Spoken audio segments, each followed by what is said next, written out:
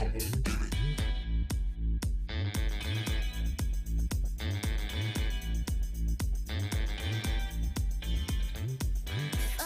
the waves of your gold, but I don't wanna wait to hold you.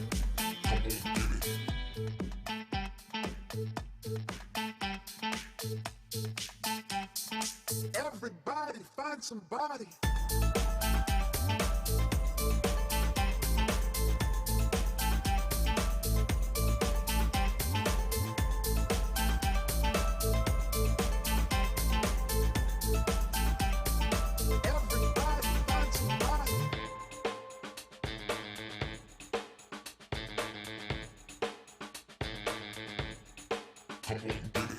Following the waves of your gold,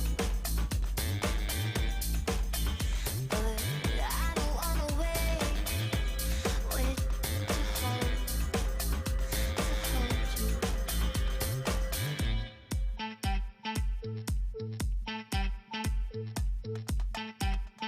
Everybody find somebody. I can take your pain away. I can take it. I can take it. I can take your pain away from you, from you. I can take your pain away. I can take it. I can take it. I can take your pain away.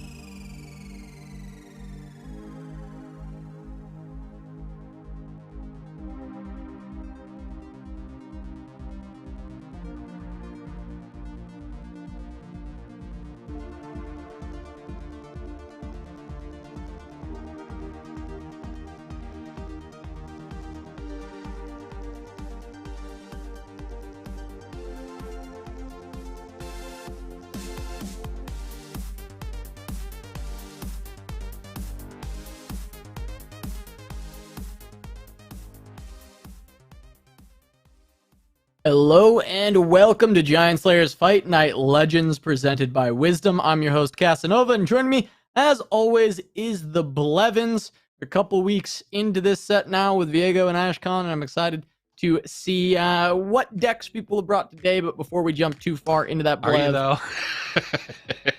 Yeah, you go ahead and break down the format, Blevin. We'll get into it a little bit more. Yes, this will be the highlight here as we're playing a double elim bracket with 8 invited players. Every single match is going to be a best of 3. Players of decks with no region overlap, thankfully. And to win a match, a player needs to win with both of their decks. And of course, these players are playing for their share. That sweet, sweet $200 prize pool. Casa, let's take a look at some of the players that we're going to be seeing tonight. Yeah, it is Mafia night here on Fight Night. We got Tenerex and Cryos, both from Mafia, going at it in round 1. Stan versus Alex TGA, and then Ferreira and Maddie 24 Mayo, yet another Mafia member, going up against each other. Finally rounding it out is Bragai and Kochua. Yeah, stacked lineup tonight, Casa, but the deck diversity might not be as much as we'd like here in the casting booth, but that's okay. We it's got to start somewhere, right? We can't have all of the weeks being completely crazy and diverse. And of course, if you're wondering what decks are being played, use exclamation mark decks in the chat. But I'll give you a little spoiler here. A lot of action Sivir, a lot of Sedge. Was it Sedge Gangplank? There's actually a few here, Yes. and there's actually Gangplank. TF. Yeah, Gangplank A lot of TF. bilge. A lot of bilge this week, actually. Yeah, a Kinda lot crazy. of bilge this week. A lot of pink and yellow. A lot of Ionia Shurima. Different versions of it, right? Of course, Action Sivir. We got, Aurelia Azir. I actually didn't see if there's a Lee Sin Action deck, but there's I don't think at that there least is. just a lot of pink and yellow going around. As anticipated, if you saw kind of the meta reports from Cosmic, even most recently, and the most played decks in all 3 regions, there was a lot of pink and yellow as a duo that was hanging out there. So Yeah. it is kind of expected that we would see that reflected in Fight Night this week. And it's interesting, though, to see that it's multiple different decks within that region combination, which I think is quite cool instead of just one single deck always dominating. It just is. Those 2 regions are very strong, and they've produced multiple deck lists that are very good. But speaking of deck lists and, the games in general for today, our first match, I believe, is going to be Stan versus Alex TGA. We got Stan here on the screen. He has been an absolute monster in Fight Night in the past, and also just kind of every America's tournament, and also European tournaments back in the day before, cross region was disabled. Stan was absolutely dominating, and he's going to be bringing Action Sivir alongside Gangplank Sedge. He's going up against Alex TGA. The youngest competitor we've got here today at 16, who has brought Shen Jarvan, Scattered Pod, really helping this deck be reinvigorated. And alongside that, he's got TFGP. So these are, the GP you were mentioning earlier. You saw a lot of bilge. We've got 2 different versions of bilge water here. We have 1 pink and yellow deck from Stan, but we still have a little bit of pink left over for Alex with the Demacia alongside his Ionia. Yeah, and the Stan deck is interesting. I mean, the Action Sivir, I don't know if we've come to a complete conclusion as to what is standard or not. I think there's a Ren Shadow Blade floating around in one of the lists, not in Stans, but I mean, it's the same cast and crew, right? You're seeing your, obviously, Action and Sivir, Treasure Seeker, Rockhopper, Merciless Hunter, Ruin Runner. That's, you can... There's the base of the deck. Put in whatever other cards you want. Shapestone in there as well, and then of course what many of the Magic players have been calling this deck Infect, because you can use Flurry of Fists to give Sivir double attack. What is it called? Double attack or double strike in this? I believe it's double attack, actually. Yeah. So you can, which effectively when Sivir's leveled up, which is pretty easy in this deck, you're giving your entire squad double attack, and also 2 copies of Ghost to give your entire board elusive. Infect is a magic reference, which basically, for all intents and purposes, it's an alternate damage, but you only need to do 10 instead of 20, which, you know, Flurry of Fists, you really only need to have 10 power instead of 20 to kill them in one turn. So, I would call this one a pretty stock list. Nothing too crazy. The Gangplank Sedge on the side of Stan is pretty interesting. It's actually basically a Bilge Allegiance deck running only the 3 Sejuanis and 1 Icevale Archer in Freljord, everything else being Bilgewater, and Yordle Grifter making a comeback here, Casa. Yeah, it's quite the throwback, right? This kind of reminds me of the old Sudrakon list that he was pushing for a very long time before it became essentially meta, right? He was playing mono Bilge with like Fury of the North, or he would be running the Ursine Spirit Breaker or Spirit Walker. Yeah, he would be running the big bear that flips on Plunders, but it eventually turned into just Sejuani Fury of the North were the two things that were added to the deck, and then it was mono Bilge, and it kind of ran the meta for a while. It gave birth to things like Tempo Sedge, which was MF Sejuani, had a little bit more of a mix, sometimes cut the Yordle Grifter from that to run a little bit more Freljord, but it's just been an archetype that was so strong for so long, and it disappeared. It disappeared with new sets. It just stopped being played. There was the nerfs to Nab, the nerfs to some of the package, and it just completely fell off the face of the earth as a lot of things that were better came out. It got a little bit walled by Targon. It just wasn't doing so great, but now we see a bit less Targon. We got the rebuff to make it rain, which is good against a lot of these decks that are running tokens or barriers or things with a 1 toughness, and it's really been coming back almost stronger than ever. I don't want to say stronger than ever because it was pretty oppressive in its heyday, but I do think that it's, found a good place in this meta, and we see, just like we did back in the day with these kind of mono Bilge or, Bilge with light splashes, there's a lot of diversity between these decks. There's a lot of differentiation between how people will play this archetype, and Stan's version does look fairly normal, but it is running Monkey Idol, which is not something I see in all of the decks. Yeah, Monkey Idol, it's running the full suite of warning shots and Yordle Grifters. Of course, Monster Harpoon, I think, is just a staple in Bilgewater now as a premium removal spell. That can really take out a lot of it can take out a lot of problematic units at a cheap cost if you can proc Plunder, and then the rest is like you said, pretty standard. But even going back to the old Nab package outside of Yordle Grifter, Black Market Merchant back to a 2-mana 2/2, Pilfered Goods, not quite as good as it once was when it was 2 mana. God, I can't believe that card was ever 2 mana. But still in there as a 2 of. Starting off here, Stan at a pretty reasonable start. Gets to control the board, get a little bit of chip in, and once we start getting into that mid game, I mean, you're really going to be able to go toe to toe with almost anything that Alex is putting up, or is at least going to have to, put forth a barrier spell to get ahead on these trades. Yeah, Alex is going to swing in with this River Shaper, just trying to get. Essentially just trade it for a spell draw, maybe trying to bait out Stan into thinking that there's a Sharp Sight here, but Stan, I think, would be okay if that Sharp Sight came out and just replaced itself and used the last mana that Alex had. So Stan's like, okay, well, I'll offer up the trade. If you don't have it, that's fantastic for me. If you do have it, it's honestly not the end of the world. And so Stan comes out big on that with getting the River Shaper down. And Alex doesn't have a whole lot to set up on the board. Obviously, Shen into Screeching Dragon is great, but it is still kind of a rough spot, and the Monster Harpoon is going to absolutely destroy this and continue to keep the pressure on the side of Stan. Yeah, that Harpoon is meant for monsters, but its impact was monstrous there for sure. Taking out the Shen at a mana discount even. I mean, that is a rarity. I mean, Shen just has so much health per mana. You're almost never getting a positive mana exchange there, but with the Monster Harpoon, you're actually able to. And with these Monkey Idols and the Crackshot Corsair, I would imagine that both the Sedge. Okay, it's actually only 2 of 5, but it will be 3 of 5 this turn unless something weird happens with the Monkey Idol. I mean, these champions are going to be leveled up pretty quickly.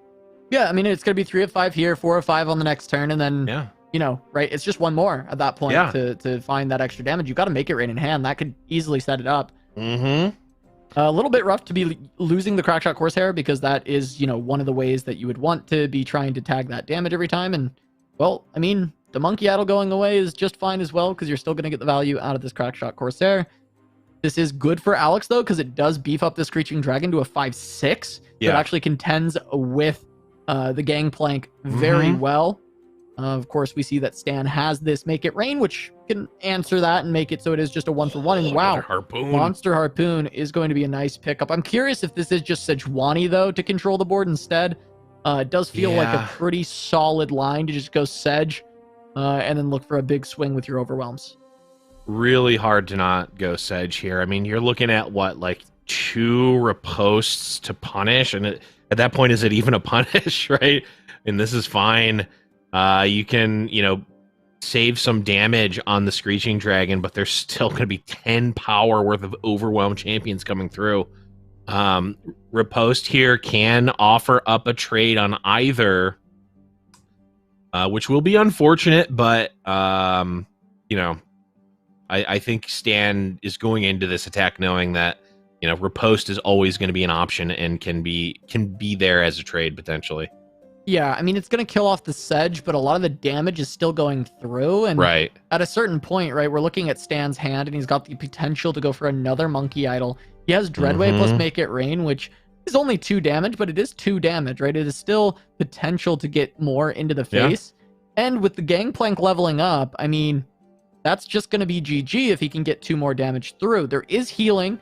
Alex is going to have to aggressively go for that on this turn if they want to survive. They should know that this deck can potentially bring you out from very low, especially considering the Gangplank is going to level up.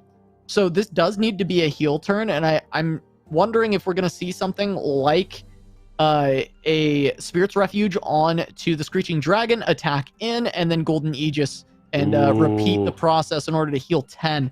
I think healing 10 here can put you in a really safe position against almost anything that Stan wants to do. The question just comes down to, are there big punishes for that kind of line? And when we look through this, I mean, Iceveil Archer would be the one that you really have to be paying attention to. However, you can go for the first swing, at least on burst speed. Yep.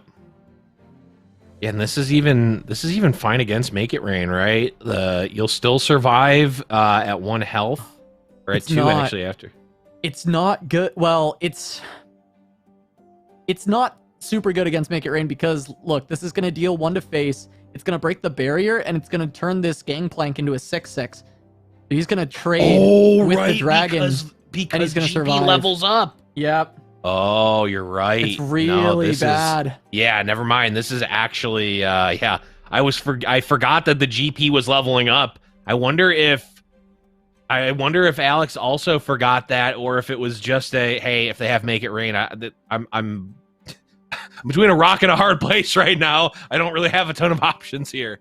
Yeah, I do think it has to be somewhat considered a misplay here because you did have that Crackshot Corsair that you could have pulled. Guarantee you get that initial lifesteal and keep the dragon alive. And then even if GP levels, you'll actually get the Fury proc and can clear away GP as well. That would put Alex in an 100%. incredibly good position. Now, there would be things like Monster Harpoon that could potentially change the outcome of that, but I don't know. This feels like a bit of an oversight and a pretty big mistake. It's going to be costly for Alex in this spot, and Stan should be able to just walk home with this with the Gangplank Dreadway online. Well, as someone who literally on camera forgot about the GP leveling to Make It Rain, while I'm seeing the Make It Rain, I would imagine I wouldn't put it past Alex to potentially also miss that too. But either way, the Dreadway comes down, the Scattered Pod does too. But I don't think that is going to matter at all, as what's that, 6 damage just coming in off the top. I guess actually it's not going to be full 6 from the because of the keg, but oh no, it is. 6 coming in before the attacks even happen. That's going to be Stan taking game number 1.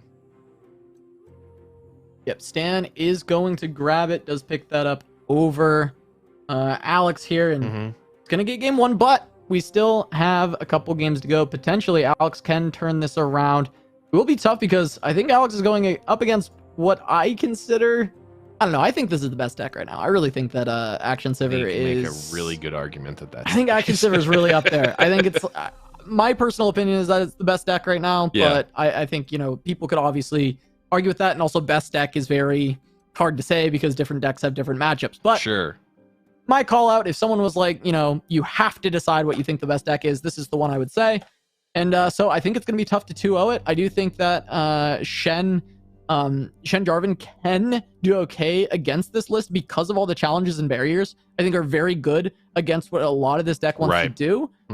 So I do think at least this matchup is reasonable. However, there are times that you will still just get run over by Action Sivir. It can just be a very overwhelming deck. Absolutely. Both metaphorically and literally can give overwhelm, have a lot of overwhelm damage coming through. I mean, there's just it's so hard to deal with that spell shield in general. I mean, one of the best cards in a vacuum against the Action Sivir deck is that Spirit's Refuge, but they're also running the card, so sometimes they can counter each other out. It's certainly going to be tough, and this is a pretty strong start on the side of Stan here, kind of painting Alex into a corner with the Rock Hopper, giving the first unit played by Alex vulnerable, and now Stan going to even potentially be able to give another unit vulnerable on a future turn with the Merciless Hunter. There's going to be the challenge in to try and get a little bit of value out of this straight away. Next Merciless Hunter can come down, but obviously this is already, you know, as vulnerable, so you'll want to wait on that. The good option could just be to Shadow Assassin and draw. There's also potential merit to just pass on this turn from Stan's side. I think that it's okay to bank that 3 mana at this time because you know you have spells that you're going to want to play later. And you had decent plays going forward because you already had a Sivir in hand as well as a Merciless Hunter. So I think there was certainly argument to just pass on that turn instead of playing the Shadow Assassin. There wasn't anything you needed to find. I also don't hate playing the Shadow Assassin and just widening the board and trying to go as aggressive as possible, by the way. Not really hating on Stan's play. I just think that there's multiple ways that you can go about this when you do have that good of a hand, I would say. Like, so many options available to you.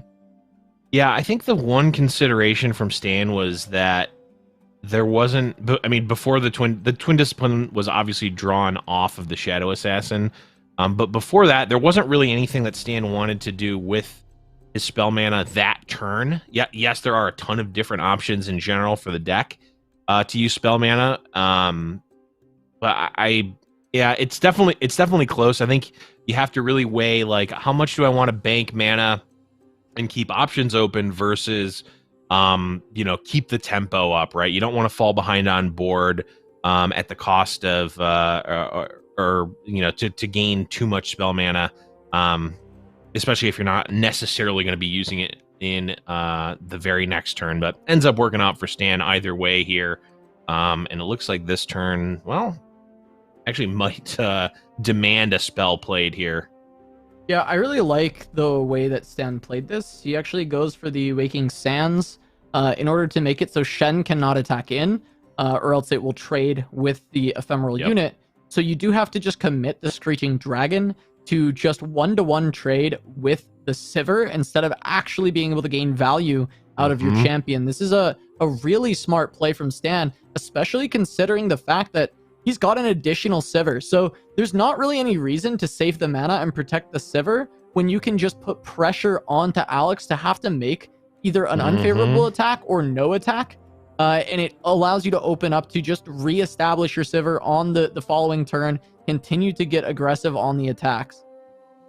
Yeah, the Waking Sands, the 5/2 is just so good in so many spots, right? I mean, Treasure Seeker, I think, has really solidified itself as one of the best one-drops in the game. Though a little bit sneakily.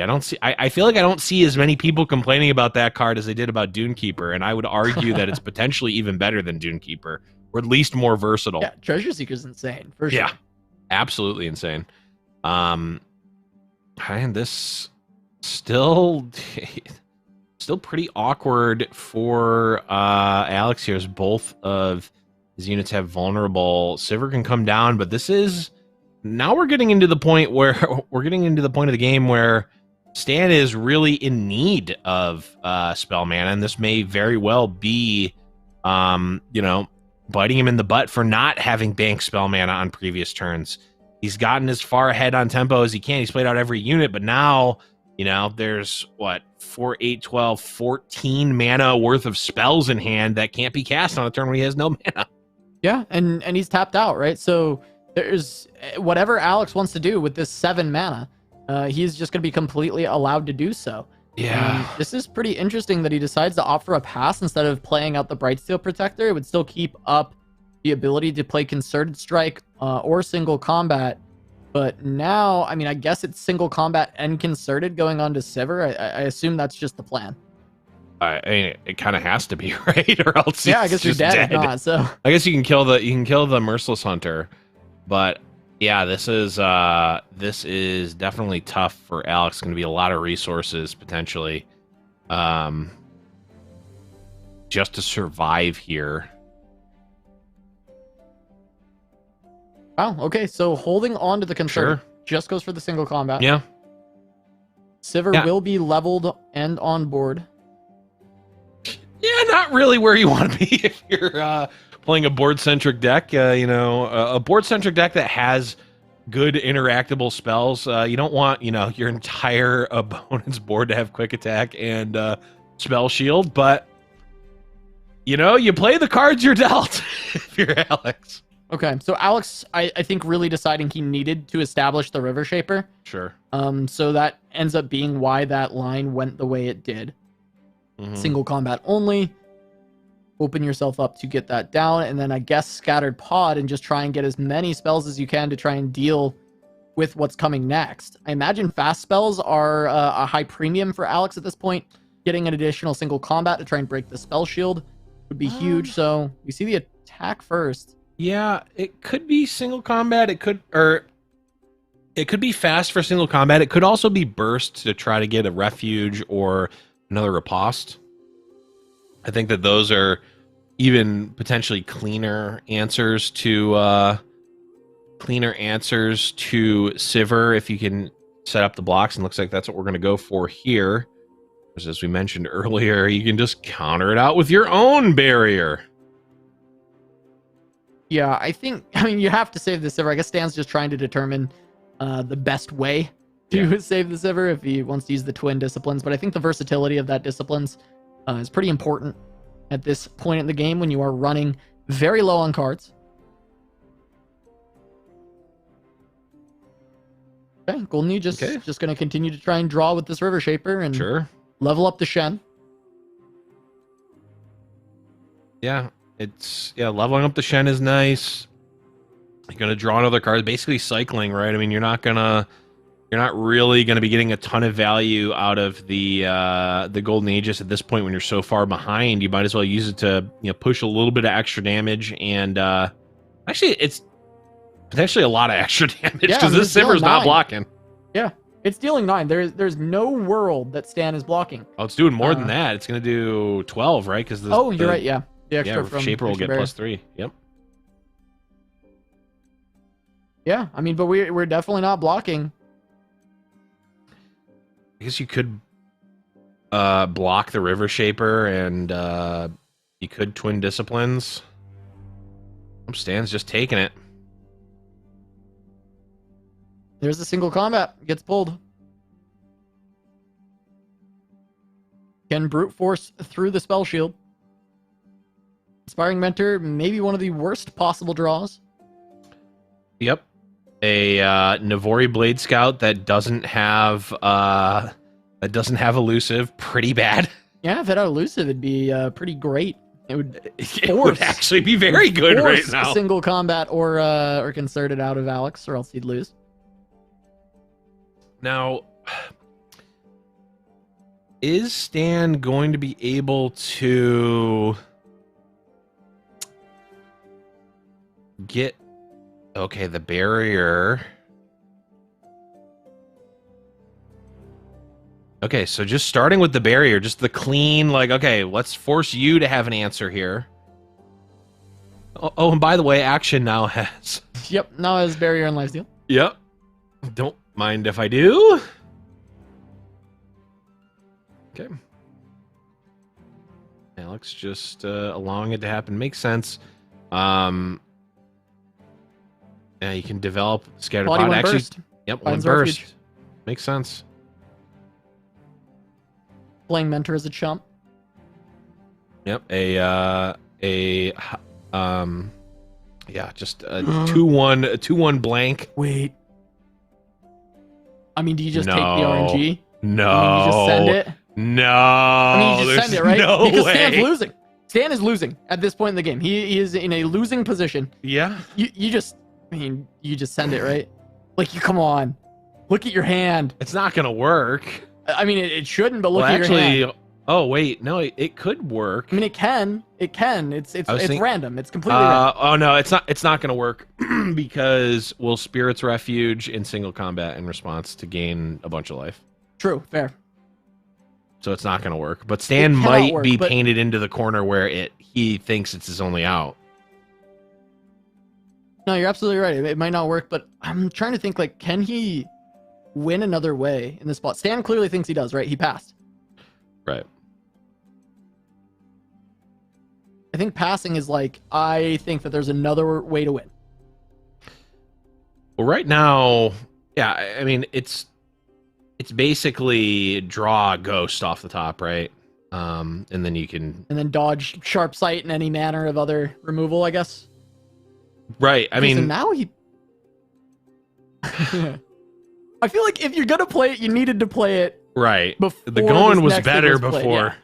Yeah. I mean, yeah, there's still 6 mana, so it's still Spirit's Refuge plus single combat in response to quell any notions of a perfect hit.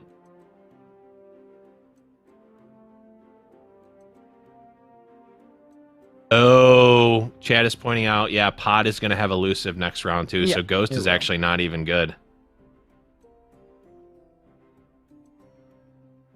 Still have to block one more.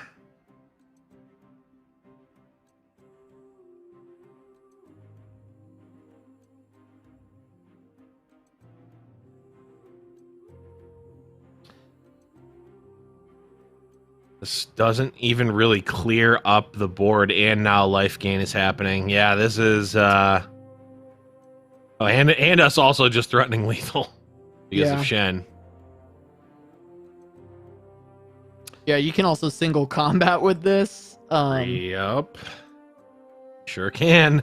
Heal 18. Completely put yourself out of reach.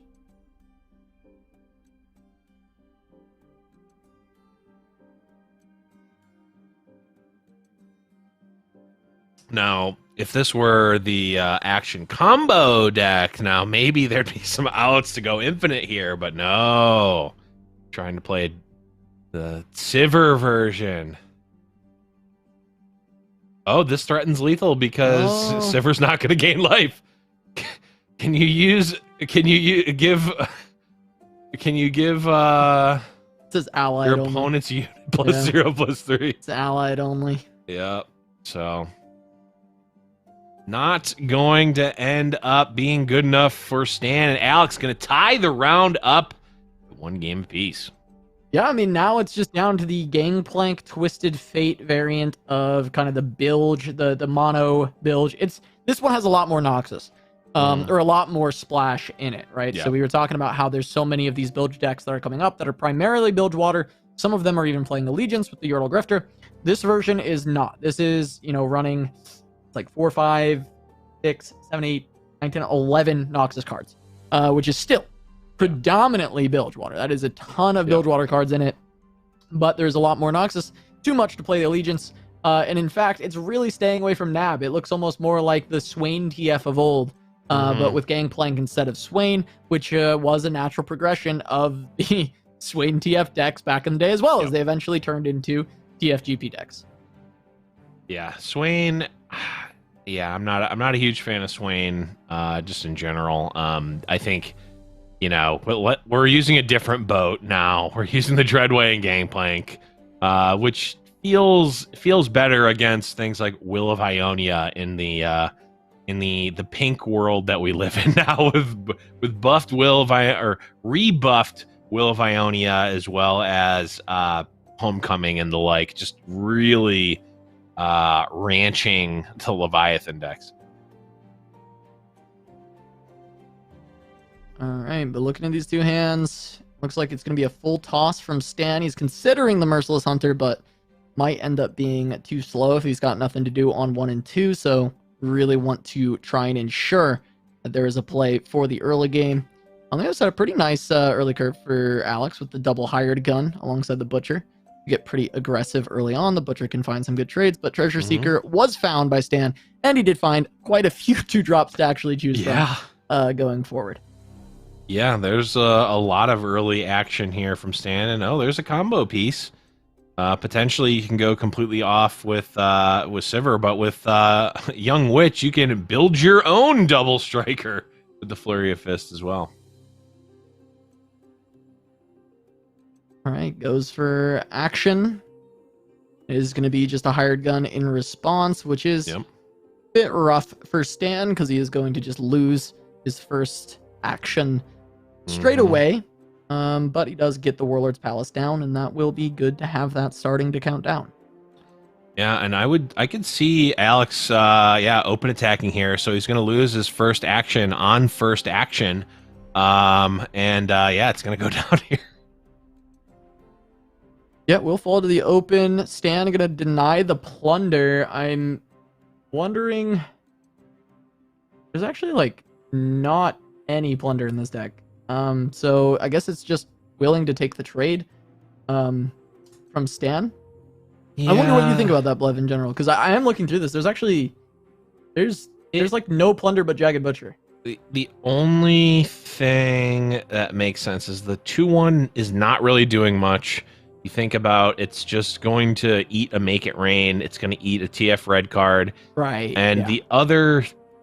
So now, if an action comes down, you can actually attack with it because it's a 2/1. Essentially, it seems like a pretty low value trade, but the break point of being a 2/1 instead of a 2/3 is big for, pretty much, action specifically for sure, but it's just a pretty good break point, and the 2/1 body's not super great. The 2/1 body actually just dealing 2 to Alex's board is probably the most value it's getting anyway. Yeah. So you might as well deny the level up trigger for GP, and you might as well deny any GP too. Yeah.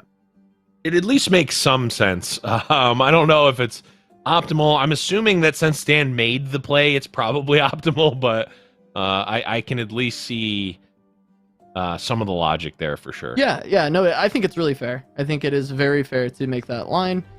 And now it's just Stan trying to develop a board that can contend with what he's having to deal with, but he's against Bilge, and so we see him kind of sitting on this Rockhopper, really, I think, worried about playing it too soon because of spells like Make It Rain. So we actually see him develop both Young Witches first, and I think this is actually intentional playing around Make It Rain, because if you develop the Rockhopper, it can just be played and guaranteed to ping it, but now it's not guaranteed.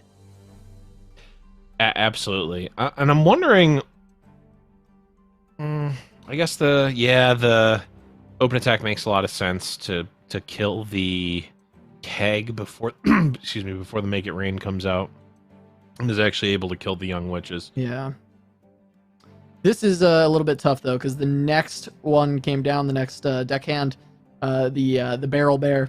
And now this Make It Rain just kills anything and everything on the board. Yep.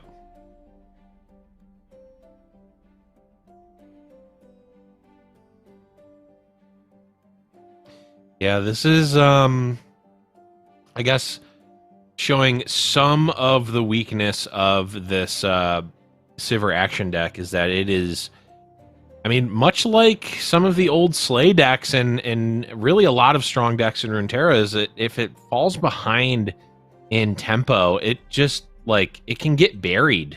And yes, Rune Runner can come down, but Rune Runner is good at doing it does one thing very well. It doesn't necessarily catch you back up from anything. it allows you to push a lot of damage. And of course, if the Young Witch survives there, we could have seen a double strike, what would have been 8 power double strike overwhelm, and we still might actually. Yeah, Young Witch does open up the door for it. You can also pay 6 mana to grant double strike by using both of these. That would play around the TF gold card.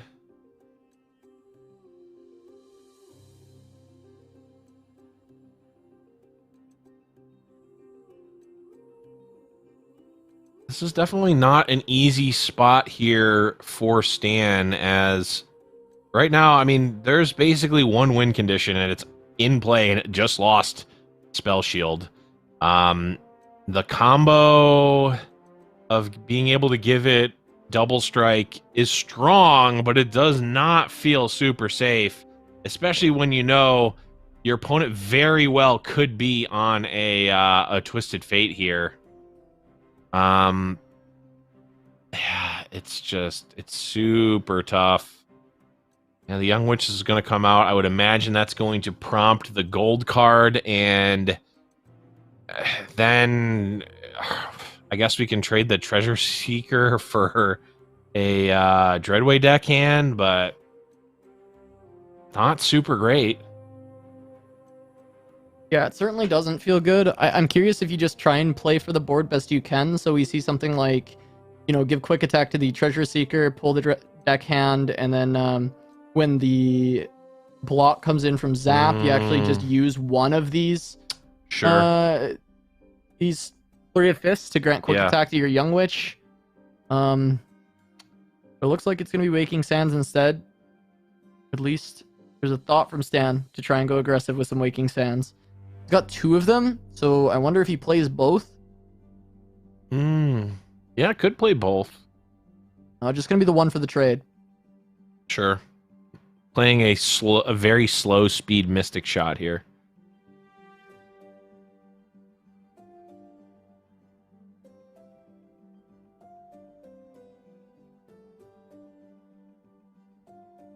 This is the hidden speed of super slow. It might actually just be pushing damage. I don't fault Stan for wanting to push damage. Putting Alex in range of just potentially OTKing with the combo from Ruin Runner certainly, I think, is the road to victory here. Okay. Another Flurry of Fists. Unfortunately, I mean, Ruin Runner's just dead, though. It sure is. So it has to be another Ruin Runner off the top, potentially. Yeah, there's no way to keep this alive. Waking Sands just going to be played on D here. Like, what can you even draw? Well, let's see. We're going to have 8, 9, 10, 11 mana next turn. If we draw Ruin Runner, that'll put us at 6. We can still play 2 flurries, even if this Young Witch dies to make it rain, which would put it at 8, 16. If there's a bad block, which is unlikely to happen, because if Stan doesn't pre-commit the Flurry of Fists, Alex can just hit skip block, and there's really no threat of dying. So I think the long and short of it, Casa, is Stan's best chance is going to be through the losers bracket, as I think he's going to go down here. Yeah, it seems like it. It feels like both these games have been a little bit underwhelming out of the Sivir action deck, which I've had a lot of high hopes for, and I wonder if this is just kind of an outlier, or if we're seeing a lot of players have brought decks that they know are going to do well against this, because I think we anticipated that this would be maybe the most popular deck we would see, and I think a lot of other players had the same thoughts. Yeah, I think, you know, just looking at Alex's hand right now and what's in play, Twisted Fate does all right against Sivir, right? You can either red card to potentially pop multiple spell shields off of Sivir and the Ruin Runner, Gold card obviously does wonders against either when there's a lot of or when the spell shields are already popped. Make It Rain can pop spell shields. Monster Harpoon just efficient at killing bigger units, and then stuff like the hired guns. They can just deal with these units without interacting with spell shield. Right? We saw the rune runner actually just get vulnerable, irrespective of its spell shield, and just gets chipped down in combat. So I think these decks, they look pretty assuming when you just look at the list, but they seem pretty well positioned to combat what the Sivir action deck is putting. Stan really thinking through this one. I'm not sure if there's anything that he's gonna be able to do. I'm really curious what the thoughts are at this moment in particular. Ooh, got the Relic of Power. Just had to play one buff to make that happen. So now we get the predict and the draw. Conk Pump could stall, but none of these are good yet again. Unless there's some shenanigans with Twin Disciplines and double attack. Maybe. Wait. That can't be blocked. That is fearsome. Wait, this is fearsome. Wait. The Monster Harpoon. Yeah, Monster Harpoon is going to end this. But Lethal is being presented. Yeah, Harpoon is going to put an end to this notion of killing. Yeah, and that's... yeah, there we go, Stan. Oh, my God. Dude, you have it? Okay, you do. All right. You found a way to win, but Alex pulled the Harpoon off the top. I was wondering what Stan was looking for there. I was wondering what the line was. Yeah. And it was just not being so used to making plays surrounding the Warlord's Palace. And Stan was just looking to find anything off the Palace. Actually finds a way to present Lethal. But Alex did find the answer off the top. And Stan's going to have to make a run through the losers as Alex TGA is advancing winner's side. Yeah, I mean, we saw it. Just, you need to put the Sivir action deck on the back foot, and if you can, it kind of struggles there. I mean, there's a lot of really good high power bursty aggression in the Flurry of Fists, the Ghost, offensive Twin Disciplines. But well, Twin Disciplines does work on D, but the other two really don't. This Ghost technically could if you need to block, but the point stands of these cards are way less effective if you're on the back foot and need to be blocking or are put in a position where you're forced to block because you've been given vulnerable for something like Hired Gun. Yeah. I mean, it's Hired Gun is so sick. I forgot about this card a bit because really, yeah. It took a while for Hired Gun to become meta when it first came out in build. People kind of overlooked it. They overlooked vulnerable as a keyword in general. Yeah. And it was around the time the Sudricon list of mono bilge and all these bilge decks coming out that people started to realize just how strong vulnerable is. And I think people must have forgot in some sense until Merciless Hunter comes back around and is given vulnerable to everybody. You're like, this is nuts. This is broken. The second bilge comes back, it's Hired Gun is going in. It's the first thing in the deck. We need more ways to grant vulnerable. It is so incredibly strong. And it's grant on a 2-drop. So it's not like it's gonna go away. Once the Hired Gun gets their mark, it will die at some point in the game. And a deck like Sivir Ashgun does very bad against vulnerable. So those Hired Guns that were kept in the opener from Alex were absolutely a big highlight in that game. Yeah, I mean, it's great because you can hit a high priority target, or if it's just early, it hits a 2-1 or something, and you just get the value trade, right? Perfectly fine. Yeah, absolutely. But with that, we do have to run to a short break, but don't go anywhere. When we return, we have the winners semifinal of Fight Night Legends. See you in just a moment.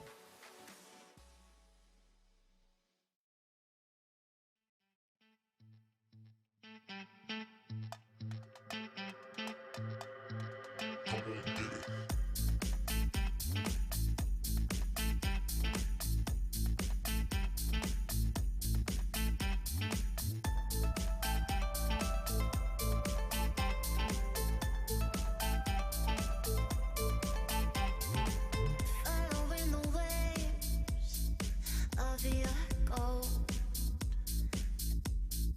Following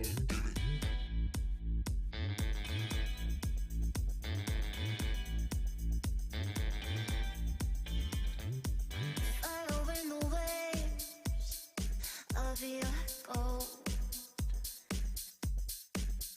but I don't wanna wait to hold you.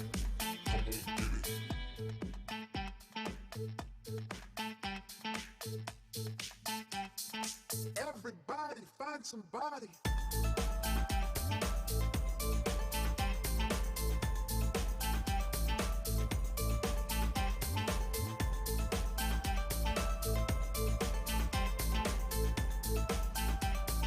Everybody find somebody.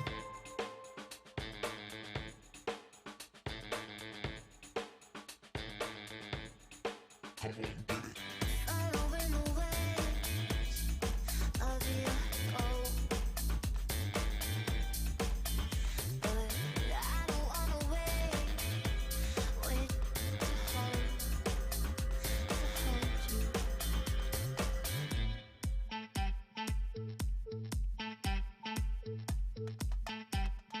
Everybody find somebody. I can take your pain away. I can take it. I can take it. I can take your pain away from you. I can take your pain away. I can take it. I can take it. I can take your pain away.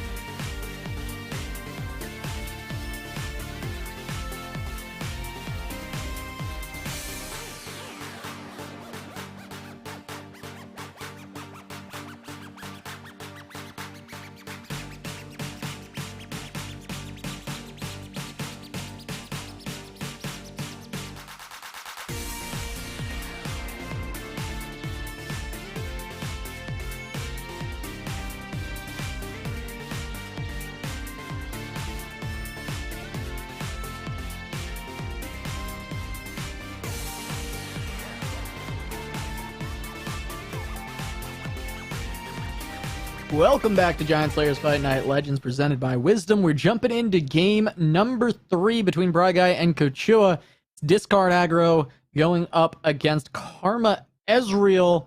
And there is a leveled Ezreal on board, just no Karma in sight as of now. If Bryguy finds that off the top, though, we might be looking at a game ending very quickly. Yeah. But also, considering this board state, Blev, we might be looking at the game ending in another way pretty soon as well. Yeah, this is, I'm just trying to parse what's going on here. Palm looks like it is almost certainly going to happen. I mean, you want to use this gotcha on the Jinx, but you can't, right? Because you know it's going to level. It's a guaranteed level with the axe. Maybe it's just gotcha on Draven. Wait for the attack, and the I don't. No, I guess you don't want to kill Draven either because Draven will actually generate another axe, which will make it harder to level up Jinx. All right, so it's gonna be Conk Palm and the gotcha, but not onto the Jinx, onto the Draven instead.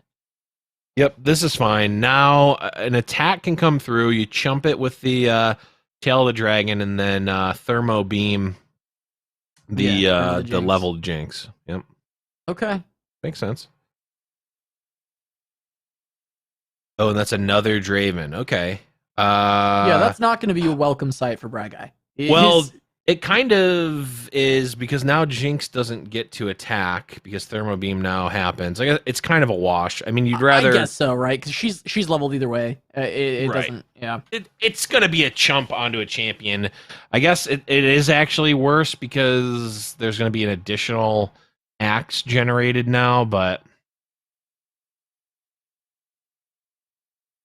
still, I guess technically Bragai doesn't need to chump, though I don't imagine a reason why you wouldn't want to.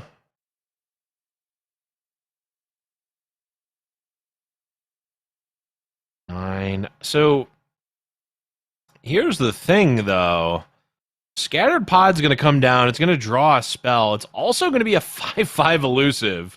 Only one elusive blocker from Kachua. Depending on what Bragai draws, might just be lethal either way. Down Karma. But is Karma actually more damage than the Scattered Pod? I think Karma's better because you have this other time trick, right? You have a second time trick in hand. Oh, but the Experimenter's going to come down and kill the Ezreal. Well, there's the deny, but then you can't play Karma. Right. It is a big deal that this is coming out, right? So, like, this is a forced deny, and now you put yourself below the mana needed to cast Karma. Chua throwing out a GG Yeah, there. I mean, that's 1 extra damage, then there's 2 more, goes down to 5. The Mystic is 3 more. Well, this Ezreal can't attack. Oh, this Ezreal will just get chump blocked. Yeah, I guess that's true. I missed the Poro.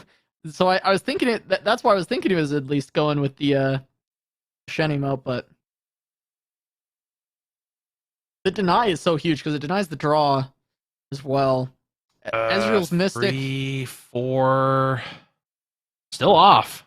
I mean, if Bragai can slam the Karma, it's over. It just that wasn't an open attack. Yeah. Well, open attack that wasn't an open attack. Yeah, open attack wasn't even getting there. Is the problem? Yeah, I mean, it was at least going to force a block. Yeah, it would have at least it would force the Ezreal to block. And I guess in theory that is more likely to win, but this is just going to be Bragai able to play out the double Trine trick, the double Mystic shot, and that's just going to do it. That's just enough. Yep. Ezreal Karma's back, baby. Yeah, it does feel like it wins faster, though, right? At least faster than it used to. Yeah, it doesn't. It feels like it doesn't one shot you as much. Like it feels a little bit more fair. Right. Actually, it probably feels a lot more fair. I'm gonna be honest. It feels a lot more fair than it used to. Right. But yeah, I think you're right. It sometimes finds wins on earlier turns. Just does a lot more stuff proactively early in the game compared to what it used to. It used to just be like survive till 10 and then get both champions down and win. Now sometimes you get to do a little bit more before you hit 10.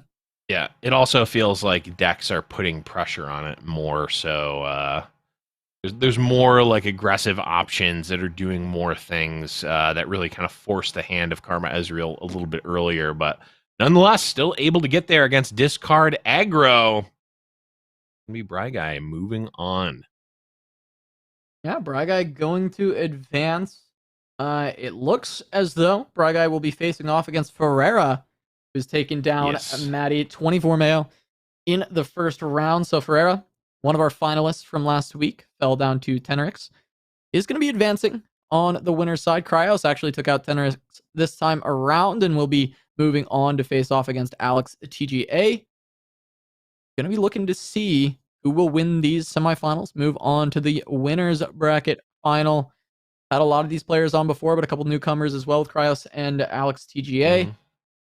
They might be looking to have their first time be their first win to try and make their way through. But I'm just trying to take a quick, quick stock of some of the decks that have advanced, right? We've got Ezreal Karma and GP Setch, so another plunder from Bryguy. That is one of the wins. Then we've got Action Sivir and GPTF from Ferreira. Going to be moving on. Alex TGA on the Shen J4 and the GPTF, so another GPTF. Yep. And Cryos on... You buried the lead here, Casa. Aphelios Zoe with Bilgewater and Zombie Anivia also advancing. Interesting. One of these is not like the others, Blevins. I was wondering where you're going with this. I'm like, why are you saying all these boring decks and not just jumping right for the meaty ones? Zoe Aphelios with Veiled Temple, with Wiggly Burblefish, with Mind Meld, with Boxtopus and Aphelios. What year is this, Casa? Was this like you build your deck and you get to use whatever patch you want? And like, that's what will be, that's what your deck will be. Yeah. Like, okay, well, this is probably one of the stronger decks you could build. I mean, we see Karma Ez. That could also, I mean, that would be a really cool format. Obviously, you can't do that. It could be a cool lab. Unless Riot makes a lab where you choose which patch and which deck. That seems like way more complexity than it's worth, but it would be cool for a small segment of people. Yeah. What would be cooler is if it was, instead of like you choose the patch and then you're like given the cards, it's like, okay, here's patch, whatever Karma Ezreal. You're looking you for can the release of Legends of Runeterra Classic coming up. No, I want more than that. I want to be, so they do this in Magic where it's like, it's called and by they do this, it's like people have done this before. It's not like a common thing, but it's like build your own standard, which is a little bit different, where it's like, okay, you pick like 6 sets and you build decks out of just those 6 sets. People are building other decks from their mix of 6 sets. And it's like kind of a cool, unique thing. Or they'll do like, okay, choose a format from your and play against another person who's building from their format of your, like an old standard format. And like 2 decks that were legal and standard at different points in time are playing against each other. And super fun. Coin flip got me, man. Coin flip got me. Yeah. I was keeping it together. I was like, yeah, of course. I mean, this is an interesting format. You whippersnappers don't even know. Oh God, here goes. People probably don't even remember Bannerman at this point. Yeah, that's how they did formats in 1967. It's true. Hey, you know what? Coin flip someday will be like, I topped a tournament with Zoe and Zillion. Remember those champions, kids? Yeah. Everyone laughs now until they're the old man in the room, okay? Coinflip's like, remember Jam Fest number 4? Remember when I got 2nd place at Jam Fest number 4? See, and What Am I's in chat, just being like, oh, I'm so glad that there's someone older than me in LOR, because for some reason people call What Am I a boomer. Oh God. It's okay, I'm here to take the mantle of true LOR boomer. It's actually like your profession at this point, Blev. It's like you are the me and Jason Florent are the 2 old men in the room. Blev is the one who remains at the end of time. That Blev remains, sitting yes. there talking about who is the beatdown, actually. When you get to the end of It's time, true. Lev sitting there and he's like, so do you know how to know if you're the beatdown or not? Because there's actually an article. You're that either, was you're either written- the you're either the aggro or you're the control. You're the aggro or the control. You just like mumbling, just the ravings of a madman. Morp coming in here trying to say who's the beatdown. That article came out when he was 3 years old. Okay, I don't want to hear about it. This is what happens when we go into a last round game and we have to fill time. We start talking about nonsense.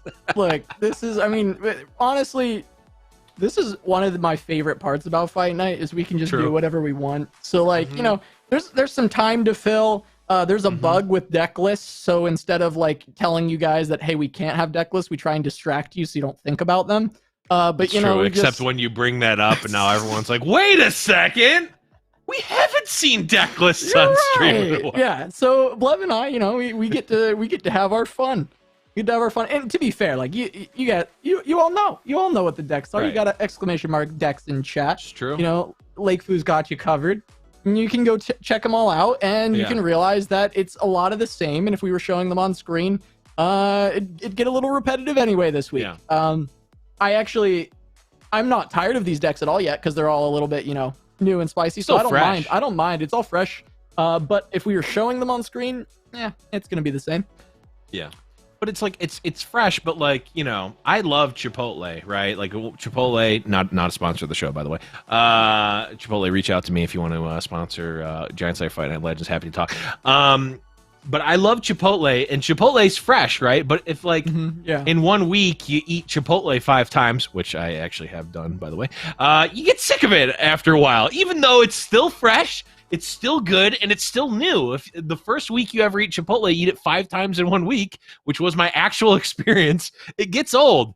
But actually, that's not true. Chipotle is amazing. I would eat it 6 times in a week if I could. If they but sponsored anyways, Fight Night, actually, back to the match. if they sponsored Fight Night, then you know maybe 6 times in a week. But until I'm then, not gonna we'll lie. see. That's actually a true story. I have eaten Chipotle 5 days in a row before. The first time I ever ate Chipotle was 5 consecutive days of my friend and I going to get it. Worth it, by the way. Chipotle, please sponsor the show. Anyways, Oh we're my God. into the next match finally, Casa. We'll get into it. And we've got some nab on both sides. A little bit more nab on Bry Guy's version, I believe. That should just be the Sejuani version, which tends to be running a lot more Bilgewater cards. And yes, indeed, it is just a single Ice Shard and 3 Sejuanis. So we do have the Grifters. But looking over at the other side with Ferreira is going to be GPTF, and yeah, it's 15 Noxus cards. Yeah, and you know, I'm the more I'm thinking about it, Casa, the more the cogs are turning, the steam is coming out of my ears. What are all these Bilgewater, or not Bilgewater? What are all these Freljord cards good against? Sivir, or the Sivir deck, right? Ice Shard, proc spell shields, kills X1s, great. Sejuani, just like the master of killing Sivir, right? Like, you can give it vulnerable, reduce its power, and you know, she can always at least a base power Sivir, just kill a base power Sivir. So it deceptively, I think, targeting, or at least trying to target the Sivir action deck, which makes a lot of sense considering how much we've seen it in this event already. Yeah, and Ferreira just going to hold off in Death's Hand, try and stop a little bit of this damage, but Bry Guy at least gets the proc for Sedge and GP on the level ups. Now it's just going to be about Bry Guy trying to set up for these black market merchants.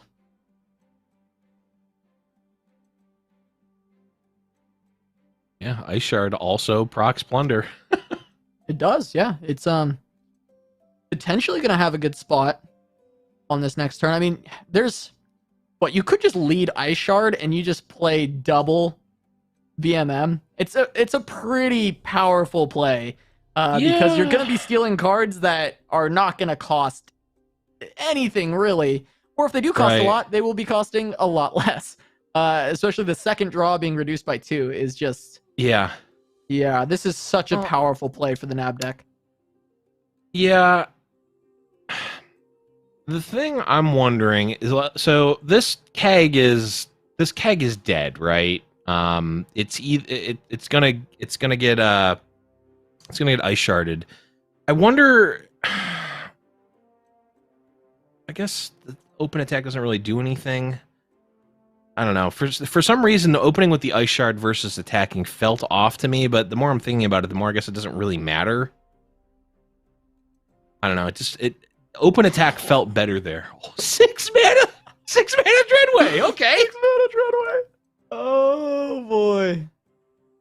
Saucy Mailman, boy. eat your heart out. This feels like something that you would set up a 6 mana Dreadway. Where do we go from here? Yeah, 6 mana Dreadway, zap to find some kind of spell to go alongside it. Try and set yourself up for the potential GP off of the draw. Ooh. That's crazy. Chat brings up a good point, actually, that justifies the open attack a little bit more.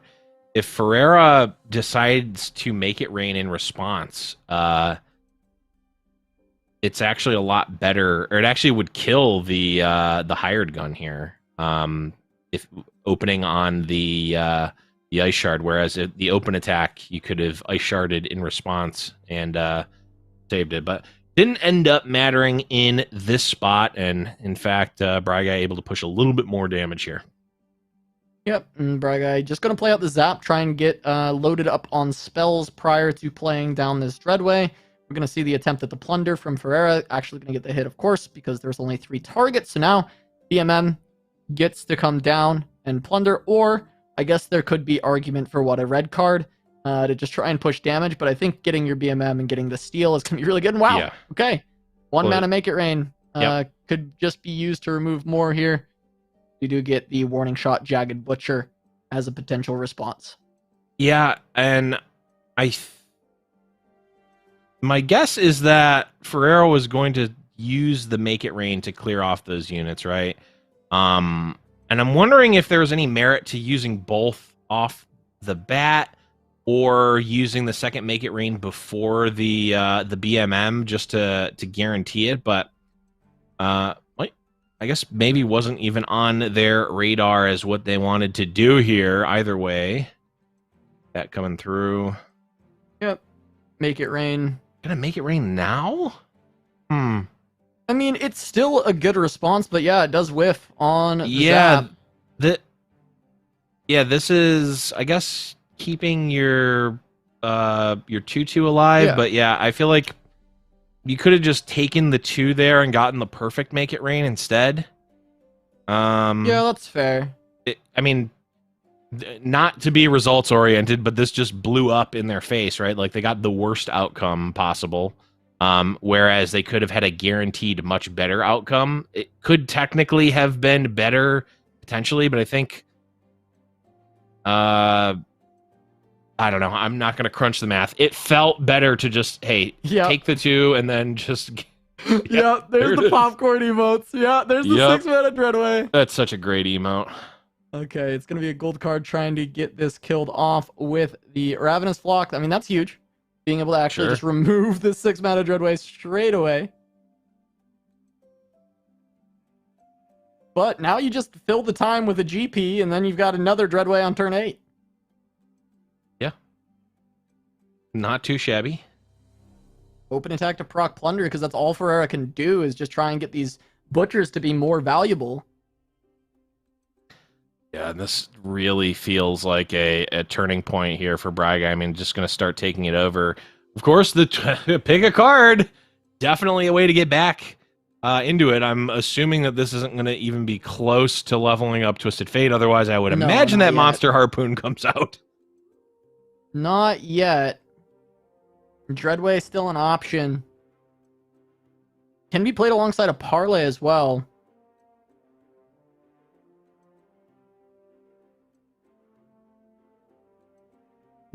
That does a lot too, because the GP would level off that and then get its ability doubled off this Dreadway. Yep. Lot of value to this Dreadway play alongside the parlay, but there is that Scorched Earth in hand that can be procced easily by the Make It Rain. Mm-hmm. Well, maybe. It depends on where these hits go. Misses the Dreadway. Yeah.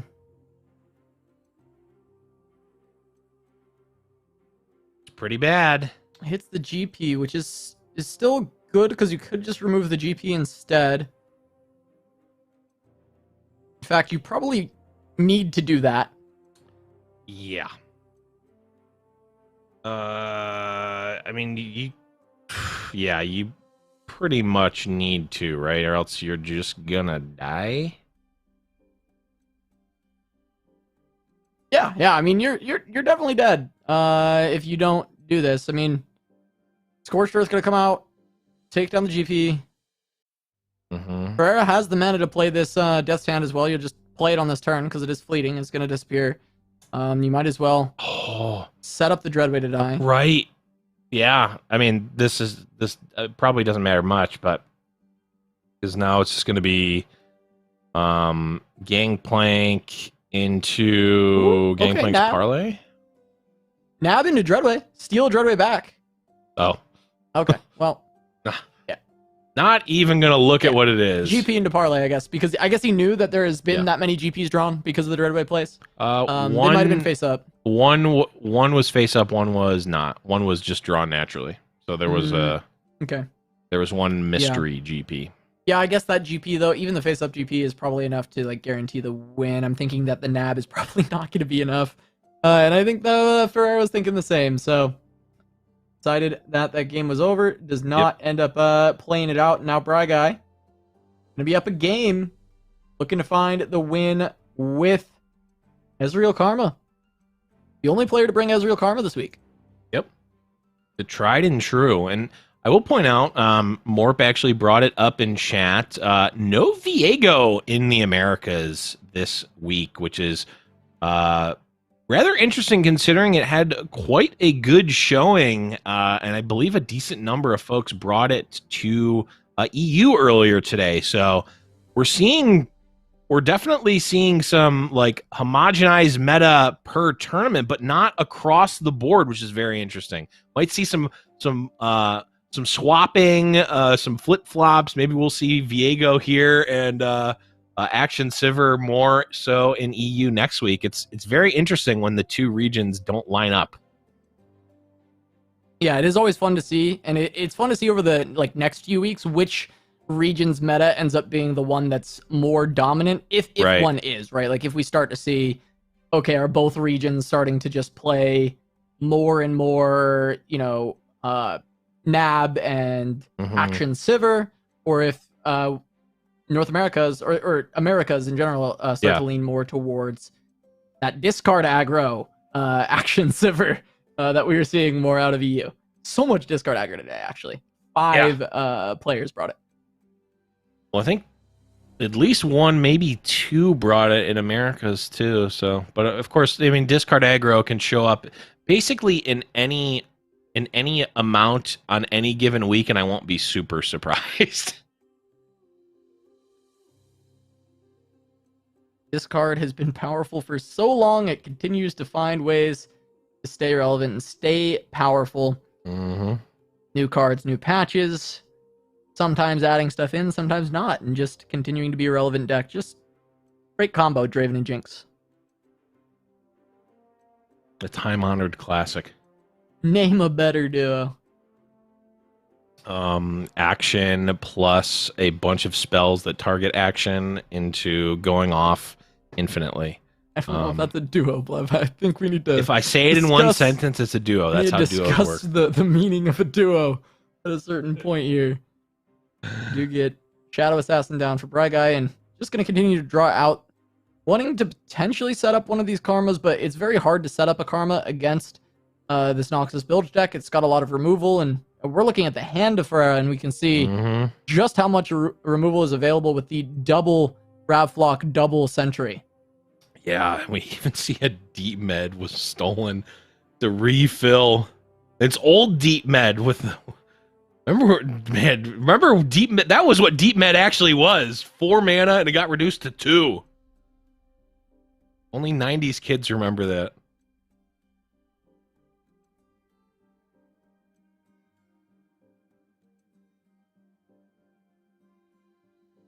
Looks like we might see the Sentry Flock used here on just a Shadow Assassin, which is fine. I mean, this is aggressive on the side of Ferreira here.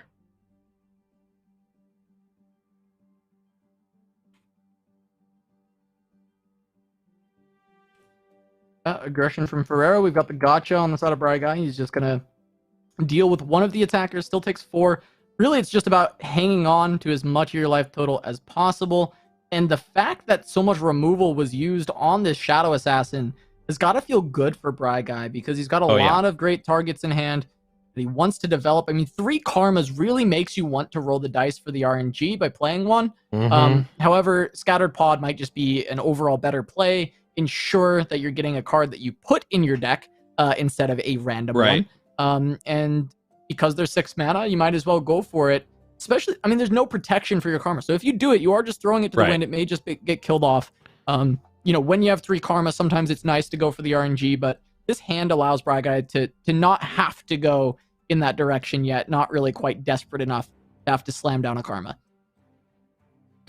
Yeah, I mean, Scattered Pod functions very similarly to Karma right now, except it is actually a little bit hardier, not as easy to kill, doesn't die to, you know, Ravenous Flock.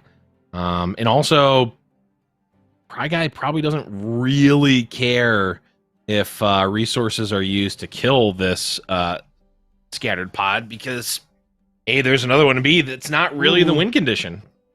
Yep. Ezreal and Karma in the hand. A lot of cards drawn for Ferreira, though. We saw the popcorn email come out from Guy. He's got to be a little bit worried about just the face damage that can start to come through, especially because he's kind of playing 1 unit a turn. And he knows there's a lot of execute potential in this deck. We know there's Scorched Earth, there's Ravenous Flock. These are all things that are very good at removing 1 single large unit. Right now, it is Scattered Pod on each of these turns. Yeah, I mean, on the one hand, using Sentry Flock to kill a Shadow Assassin is a relief for Guy, but also it's kind of scary because that means, like, opponent is on the aggressive plan and or has more answers to future threats. And unfortunately for Guy, both of those answers are true.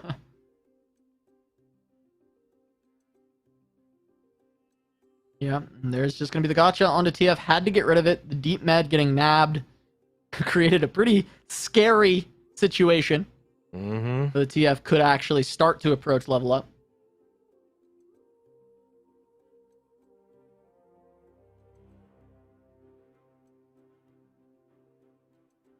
Now there's a GP on board. Guy does have this Will of Ionia to try and slow down, especially a Dreadway play.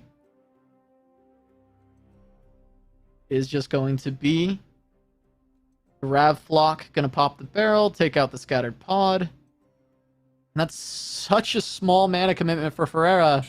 And they can just continue to pass and set up for the open attack. And Guy's actually considering just letting this through, eating the mana, stalling towards Enlightened Karma. Actually full takes it. Kong Palm is huge off the top. Yep. Can just Kong Palm the GP, hold the will for Dreadway. Yeah, but is Guy going to actually be able to convert this? I mean, yes, we see Karmas and we see Ezreal. Not 100% sure where Ezreal is in terms of level progression, but we see a very, with the exception of the time trick, very expensive hand on the side of Guy. So, you know, once Karma comes out, how many spells per turn are we actually going to be able to cast? Yeah, it's hard to say. We get the Whispered Words just leading things off for Ferreira.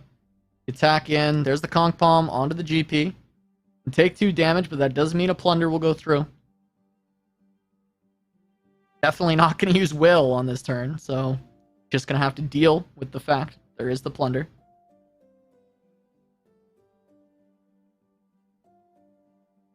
Ezreal is 4 of 6 I mean, Okay. if he can get leveled Ezreal on board, this is, you know, triple karma hand, right? You get karma, you have all the karma spells, you have the ability to just spend so much and deal so much damage, but the way Ezreal works now, with it being 1 instead of 2 on each of the spells, as far as the damage is concerned, unless it's targeted, starts to get a little bit rough. But Scattered Pod, a potential option. There is no attack token, so no matter what you do, even if it gets removed, you don't have to be worried about dying. Yep.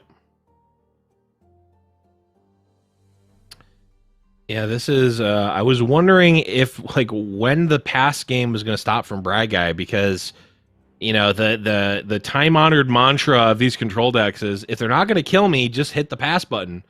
Well, Ferreira is going to kill Brad Guy, so the pass button can only be pressed so often, and the trigger has been pulled on the Scattered Pod. Perfect mana efficiency as well. Leveled up karma coming down. Yeah.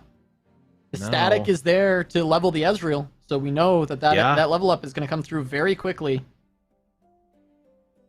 Goes for Time Trick. Just going to look to double predictable draw. Actually, maybe just looking... There was a Fallen Feline played earlier. I wonder if Bryguy is just searching. Oh, really? Oh, that's just right. Searching for that Hexite Crystal. It is boy, insane that with would a leveled be karma.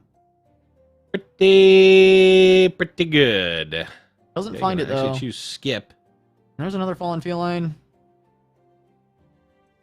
Take a there's third more Ezreal. Time Tricks. If you want to try and look for more Hexite Crystals, it's actually reasonable, but it is one more mana that has to be played. Oh, it got stolen by Ferreira. The Hexite Crystal, I didn't see it. It's in his It hand. got stolen. Oh my god.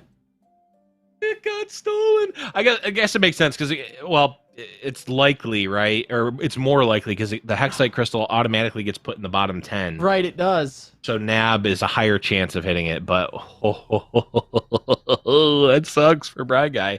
I mean, it's not like the choices are bad, right? These are perfectly reasonable choices. No, but I honestly think that's what he was looking for. I think he's looking for the Hexite Crystal and it's gone.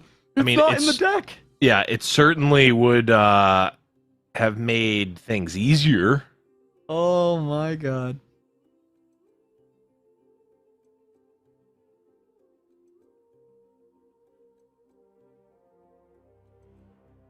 All right, well, what do you do if you're Brad Guy at this point? You really want... Well, I guess you're okay. If this gets passed back and you get full mana with leveled karma on board, you are happy. Yeah. So yep. You'll leave this until your karma gets removed. Okay, Scorched Earth now. The question is, okay, well, that question was answered by Brad Guy. I was going to say, do you want to respond now, or are you doing something else? Eye of the Dragon comes out. That's going to potentially buy a little bit of time here. Could send in the Scattered Pod. That, of course, would open it up to Chump Block plus some sort of Execute effect. This is so nasty. Oh, going for the draw first. I was wondering if this was just going to be Dreadway, and then no matter what Brad Guy goes for, he just Hexite Crystal in response. Yeah. Just deals so much damage. Okay, Karma. Yeah, we're gonna... Parlay. Okay, gonna go for Parlay. Still has mana. I mean, yeah, I can still do it. Cast all these bait spells. See what Brad Guy's looking to do. I mean, this is great because, like, it is obviously a cheap spell, but it also is, like, potentially good enough that you want to, you know, counter it in some way. Yeah, he doesn't even know. Doesn't know. Okay, Deny is not bad. But is Deny only not bad because we know what's coming? Is that why we think that's so good? I think so. Might be. Because, like, oh my god. Because Hexite is so good here. It's pretty good. It's so good here. Well, yeah, the Hexite is... Well, it's not going to be super great if we go... if we go Dreadway into Hexite because... Will of Ionia in response, I think. I feel like for Brad Guy, though, you're going to will the Dreadway before GP attacks. And then Oh, yeah. Yeah. the Hexite just gets to come through anyway. Mm-hmm. Because I think it's absolutely correct. Unless, I mean, we could just see the stun onto GP straight away, but Yeah. I think waiting for the Dreadway. Well, is the either play. way, either way, Here's- Hexite is if anything gets prompted, Hexite's going to come through, and he'll probably be going to a game 3. Oh, absolutely. I mean, this is so doomed. What fantastic nabs taking away Deep Med and Hexite Crystal. 8, 10. Yeah, we're not. I mean, we're not even close to threatening anything with Karma.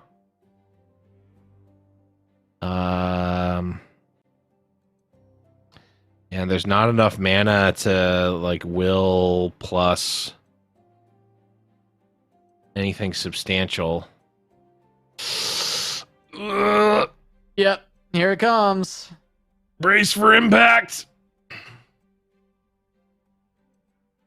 And There it is. there it is. There's the And popcorn. there it is. Full board gonna be disappearing. Dropped your Hexite in the cannon of the Dreadway.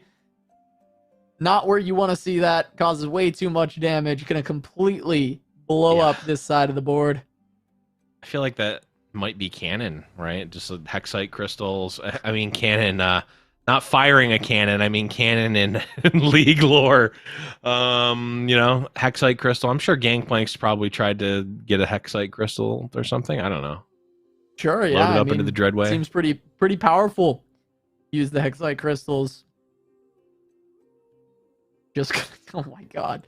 1 mana. Pack your bags. Right, guy. I mean, he Back. doesn't have to pack his bags just quite yet. He's got one more chance at this one. Gonna be going up against, I believe this is Sivir action from Ferreira. Yeah, action Sivir. Yep. Yeah, that was a pretty big blowout. And Nab, I mean, Nab was prevalent there. Pack your bags, weirdly enough, was prevalent there. I mean, I'm telling you, Casa, this might be the week of like time traveling where we're seeing all these crazy old mechanics and decks come back, old pre-nerf. I mean, we saw old Deep Med. I mean, I don't know. This I'm telling you that patch format. Let's make it into a lab, right? All right, but the deck that I mentioned earlier, I still stand by. I think it's the best deck right now. It may have gotten 2-0'd earlier. Doesn't mean it's a bad deck. It's going to be going up against Ezreal Karma, and there are spell shields in this list, which does not bode well for Bryguy in particular. Spell shields No. can be very tough. However, this starting hand is not too bad. Ezreal actually gets a lot of value when played for tempo in this matchup and going for those Mhm. mystic shots each turn. And I think that's going to be a big difference maker in the matchup in general. So pretty big that Bryguy was able to get that. Eye of the Dragon plus Thermo Beam on turn 2 is very good at dealing with Akshan. Yeah.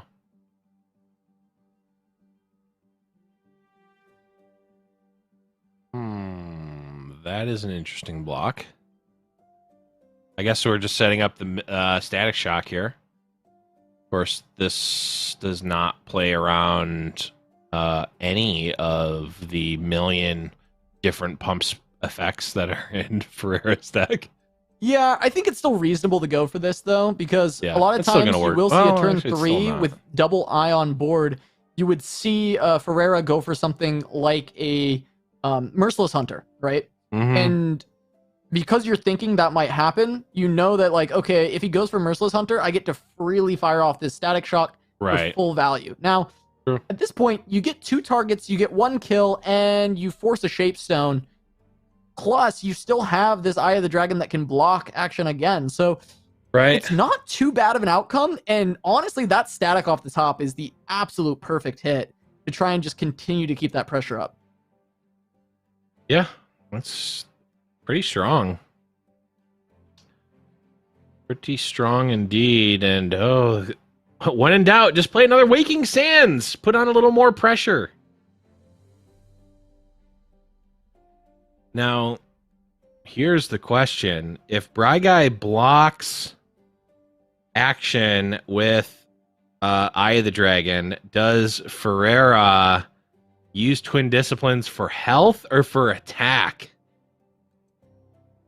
Because one of those paths will lead to a complete blowout, and one of them will be a push.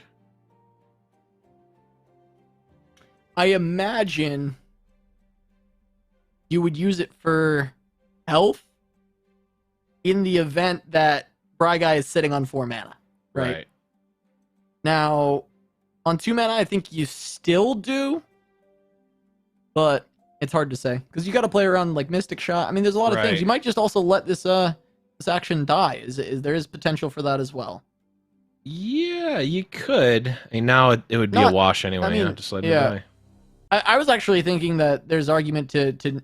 Oh, right, there's a second action. Keep it alive because of the thermo beam, but realizing now, I also missed the fact that there's a second action. Yeah, you definitely just let that one die. You play the next one and start to go ham. Try and get this Warlord's Palace. Get the level up. Oh, and the eyes even eat the Roiling Sands vulnerable. So good. Yeah. I mean, the problem for Guy, though, is we're looking at the side of Ferreira, and he's on double Ruin Runner with some combat tricks to back them up. It starts to get very difficult when dealing with that. It's the hardest unit in Ferreira's deck for you to deal with. Well, double I is certainly, potential to still find victory here. It definitely stems the bleeding. Guy can also just play Scattered Pod and block. That's true. Did he have a Scattered Pod in hand? He does. Okay, that's really big because that's one of the few ways you can deal with the Ruin Runner. Yep. Granted, Ferreira does have options to be able to keep the Ruin Runner alive. Now actually has quite a few of those options. Okay, there's the predict. Yep. I know that's great. I'll just pass those, but besides that, they want the Conch Palm. Conch Palm threatens to push a lot of damage on a future turn if there's a Ruin Runner in play. It does. Scattered Pod, though, it is turn 6. You can fully answer one of these Ruin Runners. It looks like multiple spells are being cast. Maybe there's a Conch Palm that can go alongside some kind of spell here, and that's going to be the way that Guy tries to slow this down. Yep, there it is. Conch Palm. Mystic. Okay.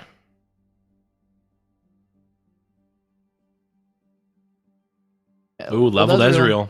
Okay. Guy's in a good spot. That's 2 spells again. These Eye of the Dragons are procced.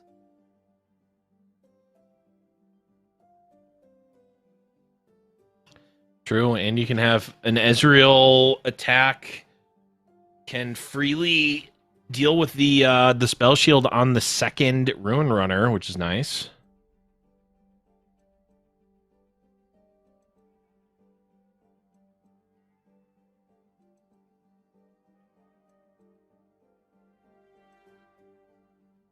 Yeah, chipping away at the health of either Ferreira or Ferreira's board, gaining some health back.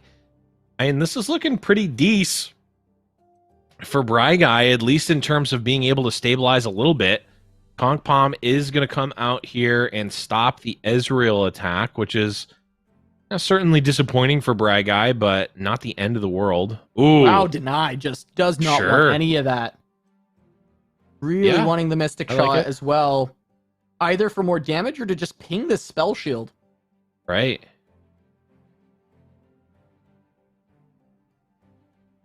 It could be. I wonder if it's going to go on the non-spell shielded. Get the bug. Yeah. Is it going to go on the non? Nope, it's going upstairs. Okay, that is scary if you're Ferreira. Guy's won, I believe. If he's doing that, then dealing this 5 damage should just happen regardless of how this attack goes. Yeah. At least one card is Scattered Pod. I know that. Oh, yeah, and the block of the Ezreal. That looks like lethal probably presented on the stack.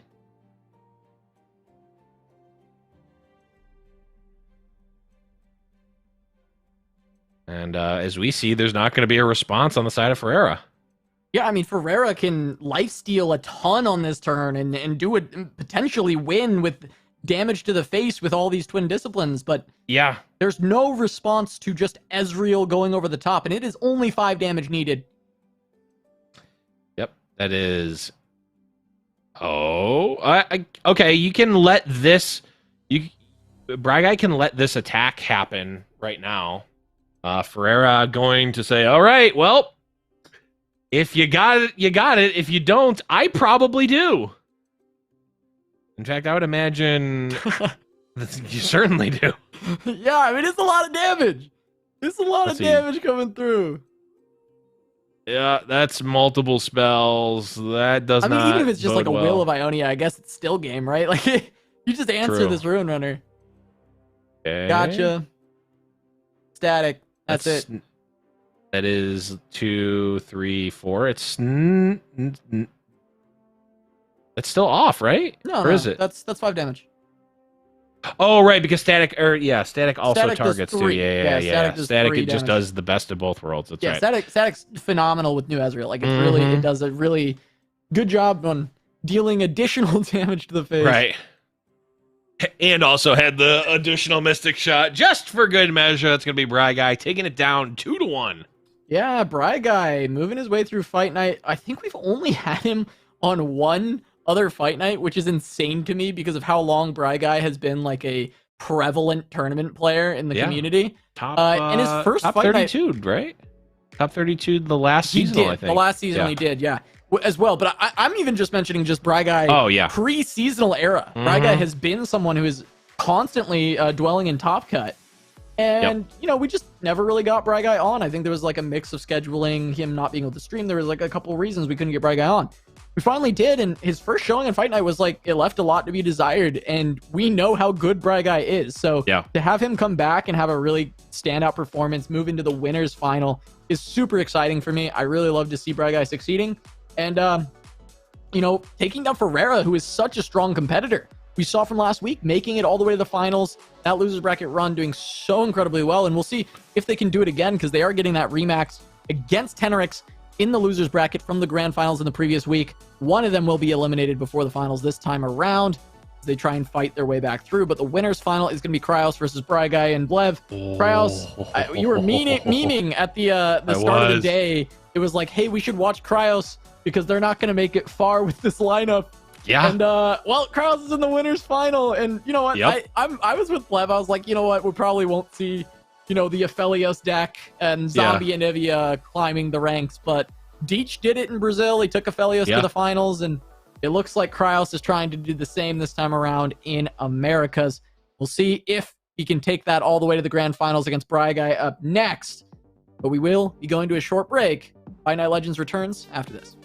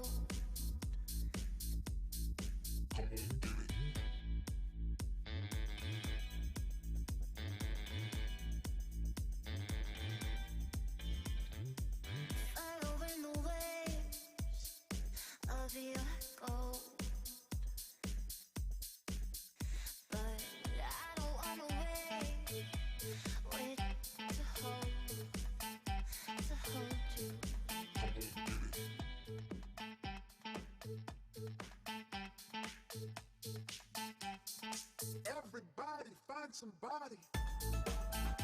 Everybody find somebody. Following the waves of the echo, but I don't wanna wait to hold you.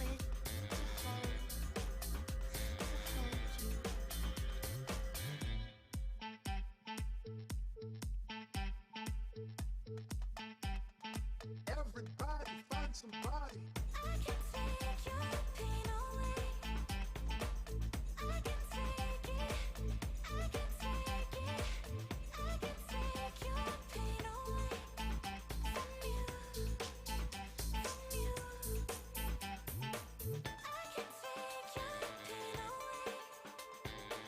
I can take your pain away. I can take it. I can take it.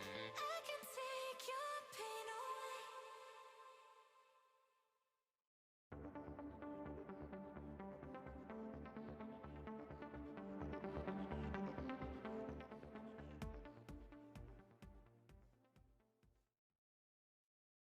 Welcome back to Giant Slayer's Fight Night Legends presented by Wisdom. We're moving on to the winner's final, Blev. Cryos versus Bragai. I want to give you just a minute to break down this matchup a bit, Blev. You know, we got Cryos on Zombie Anivia, Zoe Aphelios, Bragai on Gangplank Sejuani, and Ezreal Karma. Yeah, I mean, if this is your first fight night in like exactly, I'd say 8 months, then you may be very familiar with what Braga is playing right now. Ezreal Karma, of course, has some different, some new cards in it since then.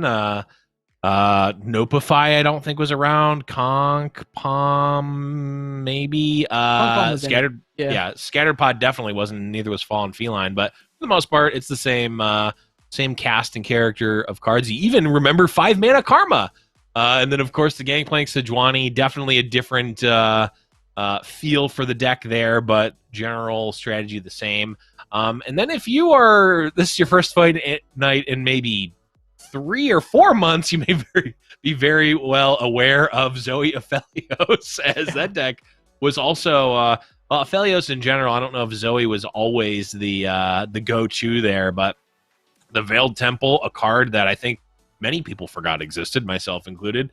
The classic Mind Meld, Burblefish making the way back in, but Aphelios, Moon Weapons into Boxtopus doesn't pack quite the punch as it once did when the Moon Weapons are only 2 mana, but still being able to grab a fully powered 3/4 challenger in the Boxtopus, still pretty strong at controlling the board. Good.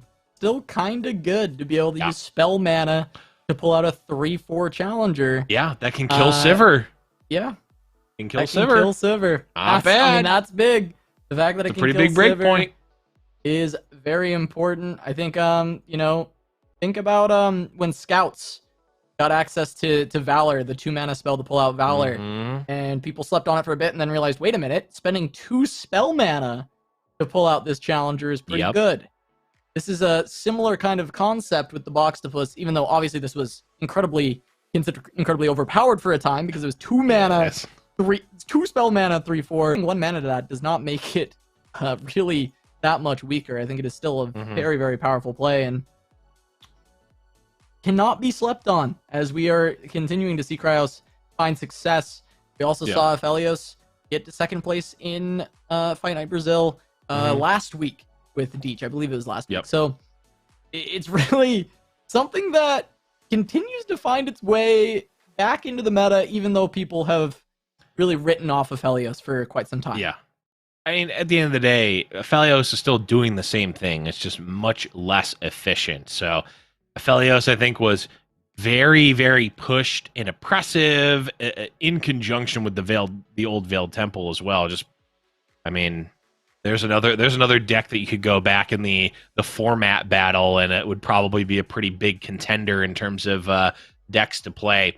But you know, Veiled Temple still going to be able to generate mana and have a pretty high power unit. Obviously, it won't be as resilient because it only gets attack now. But, you know, Aphelios still doing the same thing, still controlling the board. It's just not as oppressive because everything is 3 mana now instead of 2, so you're not having these, like, you know, multi-spell weapon turns plus another spell, plus Veiled Temple's getting procced, and you're challenging, like, you know, when the dust settles, you're going to have to take an extra turn or maybe turn and a half to do what old Aphelios used to just do in 1 turn. Yeah, it can take a lot more time because the mana adds up. You used to be able to like spam out a bunch of moon weapons. Now when you try and do that, yes, it's only +1 mana, but as you play more and more of them, it compounds. It's +1 mana, per. +2. Yeah, +1 per, so it does make it a lot more difficult. We are going to see, leading off with Zombie Anivia, which can be hard to remove the Anivias for the Karma Ezreal, but a lot of times Zombie Anivia will give a lot of time for Karma Ezreal to get online. So this used to be a very good matchup for Karma Ezreal because they could consistently get to turn 10 and then just kill you. But now it doesn't exactly work that way because it's not just like spamming off a bunch of mushrooms that are dealing 4 damage to the face each. Right. So because of that, I'm curious to see. I would go in being like, okay, well, Ezreal Karma should still have a good matchup here, but it won't play out exactly the same. So it will be fun to see if Kraos can put on enough pressure with the Anivias quickly enough to actually maybe surprise us. No, I agree. I am definitely leaning towards Karma Ezreal. Oh, absolutely. For the same reasons that you mentioned. Also, like Anivia in general, if it's just one Anivia, it's fine, but it's not like a huge, it's not like a huge board wipe that's going to be, impacting a ton, right? Karma Ezreal's fine. Just like, okay, I'll take 3 damage. Sure, go ahead. You can kill these, fallen felines, whatever. I don't really care. As well as like all this removal is like not great. I mean, we're even seeing an avalanche on a fallen feline. That might be a first. Yeah, that's just 4 mana to kill the 1-drop, but really there's not going to be much else to do, and that avalanche is not going to get a lot of value later. Yeah, Bryguy does get to develop this Eye of the Dragon, which is not like the craziest thing in this matchup, but we have seen beat down Eye of the Dragons in the past.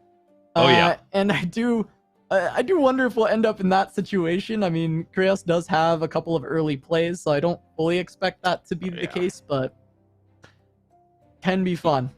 Yeah, Tavern Keeper can kind of put a stop to that if it gets out of control, but I'm not sure what's weirder to me, the avalanche on the fallen feline or the fact that after analyzing it, I think I agree with the play.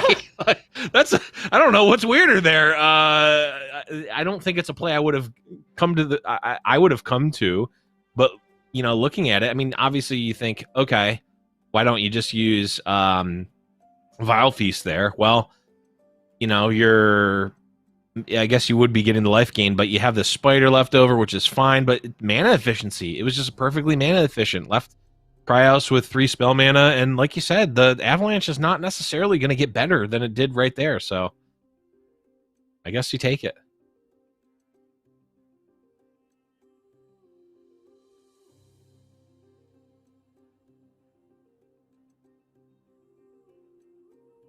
All right, just to pass back. I mean, normally both decks want that, but it does feel like it should favor the deck that runs cards with the Enlightened keyword.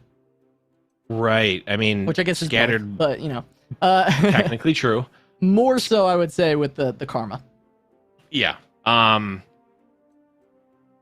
Scattered Pot also is a threat in and of itself that will, I mean, Kraos right now is really not at a loss for removal spells. But the Karmas, I mean, if you expand this out, right, and really expand it out to its logical ends, right? Technically, Bryguy can make infinite Karmas. If there's a leveled Karma, you play Karma spell, it puts 2 in deck, and you could technically go infinite, which could generate an infinite number of different spells, blah, blah, blah. So really, the resources are never going to be depleted for Bryguy. Never going to deck out. Never going to, be at a loss for cards necessarily. Cryos does not have that same luxury necessarily, and there are some pretty high impact spells like Harrowing and maybe even a Ruination, but Bryguy does have access to denies. And if Cryos is banking too heavily on those spells resolving, that might just be it for him.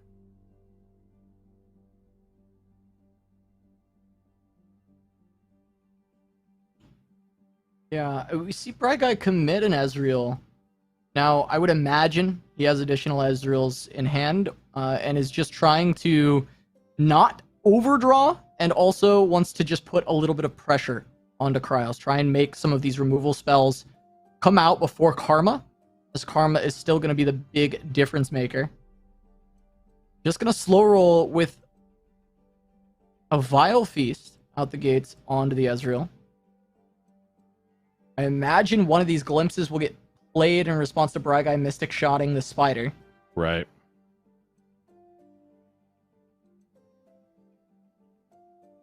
Oh, this is the bug. I'm glad it's not just me. I thought it was just me that couldn't see the lines. Yeah, you can use the eye at least to see where it's going, but it's a you bug can, that- but yeah. sometimes with like Make It Rain, it's ambiguous. Like, Oh, does Make It 'Cause, Rain have like- its lines bugged out too? I thought it was like a Yeah, strictly Mystic Shot issue. I've only ever seen it with Mystic Shot. I've seen it with I've seen With- it with definitely other with Make It things. Rain because Yeah. I misplayed because of it. Because I'm like, oh, look at the eye. I'm like, oh, it's gonna die, but it was actually just gonna die from combat. So I'm like, I guess I just have to guess, and I guessed wrong. Okay, so the Vile Feast setting up for this Blighted Ravine. It's going to be a very solid way to remove entire board from Bryguy. Both hands very full at this point. Yeah, Cryos Cryos has 10. just going to be able to go for the Tavern Keeper, get almost full value, get 2 HP, and actually gain control of the board. I mean, a couple points of damage here and there is actually still very important for Cryos to get because they need to find the victory with the Anivia, and so they're going to be the one who has to actually beat down this life total, whereas Bryguy will kill rather quickly once the champions come online. Yeah, but this is interesting. Bryguy obviously committing a unit here, but it draws a card, and I believe 2, 4, 6, 8, 10. Yeah, Bryguy has to do something here, or else they're burning a card, which is not always the worst. they're And just gonna Bryguy burn. says, yeah, it's fine. What's he going to burn? Okay, gotcha. That's pretty low impact overall. Yeah, I mean, it would have been nice to have a drawn gotcha on this turn to pay 2 mana to kill the Tavern Sure. Keeper and get a target, but really, it's not the biggest card in the deck. I imagine Bryguy has Mhm. some karmas, or at least a karma in hand, so wasn't worried about burning a karma. The hand has to be quite good for Bryguy to be okay with burning cards there.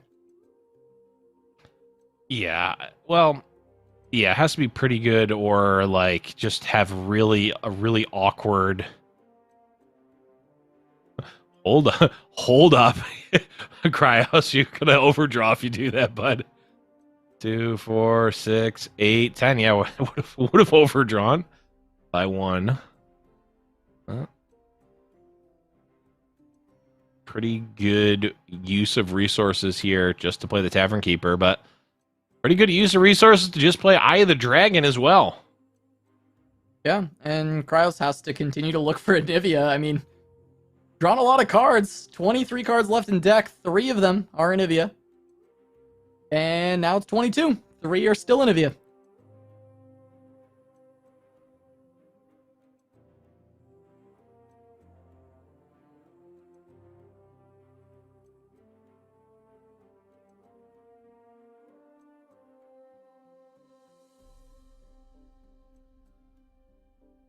Here's a Concussive Palm just to try and stop some of this damage, but Bryguy wants to continue to just keep this Scattered Pod as an aggressive attacker and try and force out big spells from Cryos before committing something like the Karma. Just going to utilize the 5/6 elusive. That can be the win condition if Cryos does not deal with it. Well, and the beauty for Bryguy is that I mean, the onus is on Cryos to deal with it, right? I mean, just perfectly content, just passing back, attacking for 5 over and over again. Make Cryos commit. I mean, you're gonna have to commit a good amount of mana, right? Like the cheapest way to kill it would be, with a vengeance, right? So that can really tax Cryos' mana and create an opening for Guy to potentially get some, get a Karma or something like a Karma or an Ezreal online.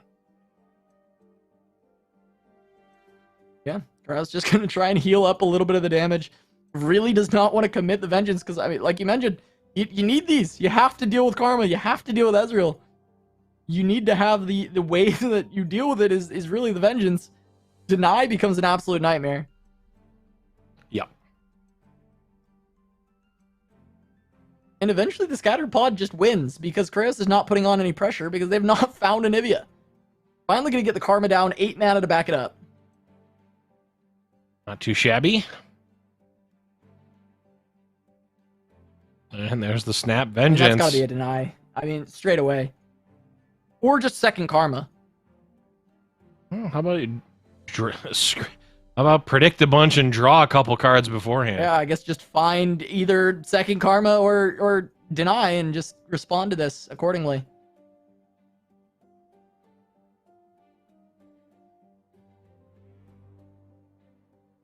All right.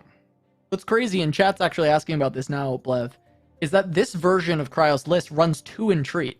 So 5 of the cards remaining are Anivia, actually. Wow. Out of the 21 cards left in deck, 5 of them are Anivia.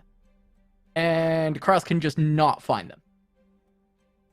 Yep. And now we're at a mana disadvantage. Well, we're no longer at a mana disadvantage. We're at parity again. How many? Only 2 denies on the side of Guy. So there's only 1 more left in the deck. So, and this Ruination potentially could. Well, Ezreal's leveled up. Yeah, Ezreal's leveled up and freed up as well. But there's only 1 deny left in the deck of Guy here. So there's a pretty alright chance that this Ruination is gonna resolve. Yeah, it is possible. I mean, Guy could have additional Karmas in hand and create another deny, but there's so many spells that are diluting the pool now because we've had so many sets, right? It's a lot more rare for you to actually connect on a deny. Yeah. At the very least, it has about as good of a chance as it ever will to resolve here. Sure, yeah, absolutely. Yep, we have a 7 mana 4/4, a 9 mana I think summon, a 3/3, maybe 2 3/3s and a 2/1. Hovers the deck to make sure that Anivia is actually in it. 25% of the deck are Anivia right now. Yep. Playing the old championless Anivia combo. Yeah, maybe you just... Are we at the point where we're just ripping the rune? We're getting close. I mean, probably. Yeah. La Ruina. I imagine that denies there. Yeah, there it is. There it is. Almost. Wait, that was almost a very quick surrender. I was gonna say I couldn't tell if that was just the snap concede or just escaped. Afterwards. I thought he hit it. I thought he did too. Concede. It would be fair at this point to just concede. Sure. I think you're kind of running out of potential options to actually win this game. There's only 1 Ruination in the deck, so that's it in terms of like Haymaker changed this game. Obviously, Harrowing theoretically would be, but now Harrowing is, I think, summoning about 9 power worth of units. A little bit more now. Oh, hey, there it is. There it is. We found her. It only took the entire game. Only the whole match to actually find the Anivia. Yep. And this just looks like it's going to it. be good old-fashioned burn the face. Yeah. There's the surrender coming out. And that's just going to be Ezreal Karma picking up the win, leaving us on only Nab for Guy, having 2 opportunities. try and find a victory. Nab can get pretty aggressive early, so we'll see if it can get aggressive enough to go under the zombie Anivia, or if the Anivia will be able to have enough control tools, get online, actually hang on, maybe find Anivia this time. That might be the first step. Or the entreats might get nabbed. You never know. That's true. The entreats could get nabbed, and then you have less Anivias in the deck. Because at this point, really, I think, honestly, this was Krios' fault. Should have put the 6th Anivia in. I think 5 Anivia just wasn't enough. Really needed the 6th one to make sure that they actually draw it. Well, I mean, we didn't see because they didn't draw it, but is this Anivia prismatic? Because if it is, the prismatics float to the top. I know Riot won't say that they do, but they definitely do float to the top. So what happens if they're all prismatic, Lev? Then what They happens? all float to the top. What's Every card confusing floats. about Okay, that? every card floats to the top. All right. What don't you get about that? Yeah. Oh, there it is. You might. Do you ever have the Love, do you ever have this problem where you like play a game, and like the whole time you don't draw your champion or something, like, right? Like you don't draw the card that you need. I played a lot of Lee Sin. And then you get to the mulligan in the next game, and even if it's not right to keep the card that you wanted that whole time, you ever just keep it? Sometimes you just gotta. You ever just tilt keep it? Sometimes you just gotta tilt keep it, you know? Like, you know it's bad deep down, but you're just like tilted and you keep it. I don't know if it's wrong to keep this entreat, but also like part of me is just thinking like, is it just a tilt keep because you couldn't find your Anivia for an entire game? Oh god. But Anivia is going to be drawn right now, so it's going to be a wash. Sometimes that'll work. I love me a good tilt keep. I'm a fan. I'm a fan of a good tilt keep in the mulligan. It's a hallmark of plat play is the tilt keep. It's the tilt keep, yeah.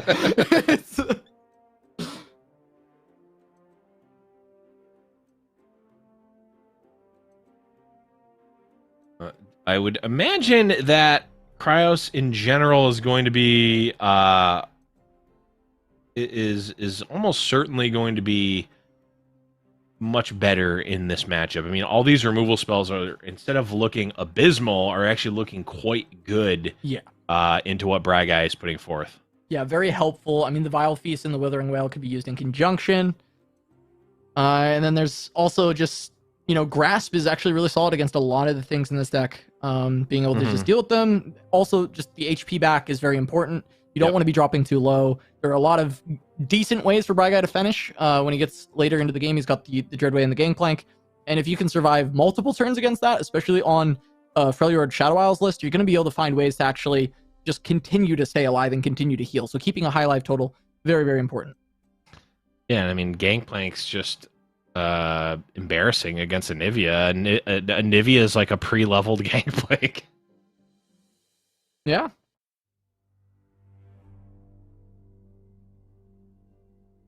All right, the Withering Wail just going to be used now. It does set up these Vile Feasts to be better, and it also makes the Monkey Idol lose one turn on its clock. So I actually really like the Withering Wail in this spot. You stopped a fair bit of damage. You made your Vile Feast better, and you have accelerated the Monkey Idol, so it will get one less monkey for Bragai. Yeah, you definitely don't want to deal with too many monkeys, as they might be a bit unassuming and just die to most removal, but they also they are fueling the level up of both Sejuani and Gangplank, which is gonna be quite scary. Yeah, it's just too many monkeys jumping on the bed. Was it one fell off and bumped his head? That's the little song for kids. One fell off and exploded because it was holding an explosive it barrel. It does have an explosive barrel in its head.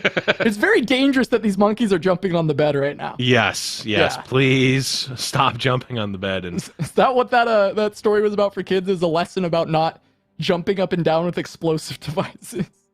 Yeah. You don't jump on the bed because you will explode. Yes. Oh, and God. Not only cause damage to yourself, but also be leveling GP and Sejuani on the way there. Yeah, you don't want to be leveling GP. It's a very dangerous prospect. Bry guy deciding to well, actually that doesn't lower the clock of the monkey Right. idol there. You Yeah. get to get that 1 health to play with. Yeah, and this is a pretty solid open attack to just get some chip in, but we do have these Vile Feasts, which are very big HP swings, at least for dealing with these 2-1s. Just going to commit 1, doesn't want to use 1 on the idol, or on the monkey.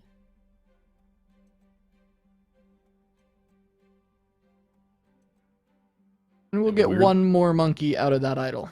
Yeah. Weirdly enough, one of the best cards in Magic right now is a pirate monkey. True story. They're like $80 legendary pirate monkey out of one of the new sets. Any Ragavanners in chat? Anyone? I don't know if I don't know if I mean, this isn't even Boomer Magic. This card No, just came out. Came out, yeah. Yeah. I'm just not a Magic gamer. It's just not me. Smart. Ooh, make it rain though. Killing Egg Nivea. Pretty good. I mean, of course, it does fuel the harrowing.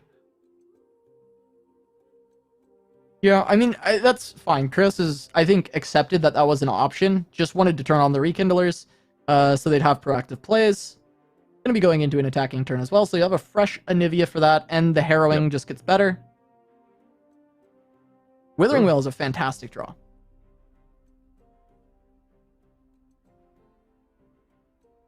Yeah, Withering Wail alongside of Anivia, definitely going to be able to do a decent amount. But there's a boat.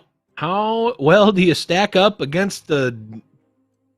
Is Dreadway like a ghost boat, or is it like a living boat, or is it just like a regular boat that Gangplank is the captain of? You know, I don't know the full lore on the Dreadway. I do know that it's Gangplank's boat, but also the Leviathan's Gangplank's boat, because he stole that one too. So True. I don't know what boats are not his. His dad let him yeah. get the keys to the caddy. I'm also not sure about Jack Sparrow's boat either. That was always a mystery to What, me, the even though Black I've Pearl? seen the movies. Yeah, because like isn't there's like some lore behind that too, where it's like a legendary boat, but is it like a ghost boat? Is he a I don't know. Maybe I haven't seen enough of the movies or ridden the rides at Disneyland. Just watch them all back. We'd have a You know what? Tonight, Caribbean Pirates of watch the party. Caribbean marathon after Yeah. fight night. Stick around. No. Wisdom presents Pirates of the Caribbean marathon. Actually, write that one down, Cass. That sounds Just like a as great idea. It's kind of like welcoming back our Lord and Savior Gangplank into the meta. Yeah. Yeah. When in 5 years when they re-release Rising Tides for nostalgia, we'll do a Pirates of the Caribbean watch party. Yeah. Bilge is back in force though. Bilge is back in force. True, a lot of bilge. Oh my god. Just huge damage from the Ice Shard. Really almost nullifies this Ruination. Pretty much does, because it already wiped most of the board. Now, of course, Krios does get rid of 2 of the big threats that are there, but Right. only 5 damage needed for Bragai. However, only 4 cards, and Krios has a lot of healing that can be played reactively. Very true. And we're going to be putting some big damage on the board potentially too. Oh, just going to go for the win. Yeah, Krios. I mean, why not? What's the answer here? I mean, yeah, can you take 5 from anything? Is there any? Sejuani? No, but I'm just wondering if there's any world you get burnt Well, out. if there's Not really. 3 let's warning see. shots 3 and warning 2 make it rains. and the make it rains would have to hit. I mean, technically possible. Yeah, I think this is a great time to go Did for it. Monster Harpoon go face? Krios should be picking this up.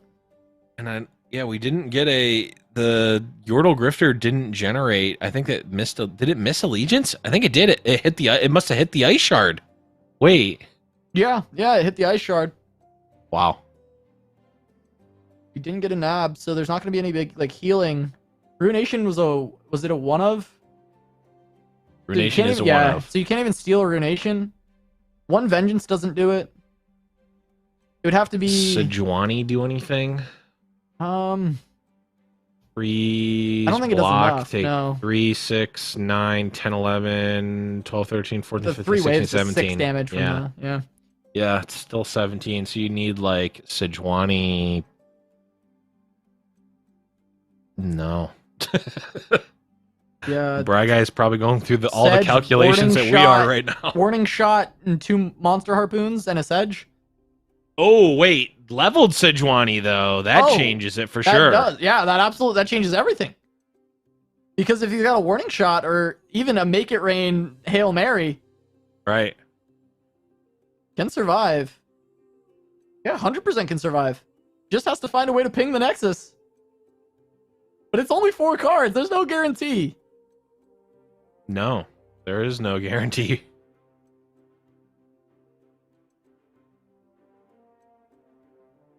Because Yordle Grifter missed. It doesn't create the warning shot anymore. Oh, so It used brutal. to create that regardless of allegiance. Oh, but he's got one. There is a He's got natural one. Hey. Bryguy's alive. Is going to be facing down a large number of Anivias. Yeah, I mean, he's not out of the woods yet, but he's alive. Yeah, and I mean, Cross is down to 4. Yeah. I mean, With an attack token, the outs get significantly bigger, I think. I guess we know that there is just an immense amount of healing in this hand, though, from Chris. True. Very Right? true. There's 7 points of healing that can be played. And the Vile Feast can even come out just right now onto Sejuani, reasonably. Monster Harpoon gonna at least eat one of the Anivias. Yeah.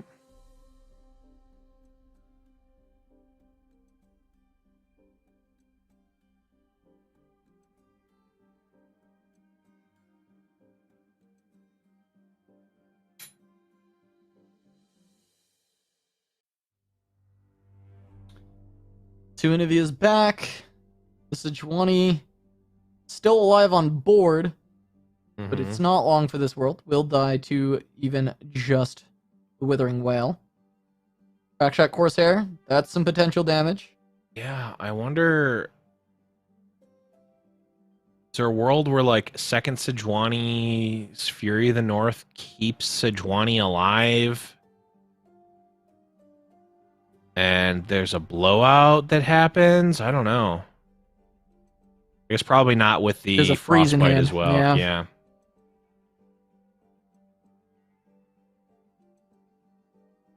Yeah. Feels like there's too many tools at the disposal of Chris. There is a lot of tools right now. Not to mention just being able to put forth many more Anivias if he wants. Okay. Dreadway opens it up for sure. Yeah, I still don't know if it's enough. Crackshot Corsair, this is, heads up, make sure you kill this off so you don't take the 2 additional damage from that. Right. There's just not enough mana for Bragai to set this up, I think. I mean, GP is huge, right? GP is definitely like a very strong play. It's going to do a lot of damage. But there's the ability to set up more Anivias.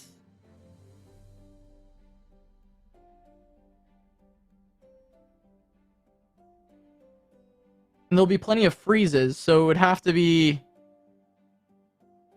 It would have to just be from direct damage, and I think there's too much healing.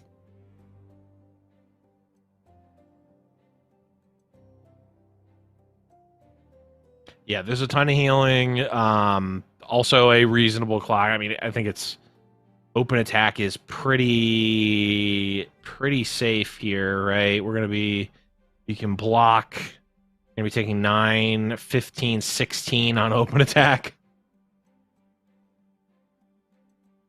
Yeah, I mean, this is just going to do it. There's no way that Bragai can survive that. And we're going to get to see the Aphelios. Krios hangs on, finds the win with Anivia.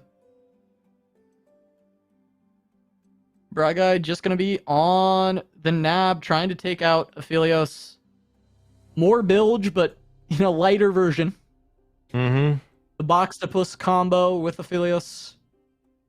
Still as strong as ever. Not quite as strong I as wouldn't ever. say as ever. Not quite as strong as ever. It used to be stronger. It used to be a lot scarier, actually. Yeah, still quite Significantly strong, scarier. Well, I think Krios is really the decks feel. I mean, we saw the tale of two Anivias. I mean, granted, the first game didn't even draw Anivia, but even in general, that matchup just does not seem like what Anivia wants to play against at all, right? The like very low creature control deck of Karma Ezreal, not really what Anivia wants to play against, but against a more unit centric build, performed much better and looked almost dominant in that game. Yeah, the deck. I mean, the deck with Anivia versus the deck without Anivia is quite different, which is why you run Entreat, right? Because there's actually very few decks that still run Entreat, but Anivia is so integral to that deck even being a thing that you have to run additional copies by running the Entreats. And I mean, it shows. The deck still looks very powerful when it actually gets to, play out the strategy at once. It's kind of like Zombie Ash, right? Where if you can't get the Ashes online, or you can't find the Harrowings, or the ways to reincarnate the clones, it just looks like a bad SI Freljord list. And it's the same with the Anivia version. That's why Bald Eagle was so good, because you used to have like an intermediary strategy that would just keep you alive and control the board forever. A little bit of interesting sequencing there. Bragai firing off a Make It Rain just to get the Plunder proc off for Jagged Butcher, but Cryos dodging with the Zoe.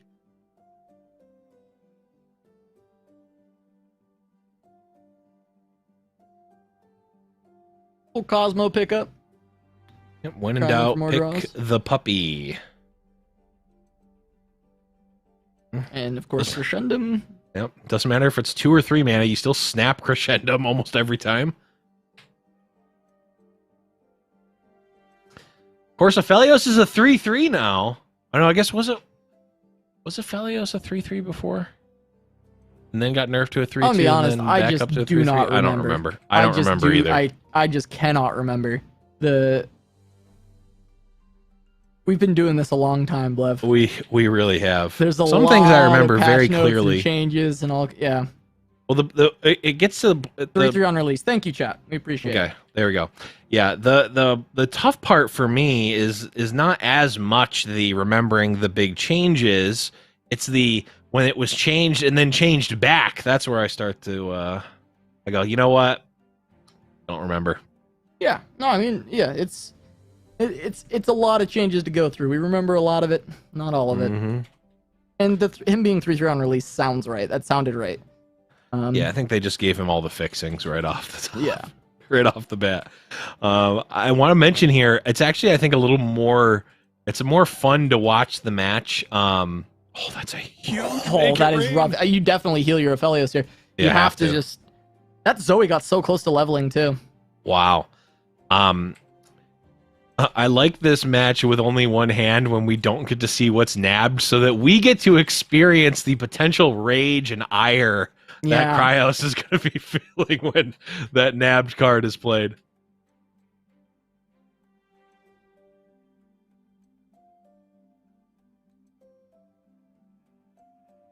More butchers. Definitely got to deal with the BMM. Can't allow that. You get any more.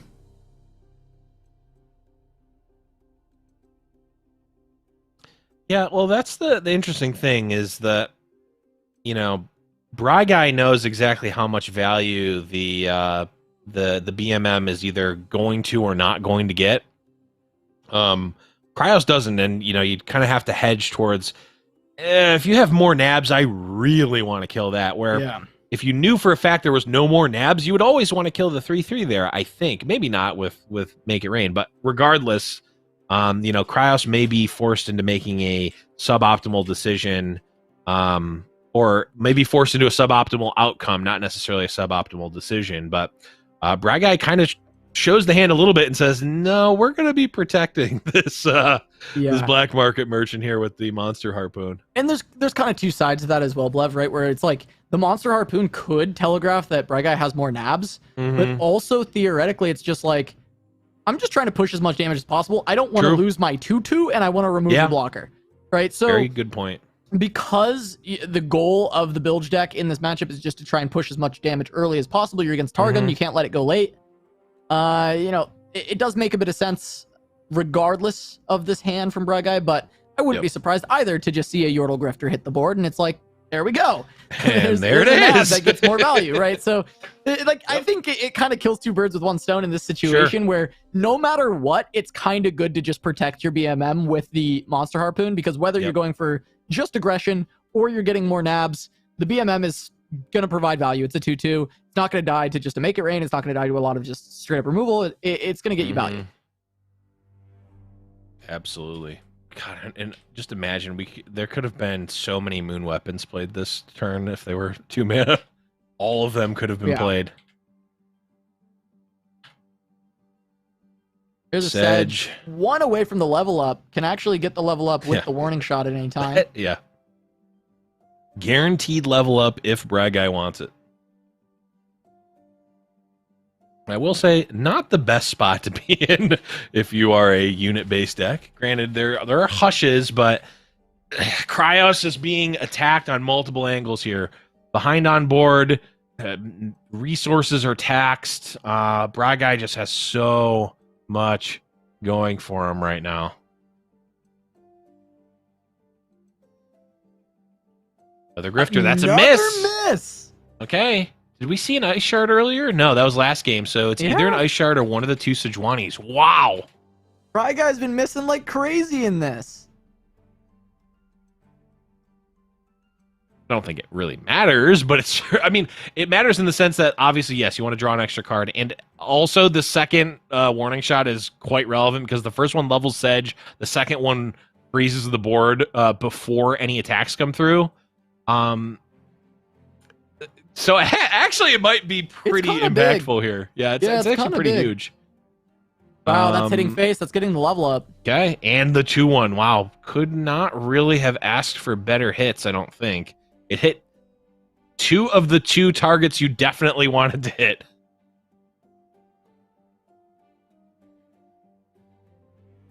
Sedge level up. We probably just see Comet on Sedge. Yeah, I think you have to, which will prompt, I would imagine, the warning shot just to... I mean, the warning shot's not getting better, right? Yeah, just Yeah, take I mean, your it's freeze. it's probably not better than having a leveled Sejuani on board, so you might as well go for it. Right. Zap. Yeah, this is this just... No, it's not game. No, so it but can Zap block gets 2 out. in, and it's given a spell, which could just be a warning shot, so it's like one off. Right. Hey, that warning shot might end up mattering quite a lot, Blev. True. It's I mean, possible. also would be an additional card in Brygai's hand, which is, I mean, huge, right? Well, if Zap drew a warning shot there, and that warning shot was in hand, it would be game right now. The game would be True. over. True. And instead, Krios is going to get a turn to play Star Shaping on burst speed at the start. Right. And there's Severums on deck right now. Yeah, Brygai's running out of cards too. He's actually trying to go for the win. I think he's looking for Serpent.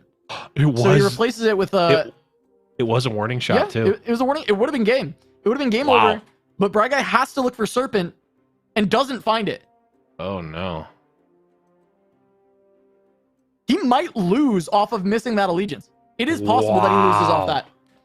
It's not over yet. I'm not, like Kraus has a ways to come back, but there's only one card in hand from Bragai, and it is from a Spacey Sketcher. It is not a good card.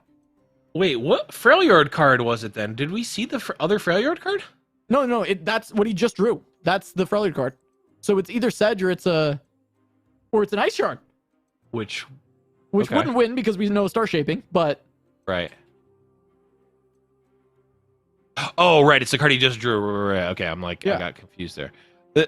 Unless Zap doesn't change the top of your deck, does it? no, I don't think it shuffles. No. I don't think it. Well, I wouldn't think it does, but I also it randomly could. I don't know. Yeah, but just Star Shaping first. Yeah, just open up with the Star Shaping, the What Am I classic.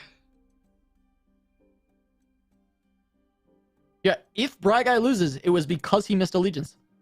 Wow. The old 3 out of, it was very low odds to say the least.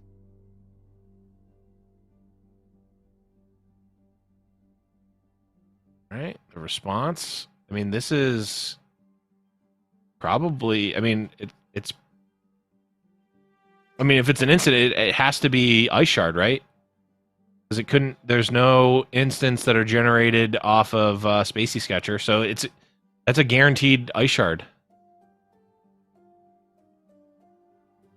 It's Ice Shard plus Spacey Sketcher spell. It's Cosmo. Okay. Yeah, I mean, Bry Guy's wishing it was a Sejuani. I mean, Sejuani is actually very winnable pulling that, but the Ice Shard is not great at this point. No. Oh, it is Sejuani. Wait, how did that hover happen? Can you just hover? Wait, I'm confused now. Well, Sejuani has to pick a target. Maybe it was. I don't know. I wait, didn't no, notice. the Sejuani was probably drawn off of the Cosmo. Yeah. Okay. So we're still thinking there's an Ice Shard there, right? That's unless there is a way to hover a card that is not a fast spell that I don't know about, then yes, I think that is guaranteed an Ice Shard. There's the blocks. I mean, this is Currently just going to be lethal. game. No way to survive, right? This is silence on Sedge. Yeah, silence on Sedge. Silence on Sedge effectively gains a bunch of life here. Does Ice Shard do anything? Kills a lot of your own board. True. Can we 5 coming through? Not going to be enough. Still alive. But the leveled Sedge being on board is huge. Yeah, this especially gives Bry since Guy a lot of protection. Yep, with the Ice Shard as well. And Felio spells are scary, but we're not going to be seeing. We're not going to be seeing. I think a lethal attack coming through unless Cryos can threaten to kill the Sejuani before attacks. If that can happen, then that would force out the Ice Shard, and then potentially, other units could be played afterwards, or there could be Aphelios weapons played on after the freeze. Goes for Calibrum. Just gonna look for removal. Has a Gravitimo as well. Could set up a stun for the next 2 turns. But I imagine holding that till next turn makes more sense. Yeah, the double stun is not super great here. You almost would rather Bry Guy block with that does not work. Yeah, that would actually do nothing. It would give level up progress to Ezreal. Yeah, wow, sick. Makes the mind meld bigger for you to get frozen by Sejuani immediately. That is true. That actually does. That actually is marginally relevant. Granted, you can do the same thing first action. Next turn. It's 2 away from anything getting in being lethal with mind meld. It's at 12. Oh, now you've got the ability to Spell Thief. What would you even want? Monster Harpoon, actually? Monster Harpoon, not too shabby. Yeah, that's actually good here. Okay. There has been one played. There has, yeah. Monkey Idol, pretty strong here. Just some guaranteed damage. Doesn't have the mana to have played the Zap and then preempt a Hush onto Sedge and play the Mind Meld. Because that, that would get you the over-the-top damage. Right.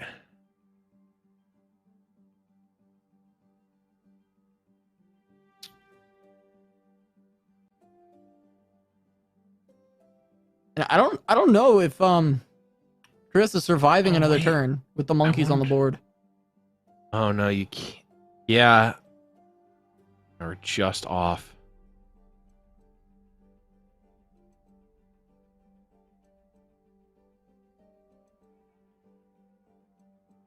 don't think you want Crescendum because I think you've cast all of your Pablos. Yeah, Infernum's kind of useless, but it's like maybe you can try and phase into something else. It kind of feels like you're spending too much mana on weapons at that point, though, so just need to find something. Doesn't feel too bad. I mean, Infernum is better than 2 mana do nothing, unless there is another one in There might be one more. deck. There might, I guess there might be. I thought they were all gone. Could be wrong. Nope, I you're was right. not. You're right. Yep. You counted properly. I can count to 3 as confirmed on stream.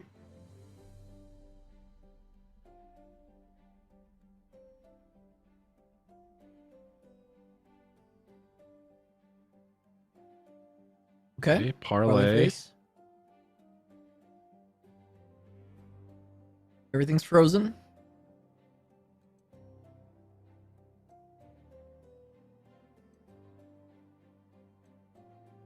There's a little bit more healing, and Okay. there still is the hush.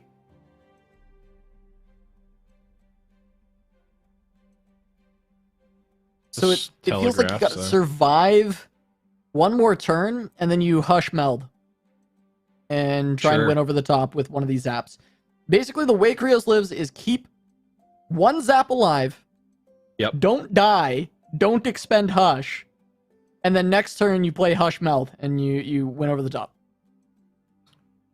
It's a pretty tall order, I will say. It absolutely is. Yeah, it's not easy, but that is the win condition. And double guiding touch might be able to get you there. True.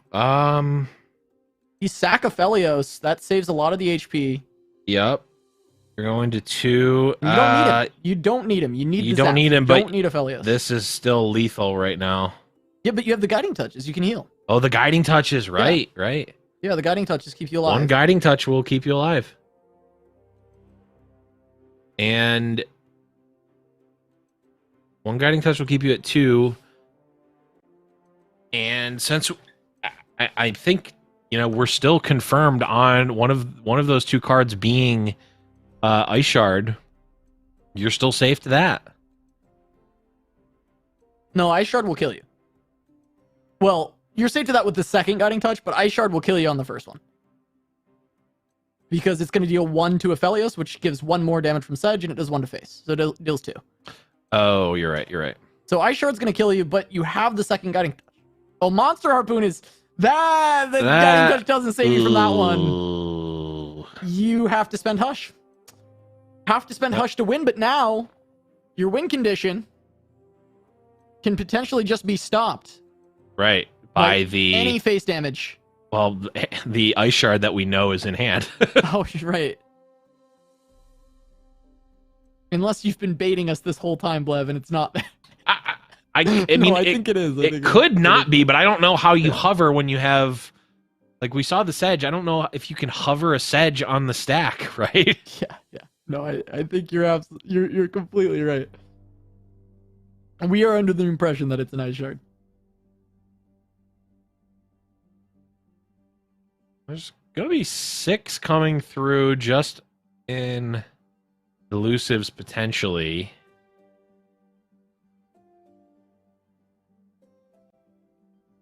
Okay. We go next. It does not change anything.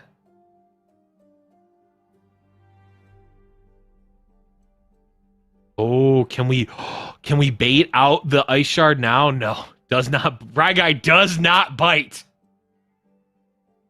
Bragai knows what the win condition is, and it's about to be cast. Okay, but shouldn't Krios also know that there's an Ice Shard? Because, Yes. so, yeah, he can't play this meld. He needs to deal with the Sejuani.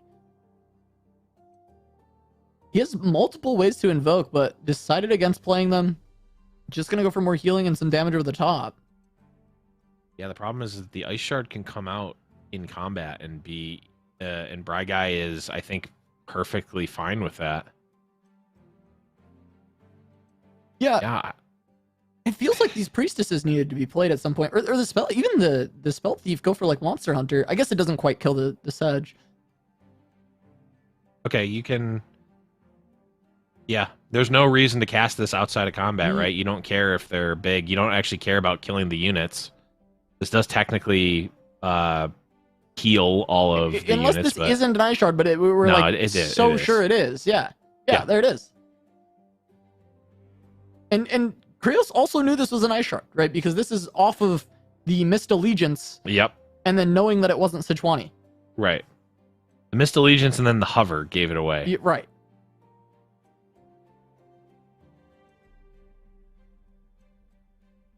And a 3/3 Jagged Butcher for good measure. I mean, there's still one more guiding touch. Right. And then the block from the Boxopus is actually enough to stay alive. So Krios might still be able to win this. Yeah, and the forcing of the ice shard also killed the monkey idol, so that's one fewer monkey, which is one less damage. Which, man, this is like a game of inches. Weirdly enough, there's like so many little things that are making massive impacts in this game. Yeah, the ice shard has also pushed Sedge to the life total that Monster Harpoon kills. True. Very so true. You can pull that at burst speed. Play it at fast. Sure can. This isn't even okay. This is starting exactly lethal, but with guiding touch. Heal keeps you alive. Right, that doesn't help. Yeah, we say pass back priority. Yep, Krios lives another turn. Okay, but is there a reason to not go for the Spell Thief play on this turn as well to prevent your board from losing out? Because if you actually get the Spell Thief and kill Sejuani, then your board trades with Bryguy's board, and he has nothing left. He has no other cards. Right. Okay, this is not... Okay, I was looking at a different deck. This deck doesn't have Riptide Rex, so there's not, like, a huge... Dreadway finds GP. Yes, it does. But is there... I mean, well, now... The, we just have, like, Phoenix is going to kill, right? Like, there's enough elusives now, I think. Yeah. Just straight up. Unless there's another... Yeah. I mean... Bryguy has to hit Warning Shot. Warning Shot or a Lucky Make It Rain. Warning Shot, Lucky Make It Rain, and that's it. Although... there might be more outs potentially, because I don't think... Doesn't find the Monster Harpoon. Okay. I don't think where Krios is presenting lethal without developing. Right, so GP plus Warning Shot actually just kills. True. I don't know how many Warning warnings are Shot left. just kills. Oh, the Dreadway's on the board. Yeah, Warning Shot just kills. You're right, yeah. Warning Shot kills. The one ice shard's already been expended, so Yes. that won't be there. There could be a Make It Rain lucky hit. Yeah. Parlay. There's a one of Parlay. Yep. GP number 2. Yep. Right? Mm-hmm. Yordle Grifter hitting. True. Gives you another Warning Shot. And we're now at there's only 2 cards left in the deck. There's 2 Sejuanis that are non-hits, which would, I mean, given this game, I wouldn't be surprised, just considering the just unlikely things that have happened. To think, this game would have been over, what, 4 turns ago, Casa? If we would have hit the... Oh, and then there's Find the star shaping. Oh my god. Just bailed out. Yeah, which is... And it's smart of Krios to play it first action, because if it was a Warning Shot, Brygui wins at burst. Yeah. Yeah, he has to play it first action. Wow. And now if it was Warning Shot, Brygui is just dead, right? Yeah. Well, no, so Brygui should be able to freeze the board, right? Oh! It hit face! He hits. He It hit hits. face! It hit face! Wow. Oh, it would have killed too! But it hits face and freezes the board! Wow. Oh! Imagine. This was the game giving us the gift of the rest of this Sunk game. his battleship, Blev. But it's Guy with the battleship. But this isn't. Oh. I mean. Oh wait, no, Gangplank. Gangplank open attack. Gangplank with the open, it deals 2 out the gates, but it's also the overwhelms. Yeah, I think, and it's he gonna do wins, more right? than 2. Guy just wins. I don't remember how kegs work with. Oh, it's 4. Dreadway. It's doubled. Yeah, it's doubled. It's 4 damage to face. Yeah. Plus, there's 2 kegs. Actually, it's a lot No, is more. it 6? It's a lot Is it more 4 or than is that. it 6? It's gonna be what? 6. Yeah, it's gonna be 6 because there's more. There's more kegs. Yeah. Yeah, only 48 damage coming through. But wait. What if this Make It Rain hits the keg? It's still dead because the overwhelm. Still dead because the overwhelm. Well, yeah, that's yeah, less. The overwhelm, yeah. That was a little more anticlimactic, but that was still. What the hell? Imagine not getting the last 6 turns of that game. I'm actually like very perplexed by this whole game, honestly. But I will take it. I will take it because this is a I'll hype take finish. that game. That I'll was a take great it. one. That was a great one. Super hype game to finish things out in this winner's Yeah. final. Guy going to advance to his first final for Fight Night. Well earned. Really love watching Guy as a player. I think he can be very exciting to watch. And he's brought, some old school decks that are having a resurgence. And the fact that he's brought Ezreal Karma to the grand finals is awesome to see. Yeah, I mean, both of these decks seem pretty well positioned against. Actually, I mean, both sides of that matchup seem pretty well positioned into the Action Sivir, which makes sense that they were on the winner side of the finals. But let's take a look at the bracket to see where we've come so far. Of course, there's Guy making it into the winners finals, but Cryos fans, don't cry yet. Okay. Because he's still that was a stretch. I'll say it. I'll be the one to say it. Yeah. It was a stretch. But not either way, Cryos still in and is going to be awaiting their opponent, the winner of Tenerex and Pochua, playing against Cryos for a chance at the grand finals. Yeah, Tenerex looking for the run back, trying to make it to the finals once again. Found the win last week, trying to defend that title. This time around, moving through the lower bracket, but gonna have to go through Kochua in order to get there, to even get to the lower bracket final. So we are going to be moving on to the lower bracket, as we tend to do at this point. Try and catch everything back up, see who our next finalists will be. We're going to run to a short break, but when we return, we will have the losers semifinals of Fight Night Legends. Don't go anywhere.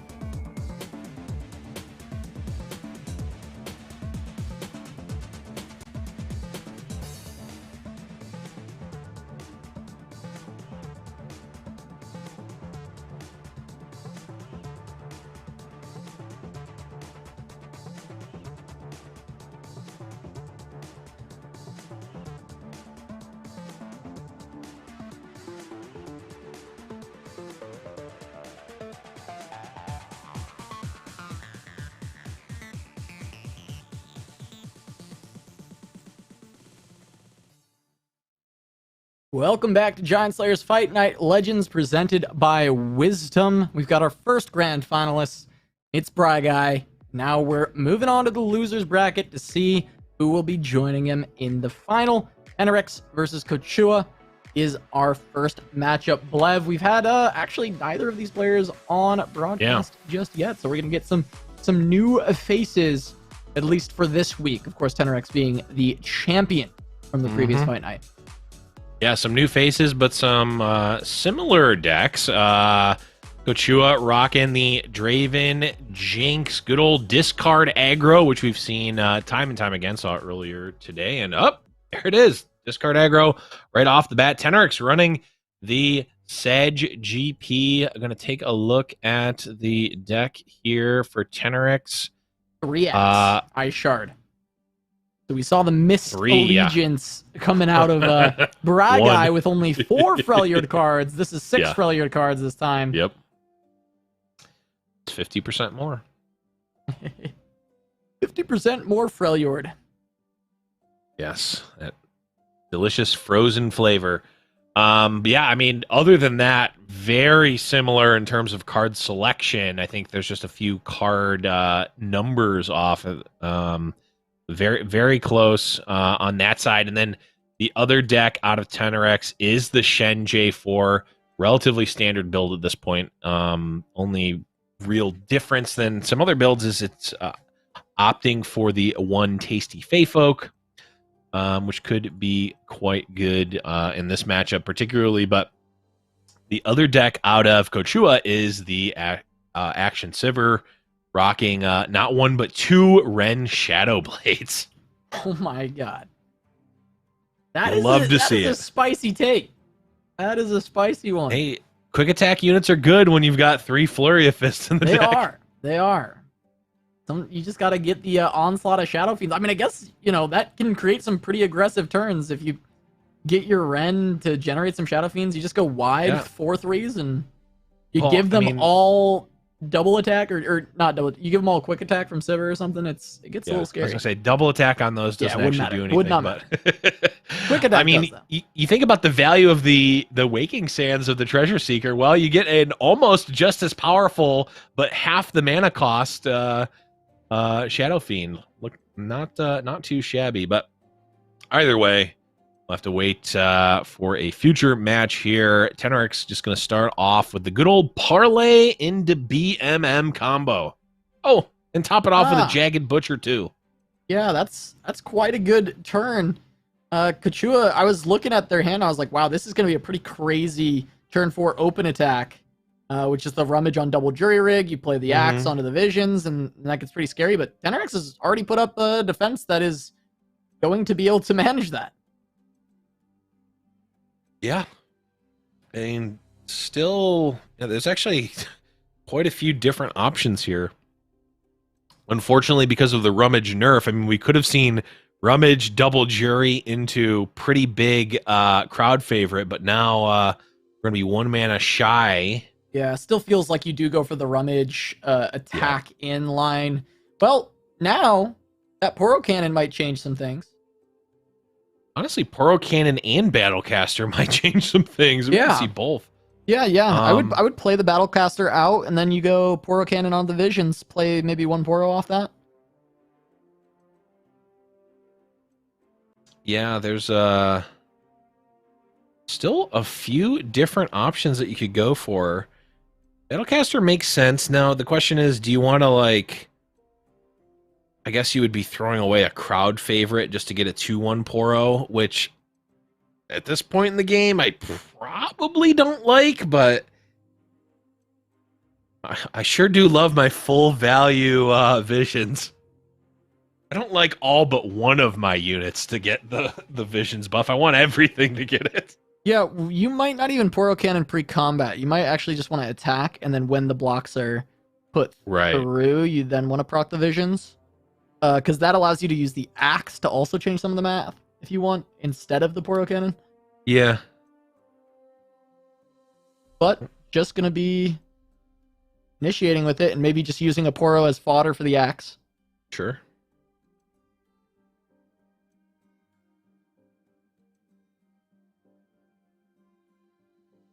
Okay, I was going to say blocks abound, but not quite. Straven... remaining unblocked. And a Make It Rain comes out. Ooh. That hits literal worst targets. Yeah, actually the worst hits. Yep. Really rough for Tenorix. Jury rigs just duck dodging and dipping to avoid that Make It Rain.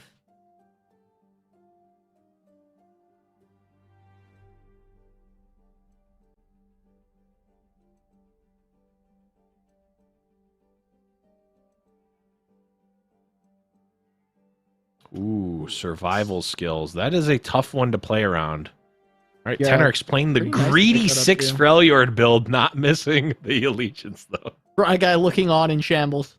Yeah. Looking on from the grand finals in shambles. Yeah. To be, Bry guy, yeah, to be sitting fair. atop the grand finals, side-eyeing Tenorix right now. I had to work tirelessly for 6 extra turns because I didn't hit my like 80% allegiance trigger.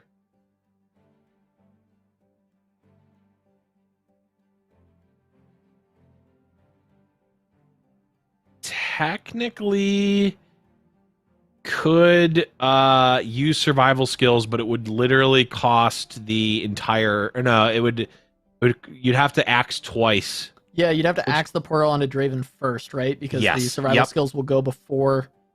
Correct. Before the axe proc happens. Yeah. I have made that mistake. Well, I learned that the hard way. Okay, but could just use the survival skills for the Jinx. Yeah, the issue I have with this play, I think, is this is going to set your Jinx to 1. Yep. So that does lead to losing hard to Ice Shard, losing to Make It Rain. Mm-hmm.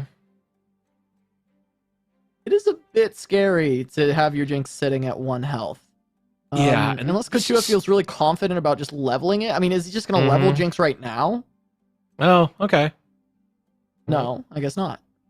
No. I mean, I guess you can level it next turn. Yeah, burst speed, I It guess. Yeah. does feel like I guess the thought process is I want Jinx leveled. If Jinx is going to level, I'm going to need to use a survival skills. If I'm going to use a survival skills, I might as well get a 3/3 out of it. Is my guess for the line of thinking.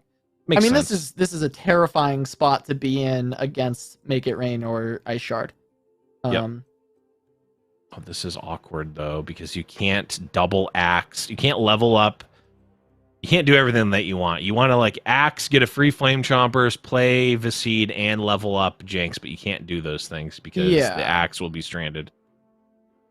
It kind of feels like you just level Jinx here, but it feels really weird to throw away this crowd favorite. You could play out Flame Chomp. Oh, looks like that's what's gonna happen. Play out Flame Chompers, play out Viscid, axe discarding axe. It looks like it's gonna work. It's gonna work. There's just nothing? It might just work. It's so gross, but it might just work. Yeah. I mean, Jinx is leveled now. It's just whether or not she's gonna survive. She is. I mean, Tenerax would have needed to play the Ice Shard in between. She'll live against an Ice Shard now, or Make It Rain, or whatever. Like, she just lives. Right. Because she's gonna level, she gains 1 toughness. Yep. Tenerax just had nothing. I mean, there's a lot of the cards in the deck, but just none of them are here. Only one Make It Rain was already played, to be fair, so... But...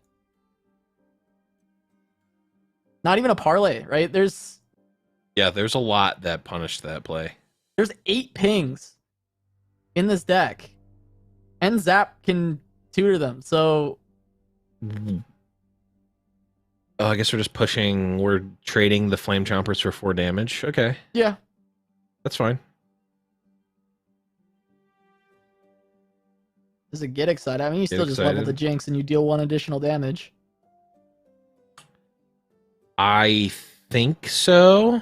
Yeah, you gotta make your top deck Jinxes, like, just game winning. I mean, your top deck Jinx is going to be leveled when you play it anyway, so it doesn't really... Yeah, it won't generate the rocket immediately, though, right? Ooh, very true. Like, that, I think it's normally worth... Like, what are these axes doing? I guess they're making Rummage, not a brick. I guess that's the point. It's making Rummage, not a brick. Maybe that's good enough. Yeah, I can see it. No, I don't hate that. I mean, like, it... Yeah, the Jinx off the top not generating the rocket is pretty egregious.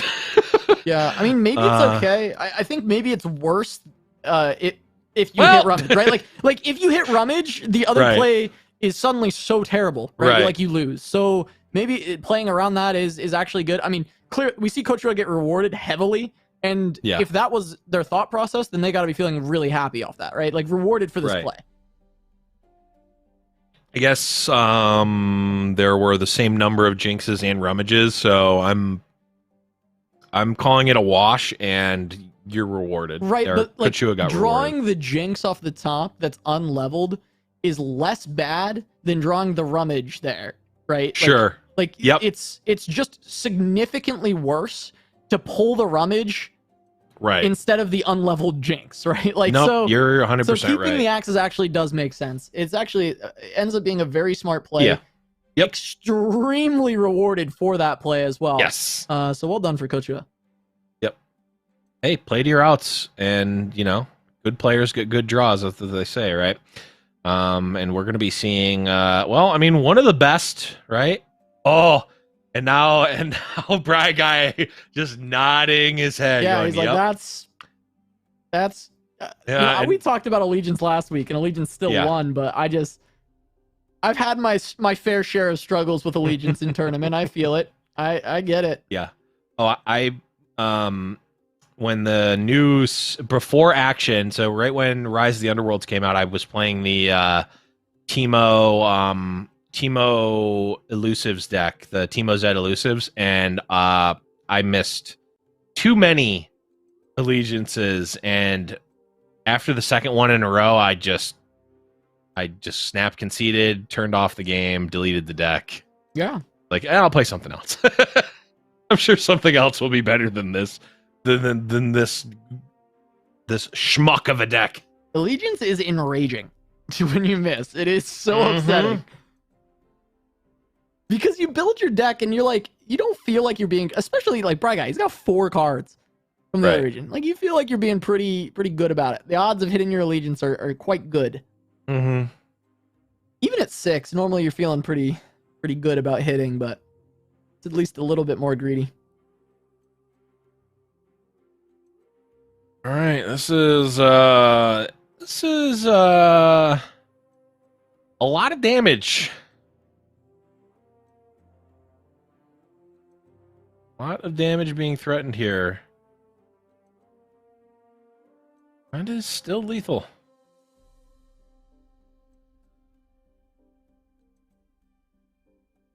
So that's doing okay. So okay.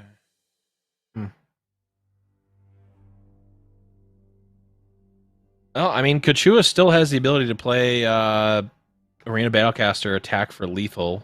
Actually, doesn't even need the Arena Battlecaster to still attack for lethal. Granted, I mean, I think it's still going to come down.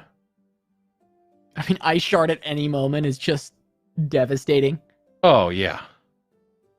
This might be that moment.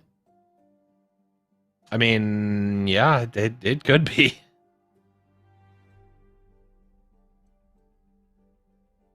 I think, Ice Shard at this point, I think I'd call it a back breaking. I think we can get the 1 per cast. Back-breaking has This would been be called. back breaking. Yep. Granted, it hasn't been played yet, so not officially on the table, but I'm just preempting it. It would qualify.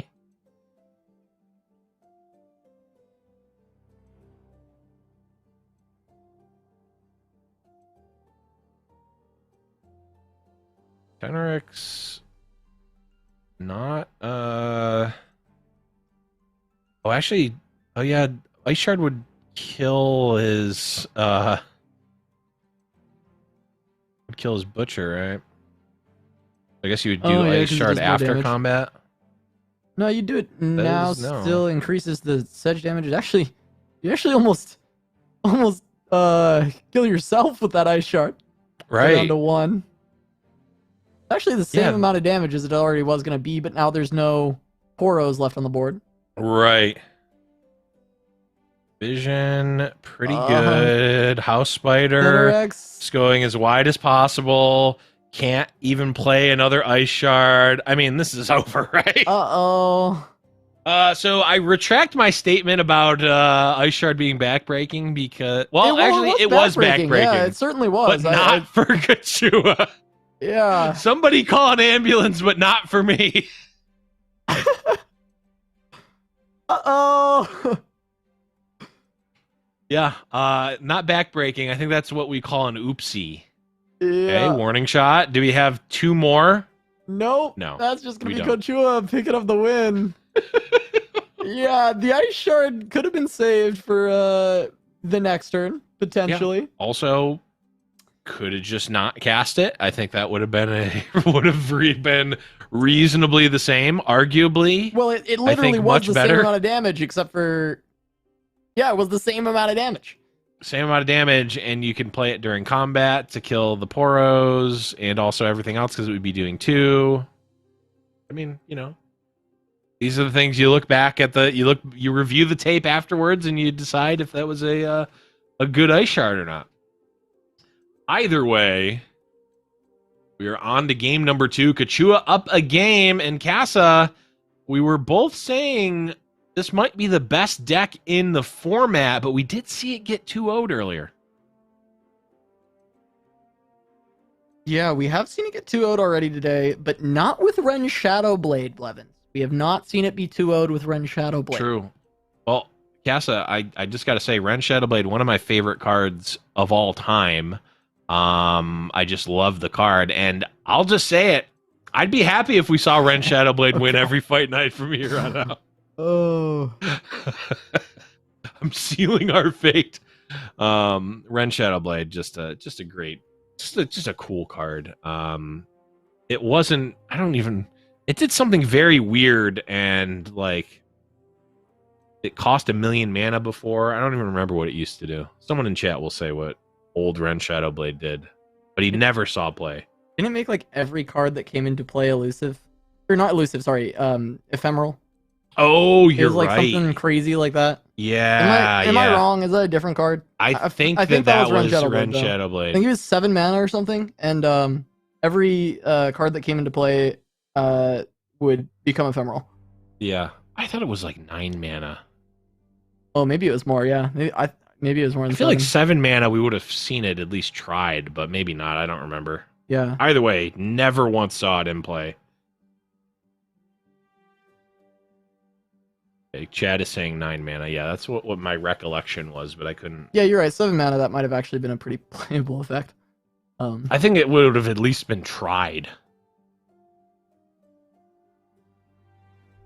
All right, Kachua probably doing what I'm doing and looking at the list to see if there's natural, if there are natural Fury of the Norths, which there are not. So this attack is pretty safe. Yep. Would have to have Sejuani on board. Yep. So, Actions is going to be able to get some good value. Gets a strike in for free, clears something away. Merciless Hunter will get traded by one of these 3/3s, unless Kachua wants to use resources on something that has vulnerable, which a lot of times you tend to not want to do. Yeah, especially when you want the spells to cast on different units and you want the mana to be able to cast the spells. So, yeah, I think that this Merciless Hunter not going to be finding any more gifts for Renekton.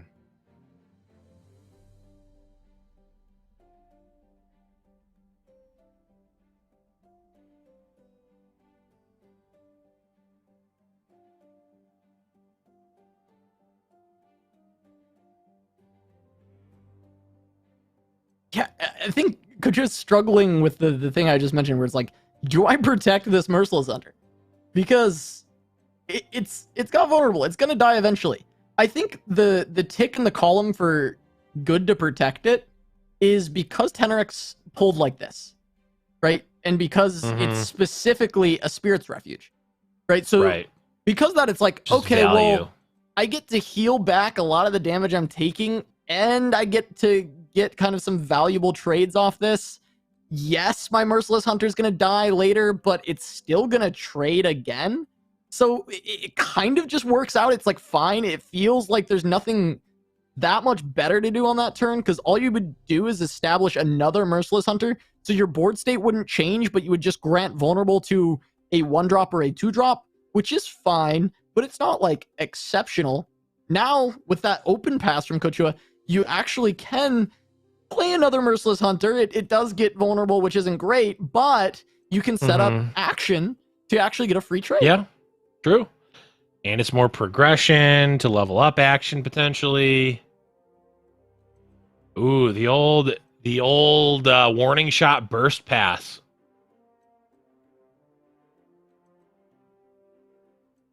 Kachua saying, you know what? One of these 4/3s is going to trade with that 3/3 at some point. Might as well also push 4 damage in. Yeah, I mean, they both have vulnerable, so really these Merciless Hunters, it's like, okay, whatever trade they get is just fine. Right. Eventually they're going to die, so might as well just swing in, try and get the as much pressure as you can with them. Even having the 3rd Merciless Hunter, I mean, this card is so good, so you're totally happy getting the full suite of this. Ruin Runner, though, also in hand, ready to go. Action's about to level up. The old burst pass. Yeah, here's the thing. I think Kachua probably wants this this landmark to pop on his attack token, because I think there's a non-zero chance that he just goes for focus speed, goes for a focus speed 5/2.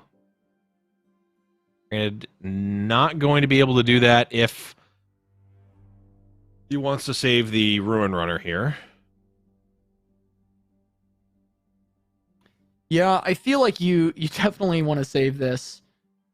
I wonder though, Blev, using Refuge is a bit painful because you're not going to get any healing value out of it. And health is important in this matchup. Granted, you're at 15, so you're not really worried about it just yet. And maybe you're right, where you're just trying to get very aggressive. Mm-hmm. And I mean, you're absolutely right, though, about not being able to pull an additional 5-2 out of this Warlord's Palace. So that hurts as well, but I think the Rune Runner is like worth keeping alive. What is... Wait. Are we going for a trade? This is this This we just trade? I mean, killing like... Sedge, I like killing Sedge, right? So in a vacuum, I like the idea of killing Sejuani. I think that's really important because she's about to level up. It's very important to kill the Sejuani. Yeah, that's true. This is an opportunity to do so. Sure. Actually, the more I'm thinking about this, I really like this line from Kachua. I'm actually a really big fan of this. The only reason I'm not is because I want to try to OTK with action because he already has quick attack and you have... So for the meme, you hate it. I mean, the meme, but also, like, what are you at? Like, if the action doesn't get blocked... He gets frozen. Sedge was 4 or 5, I think. Well, you would need 2 procs to do that. I think that's very feasible for this deck to do. After they've already cast 2 warning shots, though? I mean, yeah. I mean, they've got a lot of plunder procs. I mean, it's only 4 cards. I guess it's like a little bit less. Yeah, I mean, less it's exciting. close. I'm really big on killing the still Sedge. might I get think it. killing the Sedge is huge. You definitely lose to a leveled Sejuani with this deck. You don't have counterplay. True.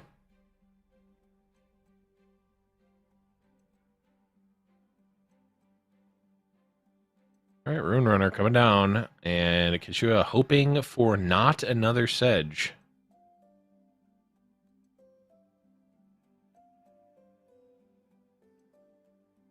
Yeah, I mean, another Sedge is really rough. Backbreaking even. But if it's not Sedge, I think Kachua can deal with most other plays. Has potential for action to get a lot of damage in with the double attack. Probably wouldn't cast it on this turn. There's GP. Okay, GP. Whole keg with Ruin Runner.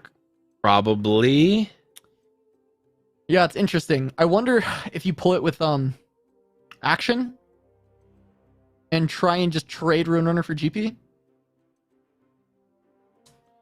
You could. Yeah, actually, well, I don't think GP probably can't block if the action and Ruin Runner come in. That's true. You could just do it like this and send action in, and then if GP blocks, you just kill GP with the Twin Discipline. Yeah. I don't know. That looks Interesting. I There's guess a couple it's- different lines that seem okay, and I wonder which is best. Yeah. I'm thinking like 2 Make It Rains is like the biggest scare, I guess. I don't know.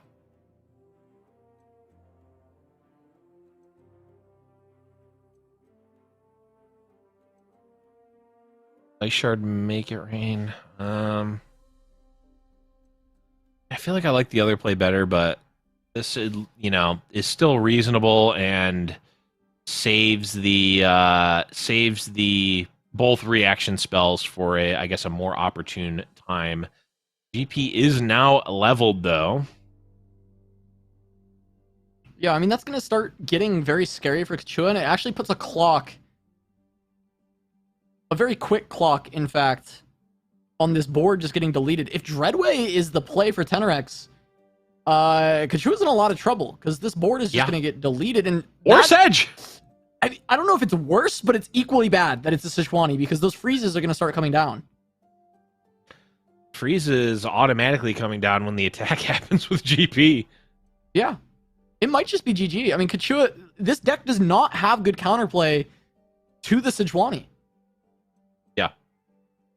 It really doesn't. And I mean, the part of the reason for the, the double attack action was the meme, but also part of it is like, it allows your opponent to really misplay, and because you have like Twin Disciplines as well. And at the time, I mean, you look at it, that turn would, if we didn't trade the Sedge, we would have had two twin disciplines and a shapestone to potentially just kill in one turn with action, right? I mean, there was the chance that you leveled up Sedge at burst speed or at fast speed, which would have been backbreaking as well, but I don't know. I think that there's at least some merit to it. Probably not enough, but there was some.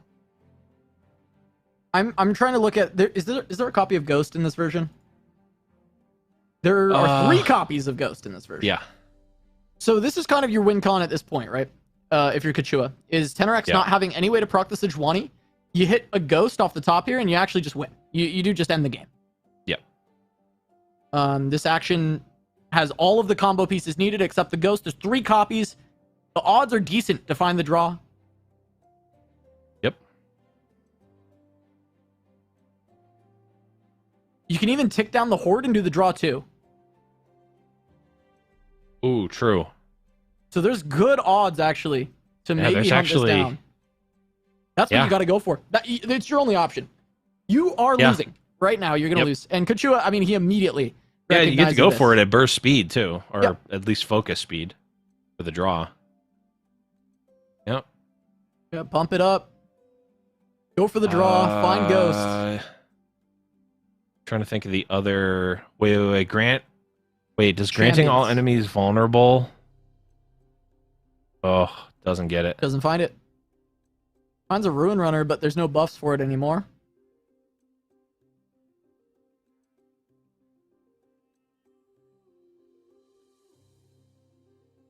At least Sejuani can die. She is vulnerable, so you can pull her. Oh, true. You can use the refuge to heal. I mean, Kachua can at least maybe use this to come back. Mm-hmm.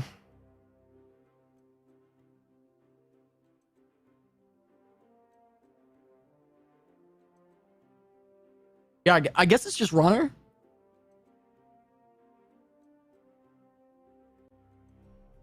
The problem is if you don't attack, what Kachua's thinking about is parlay.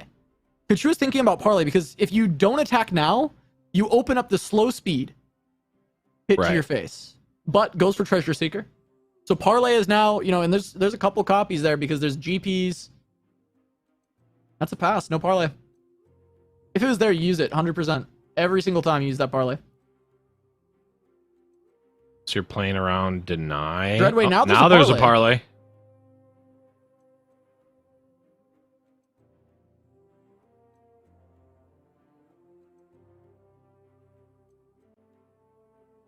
Just attack and hope that a bad block happens. Yeah, I mean, action has to pull Sedge, though, right? Like, you need to kill the Sejuani. Is this just like hope Tenorx forgets to block action, or what's... Maybe. Yeah, this is just not I mean, it's probably good. doomed. It's like mostly doomed, there's yeah, I mean, there's a warning shot anyway. anyway. But I feel like you have to pull the Sedge. I mean, it doesn't matter, clearly, right? Kachua does lose here. Yeah, I think it was more like, okay, maybe there's just a really awful block, and I don't know. I don't know. I'm unsure, but either way, Tenorx picks up this win. And the one thing we've learned today so far, Blevin, we're continuing to learn, is that with the prevalence of Sivir in the meta, alongside, actions, it seems to be the best version of the deck, right? Like, this is just a very strong version of the Sivir kind of shell, kind of archetype, which I still believe is the strongest. But because of this, we're seeing this huge resurgence of Bilge and Sejuani. Yep. Because it counters it. It's so good against the Sivir decks. They can't do anything against the leveled Sedge. And so because of this, we just see this surge of Sejuani's coming back and really popping off, having a great time in these tournaments, especially in the 2-deck format. In the 3-deck format, it might be interesting to see if Sivir action has a better time or a worse, because people might just be happy banning pink-yellow. And then you don't get to play it anyway, but that could be part of your strategy, right? Like, there's so many different levels to this. I think this meta is going to be pretty cool, Blev. I'm actually looking forward to this one. Yeah, I think it's going to be a really interesting one. I think there's a lot. I mean, honestly, as much as I joke about wanting to see the combo decks, I think that they're legit, at least a potentially legit option in the tournament format where you can either ban out aggro or try to pick it spots. It's certainly much more of a crapshoot on ladder, but I think it definitely has a spot. Now, of course, it's coming at the cost of your Sivir action deck, which might not be worth it. But either way, I think there's a ton of different options of what to play, and we're certainly in a relatively open meta on ladder, and obviously in tournament play too. Do you think the seasonal will see some lineups that are like Shen J4, Sedge, Bilge, and like what's a third deck? Discard aggro or Teemo Ezreal? Or it'd be Teemo Ezreal. Like Foundry, I think has a decent matchup. They're less good because the spell shields are still like effective, Right. but they're not bad in the matchup. And then You can just tweak target it a little Sivir, bit right? to- Like because this Right. deck is gonna see play. Yeah, it's Yeah. going to see play, and it feels like such like a mid-range like fair in air quotes deck that I feel like you're fine targeting it or you're fine running it. You don't feel like you're getting hard countered, but you might just be. I don't know. Yeah, it's interesting. It is interesting because we are seeing this deck fall flat against a lot of the field that was brought today. Mm-hmm. But it is the same decks over and over again that are Yeah. beating it, right? It's not like it's different decks. It's J4. It's Right. it's Sejuani, right? Like it's these same decks that are finding the wins. Or even if it's not Sejuani, it's Bilge. Bilge with Noxus. One thing I will say is that this game, I guarantee you that the Sivir action deck will win. Which is, bodes well for the deck, I guess. Yeah, a lot of pressure from Tenorix out the gates, though, having the Sivir online on the attacking turn. Ghost is that is a big one. Wait, that is 10 damage already with Sivir. Yeah, but how? Wait, no, it's 12. Close... It's 12. It's 12 damage. It's 12 damage. But they have to survive another turn. You have to survive another turn. You also have to level up Sivir. Also, there's a blocker. No, you don't have to level up Sivir. You just give her double attack in Ghost. Oh, But there's a Young Witch. You're right. There is a Young there's Witch. a blocker. Right. Yeah, I guess you don't need to give your whole board that, but obviously you want to. No, but you are right about the Young Witch. That is a problem. Mm-hmm.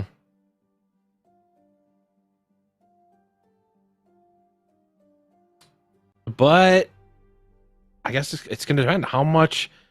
Like Tenorix's Sivir right now is threatening to be killed, and the action is too. Granted, could definitely keep both alive.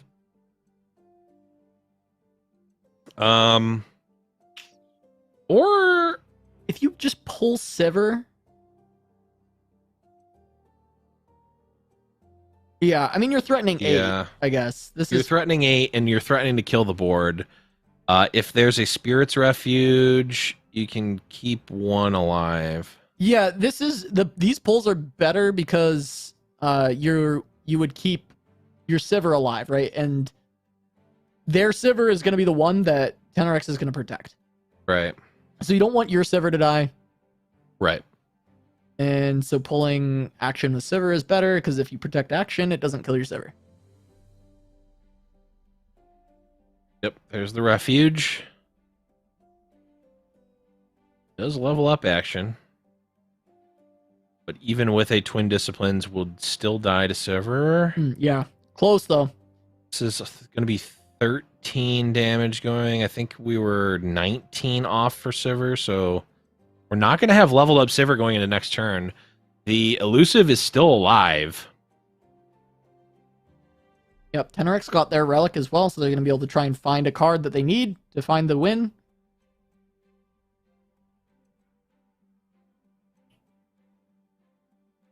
Tenorix finding his own ghost and having any amount of extra damage for Sivir. Yeah. would be enough theoretically, right? We know that there's a ghost on Kochua's side, can be used as an answer. Right. But Tenarix is probably looking for that card if he's got any additional help with it. Another young witch. Yeah, there's plenty of blockers. Our good friend Ren.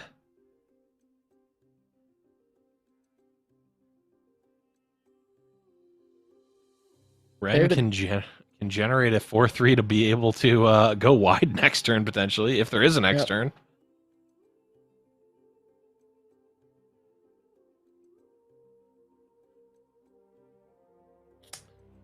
Does have the Spirit's Refuge for the Sivir, though. Not as big.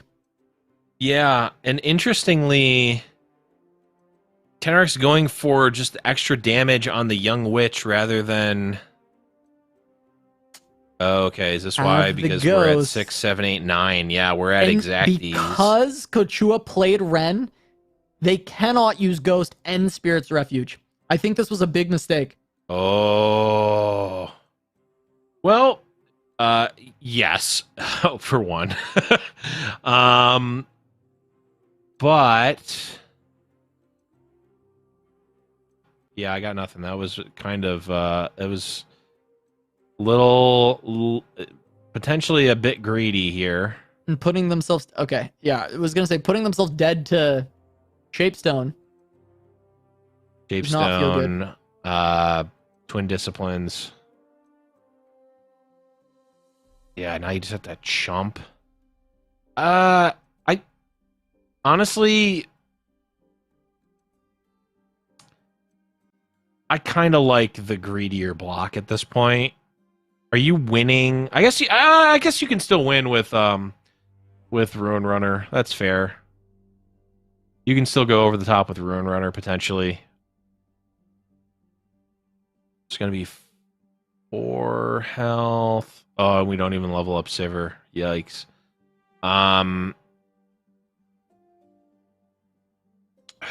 Yeah. It's rough. Can at least summon the 5/2 if you want. Conk Palm maybe changes things up, lets you get really wide. Oh, Conk Palm on the target that is being attacked by the Ruin Runner. Right. Conk Palm. Oh wait, you can actually do it. So you can get to 8 attack. Yeah. But choose, I don't think they're not doing it, but if you went Ruin Runner and then you have Flurry of Fists and the just +1 attack. Right. Well, Plus now you've got double Flurry. Flurry. There's not mana for that. There's not mana for that. There's way too much mana. With 10 total mana. Yeah. There's not even close to enough mana. Double we don't Flurry, even have though. enough for double. We don't have enough for double Flurry. You need Yeah, 11. you're right. Need 11. Only have 10. Well, that probably explains why it wasn't snap picked.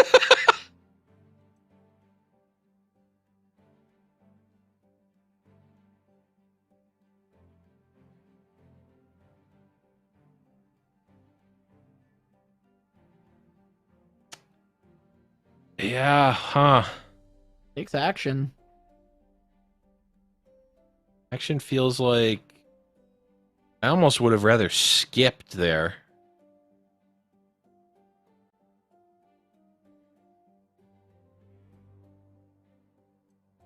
Well, you can gain some life and kill Sivir, or at least threaten to kill Sivir.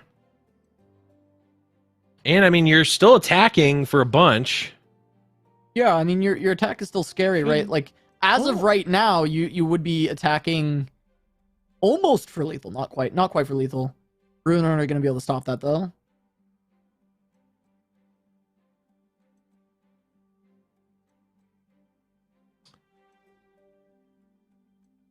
Huh. I wonder if you I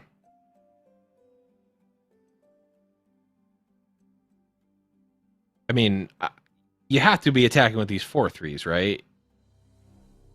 Yeah, I mean even the trades are good, right? Well, the trade with their 4/3 is going to happen on blocks, and the trade with the Rune Runner is going to happen on blocks as well, except you're going to be taking damage when that happens. Yeah, and on blocks you're not even getting the trade because the Young Witch bump them up. So right. Yeah, definitely need to be attacking. Right. Yeah, I don't know how I feel about this. Gets the heal though, kills the Sivir. This is big. Yep. Kochua's still in it.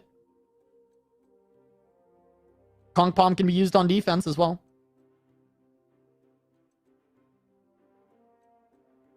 And, well, yeah, it can be.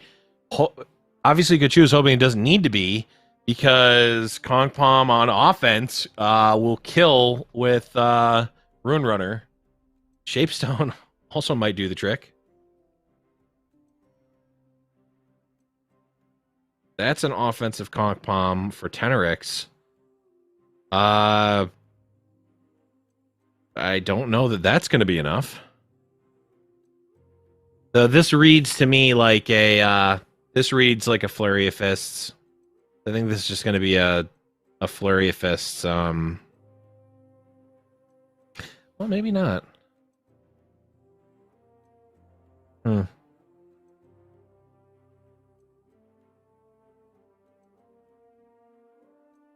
It might be you Flurry. Okay, gonna stop one of the young witches from attacking. At least make one of the trades doable. Right.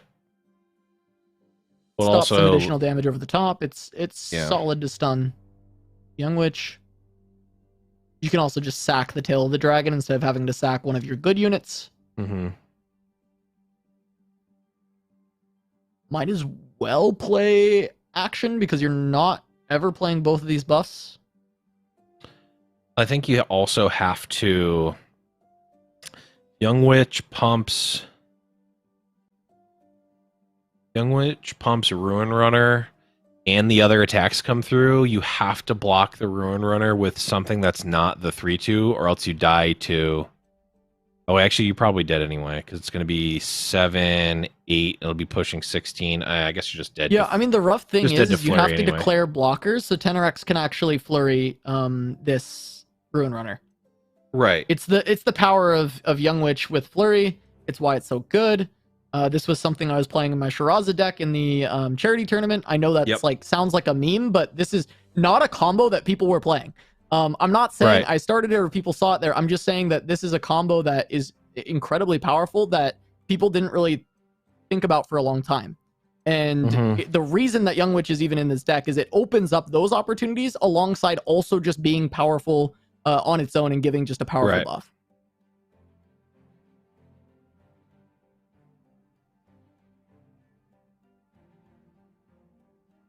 Yep. The other attacks coming through, so blocks do need to be declared. There's really no sense in playing around Flurry because you're just dead to Flurry regardless. I think Not that there's anything you can do anyway. Does Shapestone survive against the flurry? It's only plus No. 1. No, I think, yeah, because the flurry It'll gives be extra 16. attack. If it wasn't Yeah. for the extra 1 attack, it would keep you alive, but Right. just got to be a flurry, though, I imagine. One of these cards.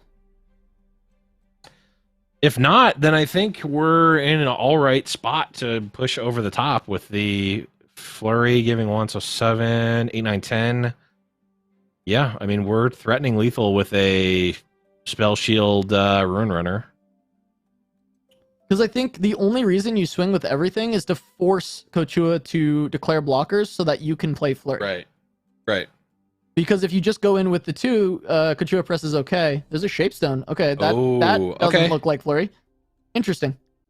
So still working out to try and get trades. I guess this is not, maybe saying flurry is the only reason you'd attack like this is wrong. But it's the main reason you would see it. But also just having Right. combat tricks to make the trades happen in your favor, I guess, is another fair reason. So only having the combat trick to deal with the Ruin Runner is good, but now Kochua is really in a winnable scenario. I mean, yes, it depends on what's in Tenorix's hand. You attack with both, and Tenorix has to block. And if Tenorix blocks greedily, they're dead. wait, if no, they don't they- block greedily, they lose the Ruin Runner. Right, that's true. Yeah, that's right. Young Witch can't block Yeah. Merciless Hunter. And if they block greedily by only blocking action, then they're dead. Right. So they have to block. And because of this, Kochua gets a big lead because the Ruin Runner will die. Unless Tenorix has a way to protect the Ruin, like Spirit's Right. Refuge. Right? Spirit's Refuge is, would be is huge. massive. Well, yeah, Spirit's Refuge or well, actually a lot of the other things would have just won last turn, right? Right. Refuge is Well, the maybe best not. card that Tenorix can Yeah. have right now. Because Right. anything else can be beaten by buffs, but Refuge will just Right. save the Ruin Runner every time. Plus, the healing is actually a big deal because it does Right. increase that, like, threshold that Kochua has to hit with some random card plus ghost or something later on. Right. Yeah, this is wow. I'm not gonna lie, this is a lot more exciting not knowing what's in Tenorix's hand. Yeah, it does make it quite interesting. Shape Stone. That Okay, that does to be able to block. allows you to Okay. shift this. I think Okay. you used one on Kochua's side as well, unless you just want to go flurry, but I think Shape Stone is just fine.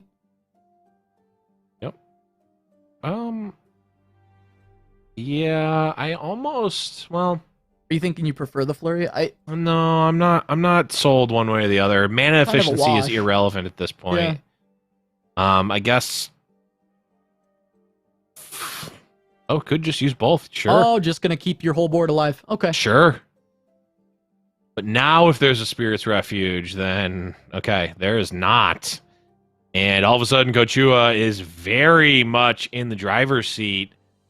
Landmark, is though. that a walk Waking Sands? Yeah, could do draw 2. Everything is basically free to play. Play out every card that you have for Tenorix. It is the Horde. Oh, that's what we're doing, drawing 2. Ruin Runner. Ruin Runner, That's a great huge start. find. But Kochua can Kochua also should just play the technically- Shape Stone. Yeah, just do it. Just proc your Horde.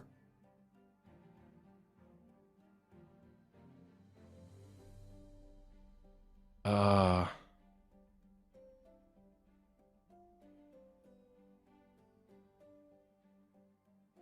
think it goes on. Yeah, I think it goes on Merciless Hunter. Just block more. You want to probably keep action.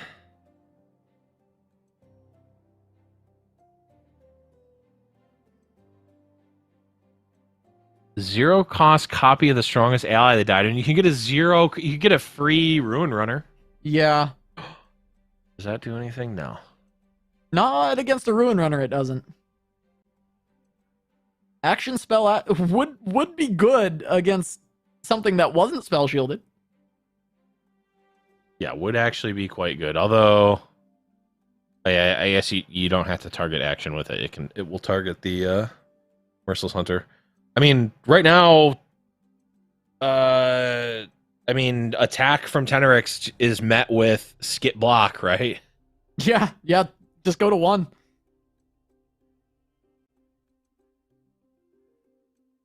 Ghost? Is there another buff? There's another buff. That's it. Wow. That's it. Okay. Oh my god. Yeah, that's a slow speed spell. That is 7 damage. Oh, he just barely gets over the top. It's Exaxes. Yeah, I mean there was a lot of different cards there that did it, but that is certainly some of them. Well, I mean, it had to be Ghost, right? And then on top, well, it didn't necessarily have to be Ghost, but yeah. Ghost is like a big factor in making that clean, making that end Right. happen. Mm-hmm. Wow, Kochua ends up falling. I feel like Kochua's been playing so clean all day, but that is going to be I the think end it of was their just day. the Ren Shadowblade turn Just that the was Ren. a little sus, but Just the yeah, run. That was it. definitely well played. And man, we've got 2 back-to-back bangers here, Castle. Let's take a look at the bracket.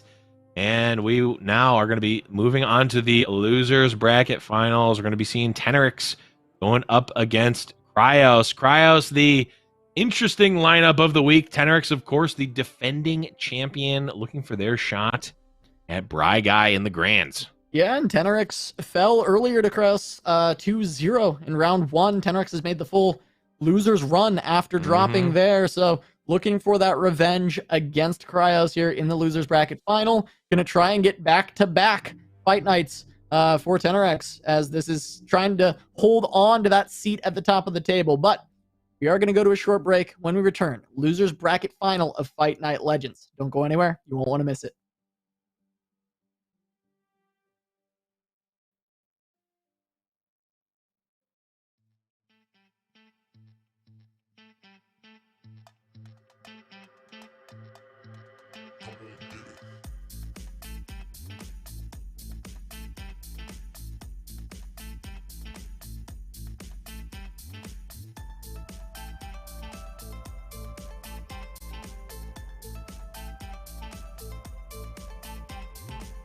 Following the waves of your gold.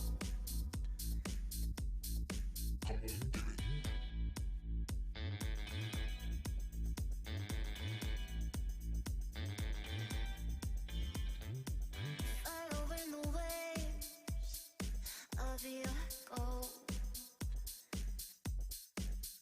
But I don't wanna wait to hold you.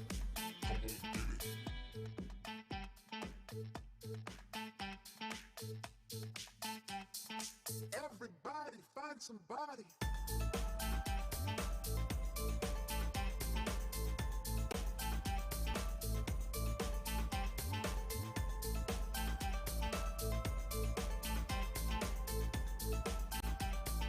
Everybody find somebody.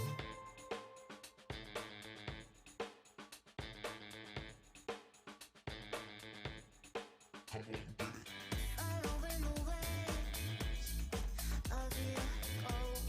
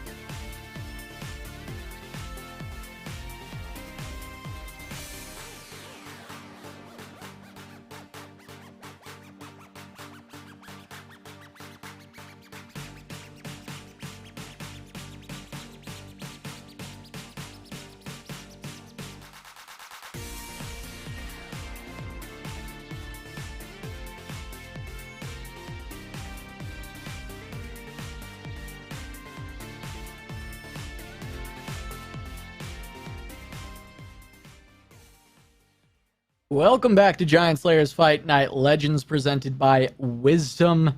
We've just got a couple more matches to go, Blev, as we're moving on to the losers bracket final. It is a Mafia esports bout between Cryos and Tenerex to try and get the last spot in the grand finals and face off against Bry Guy, as well as be invited back to next week's Fight Night.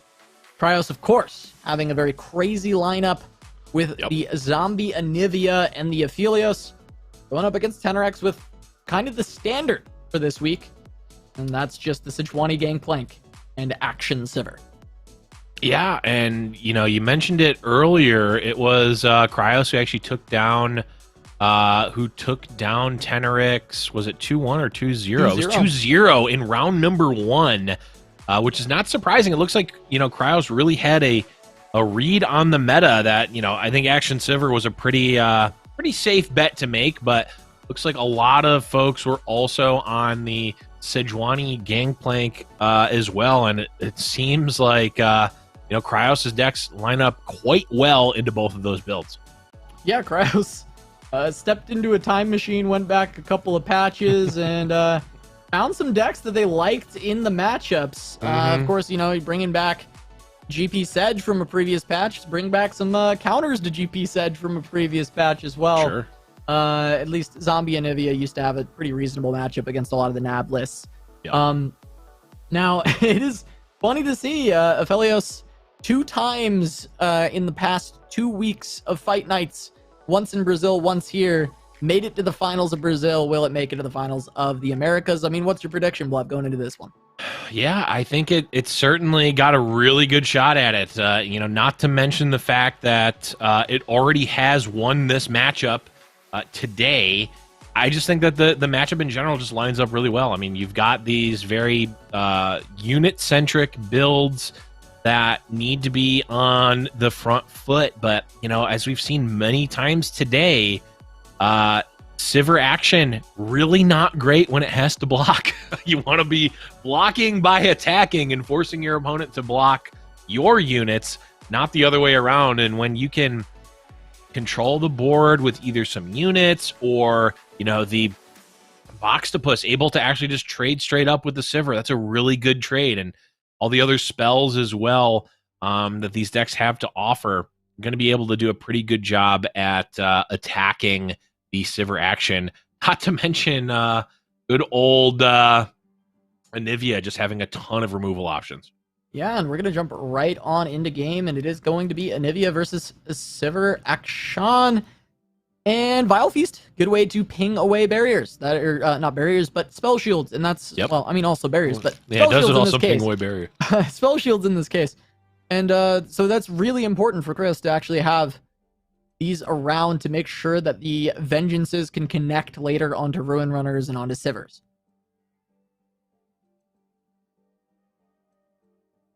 Yeah, Cryos actually just keeping the whole hand here.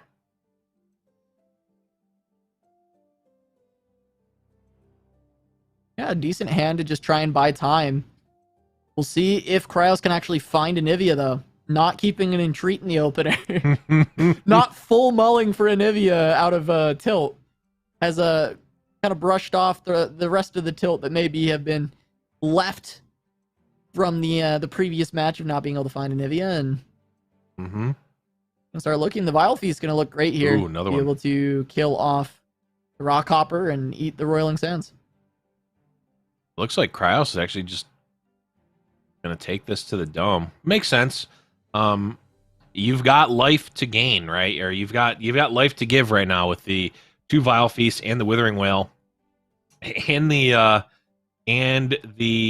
Tavern Keeper. Like now also the Raging Ravine. Like you've got a lot of life to potentially gain, so you don't necessarily need to be protecting your early life total at every single juncture. Yeah. Playing very patient, ends up going for Blighted Ravine just because it's going to hit, 2 pretty solid targets right out the gates. Now there's a Ruin Runner, which you're going to be able to play the Tavern Keeper to at least slow it down. But I suppose it's going to be, maybe double Vial, or at least single Vial plus a Withering Wail or an Avalanche at a future time. end up dealing with this. Yeah. I think this is a perfectly fine time, right? I mean, as the dust settles, there's going to be 2/1/1 chump blockers on the side of Cryos. You know, now the Rune Runner are just vulnerable at all times. I mean, not literally the keyword vulnerable, but vulnerable to Withering Wail, the Vile Feast, blocking with the Spider. Like, no real rush on the side of Cryos to actually commit anything yet. Avalanche too. All these things are now very, very good for Cryos. Yeah, every spell just going to be able to deal with this. And with action coming down, that's kind of a pretty easy Avalanche decision. Still 7 mana for Tenorix, but you're happy to trade any tricks that Tenorix has on a defensive turn to have to deal with your Avalanche. Yeah, and if it's something like, if it's a barrier, nope, that gets pinged. If it's, I guess, something like Twin Discipline's probably the best answer, but which, of course, I caster bless Tenorix. Cryo saying, no, you know what? It's fine. I'll take my 1-for-1. I mean, we saw Cryos 1-for-1 for a fallen feline earlier, so certainly happy to take an action down. Yeah, it takes an action down, but also gets rid of a Twin Discipline. So gotta be happy with that overall. You've got another Blighted Ravine off the draw.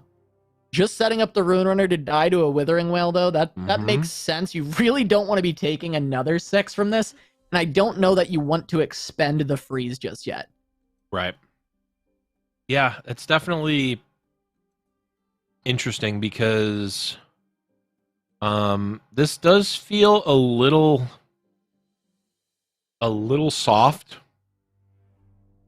to a lot, actually. I mean, Twin Disciplines, Shapestone, plus you're like automatically going to be taking the 4 anyway. Certainly could be this could be like a weak spot right now for Cryos, whereas most of the other turns in the game have felt pretty much in control. Okay, for this Cryos gets to just be Iceveil Archer onto the Rune Runner, right? I think so, because now you're worried about double attack, and if it's like double attack plus something else, you're in a real bad spot.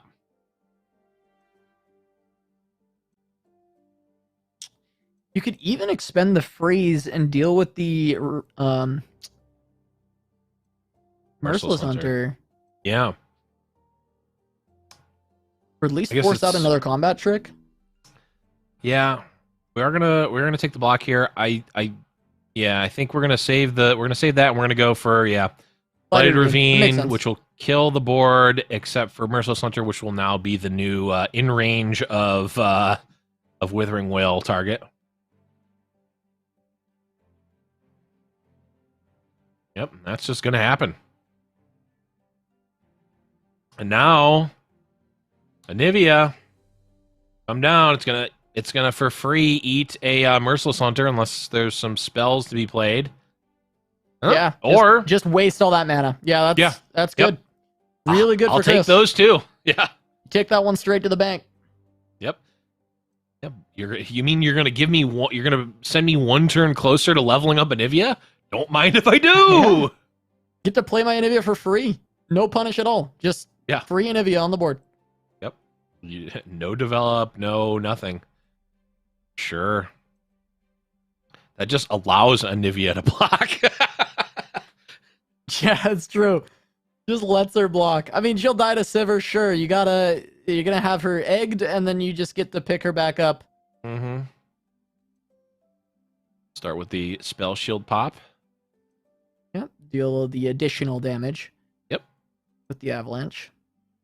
Yep. Okay, we're going to. Ooh, this could. It's a little scary. It is scary, but how scary? Because now that just gets blocked Not that by. Scary. It's. Now that just gets blocked by a 3/3. We take 4. We avalanche.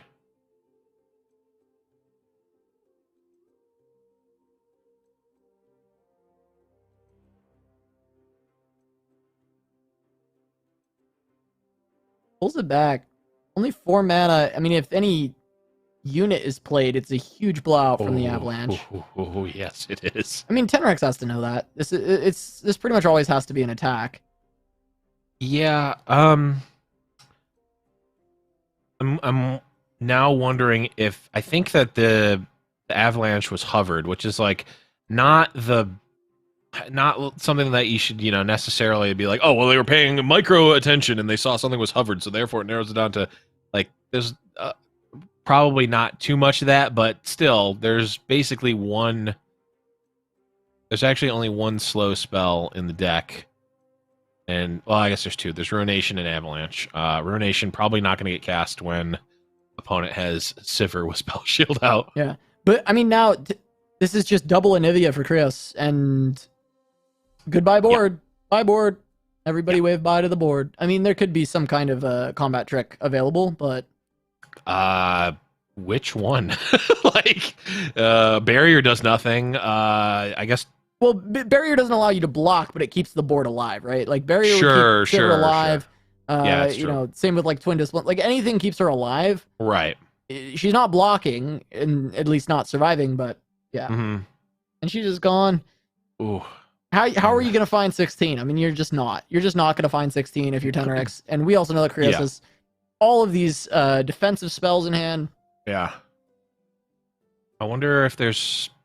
Yeah, the problem is that the first raid of action is not particularly like deadly. You can create a 5/2, but that just gets blocked. You can cast Visions, which just gets blocked. Yeah, probably just drawing a card here almost every time. Yeah, I mean it's draw a Ruin Runner is the goal. Yeah, but like you said, I don't think we're finding 16 here if Krios had no cards in hand. Agree. But that is not the case. Yeah, there's Ruin Runner, which actually does make it a little awkward because like Krios probably does want to play these sentries, but can't play them pre-combat. All right. Waits for the Sivir, gets to Avalanche, break the spell shields, and now you can just harsh winds. Uh-huh.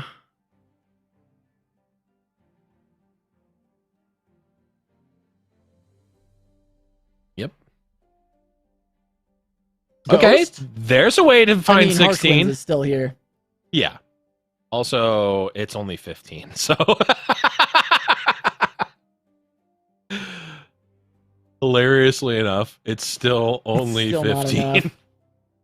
Yeah, even if Krios' hand was blank, wasn't finding 16. You said it. You said so. Yeah, I got lucky there because Tenrex definitely found the line where it was possible, but didn't have it. Therefore, I was right the whole time. That's how that works, right? Bye-bye board. Bye-bye Tenrex, at least in this game. Yeah, I think... It's not quite lethal here, but... If it was hard to find 16 last time, I think it's going to be even harder to find 13 this go-around. With only 2 cards, I guess you'll have an effective 3. Yeah, but Popcorn. 3 can't get this horde popped. No. Yeah, they're not running, like, Lee Sin spells, right? Yeah, you would have to pop the horde in order for this to be doable. Is that card worth running? Is the 3-mana 3/3 that no. Spell 2 spells. It's Sonic Wave Resonating Strike? Sonic Wave Resonating Strike, yeah. Huh.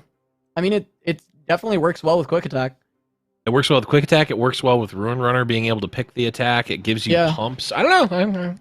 I was actually thinking about that earlier, and I'm like, I wonder if they found room for that card yet, and then I haven't seen it. I mean, maybe it's just not good, but yeah, I mean, maybe no one's tried it yet. Contests what Shapestone? I mean, but that's like Shapestone's really good, right? So Shapestone stays. Yeah, you'd probably have to sacrifice some defensive options or something. Sure, I guess the reason I think that is it's an aggressive option, so it's kind of the same slot as a Shapestone, right? Where but I want more. I want to more cut aggressive options other and cut slots. Defense. Yeah, I mean you could cut defense. Just go more aggressive. Look, this deck's not good at defense. I'm not trying to run a couple of spells that make it slightly less awful at defense. I want a couple of spells that make it even better at offense. I don't know. It's probably wrong, but all I'm saying is that once we start seeing Sonic Wave Resonating Strikes in these decks at the top of the ladder, you'll know why.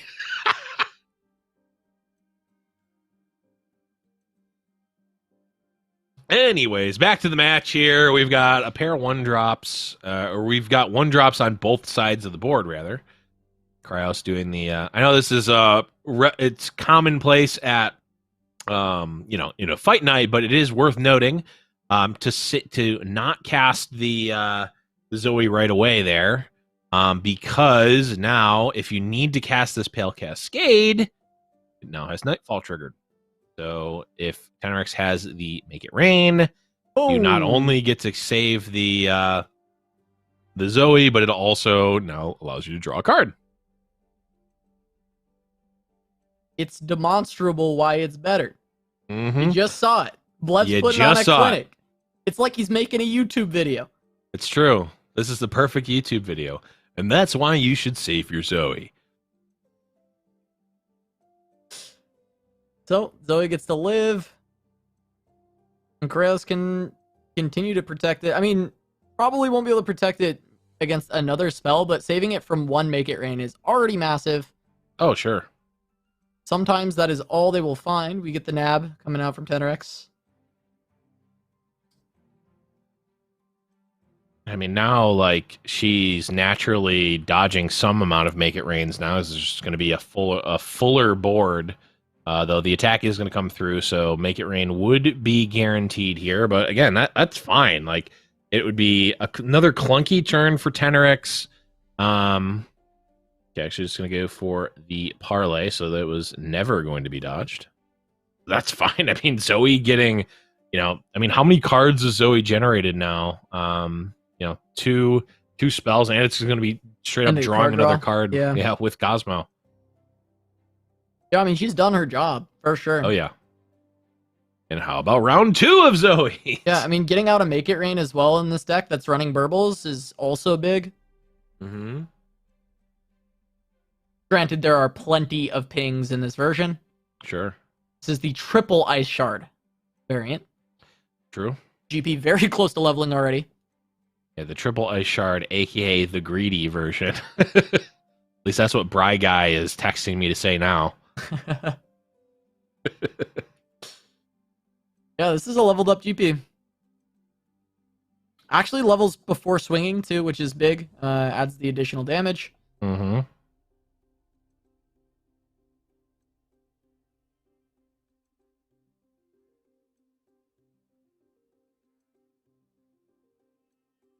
There are a lot of healing options in Krios' hand, though. We do have the Star Shaping, Double Guiding Touch. Going to be very important against this matchup to try and keep the life total high. Yep. Yeah, unlike some of the other matches that we've seen the GP Sedge, like once this deck stabilizes, it will be fine. Like it can beat a leveled up Sedge. It can beat pretty much any threat as long as that threat isn't literally killing you and you don't have a way to gain life or deal with it. Over time, you can deal with basically anything. Unlike the Action Sivir deck, which is just like, well, you've got a leveled up Sedge. I need to like win in the next attack, or you can just bank a warning shot and forever stop me from ever being able to win.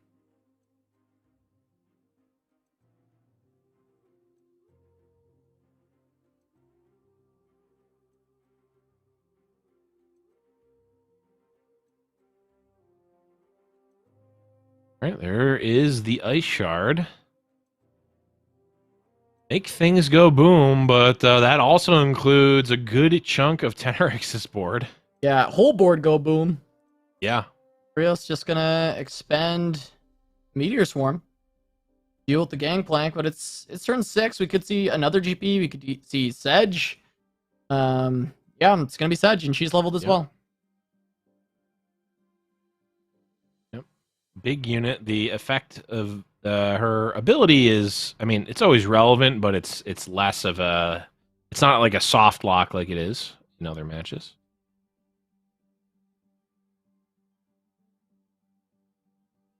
Yeah, I mean, open attack is going to push Chris down to 2. There is healing, so we do see a 10RX actually go. Oh. The warning Towards the shot. relic. Finds the warning shot. Ooh. Missing on the Comet.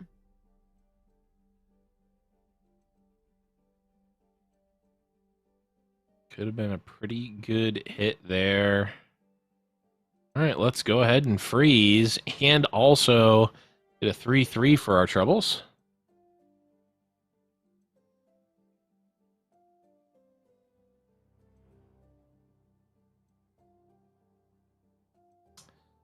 Definitely going to be tough to survive here. And another God, 3-3. Okay. I guess you just guiding touch and burble. Yes, that will effectively gain you 5 life. You block 3 and gain 2. Yeah. You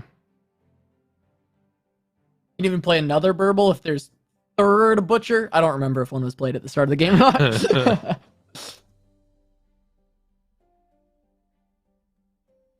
Block, block, block. Yeah, go down to 3. Have to block like that. I mean, you could block less damage and block Sedge if you wanted to for some reason, but no real reason to. Spell Thief. Not sure what that pulls. Ooh, lost the hush. Certainly that not could- where you want to be. That could end up being bad. I mean, still having 1 hush to try and go for a kill past the Sejuani is good, but Rios is pretty far from a position to be going for a kill. Morp brings up a good point that open attack actually did 1 extra damage than that whole sequence did. Open attack would have just done 6 and then would have put Cryos to 2.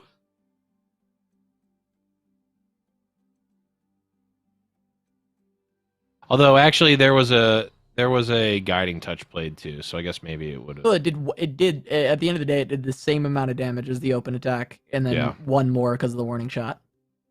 Right. Which could have happened still even without the attack.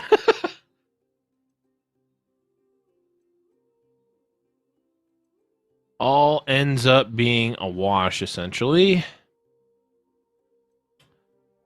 Now, Cryos hanging on by a thread here.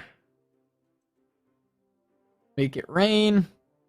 Even if it doesn't hit the burble, it could hit face, and it does, so it will be freezing, but it also hits the burble. Yeah, it So will hit either the burble or face, guaranteed. oh, it actually didn't hit the burble. I thought it did, but no, it was just showing that it was dying to the zap. I think regardless of the targets there, the result is always the same. Yeah, it was always good, and that result was actually the surrender button from Chris, sending us to a game number 3, a decider to make it into the grand finals, to make it back to next week's fight night, to make it for the $50 money match against Bry Guy. Yep. And this is not the same result as round 1. It was a 2-0 from Krios in that round. Now it's Aphelios. Can Aphelios hang on against Sivir? That's the big question. Yeah, I mean, this is basically the question you had to ask yourself when bringing this to this tournament, right? You know that this matchup is going to show up in some significant amount. If you don't think that you win this matchup, I would highly suggest that you don't bring this deck. Yeah, pick a different one. Yeah, bring something else, because it like you don't need to be paying too much attention to the meta and what's going on right now in LOR to know that the deck that Cryos is currently playing against is going to be one of, if not the most common deck you're going to be seeing. Yeah, because there's debate about, like, is this the best deck in the game? The Shell is arguably the best because it's just, like, can be played so many different ways, all at, like, tier 1. But there certainly was argument that this deck is just strictly the best. Young Witch buff. The Young Witch buff just flexing right now on Zoe.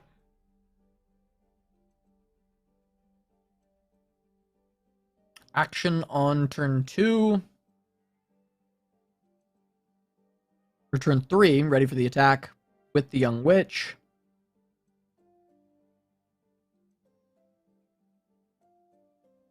Maybe looking for the Meteor Shower just to try and deal with action. slow, but it's actually not even that good. And it got a little bit better with the inclusion of a 2-1, although I think, well, no, yeah, that trade's not going to be able to happen. Yeah, I guess you just stop the 3 damage, though. Yeah, 1-2 is not getting much better.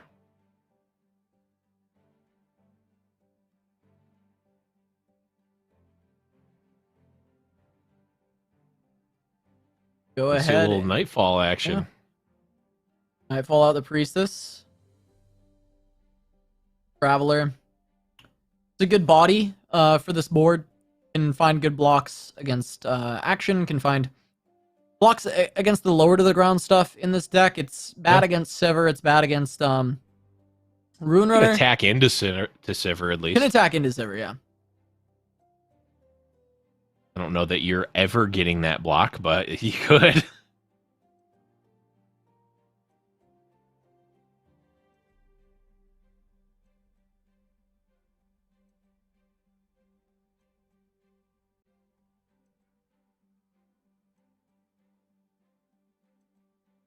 All right.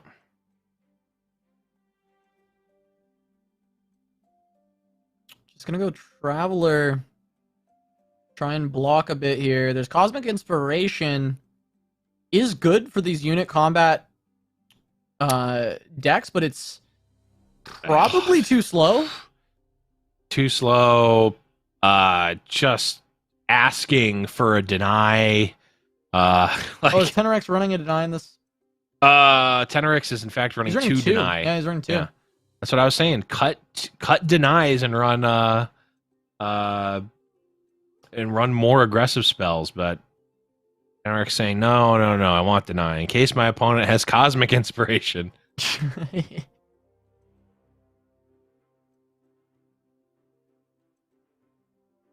Okay, that's probably a hush.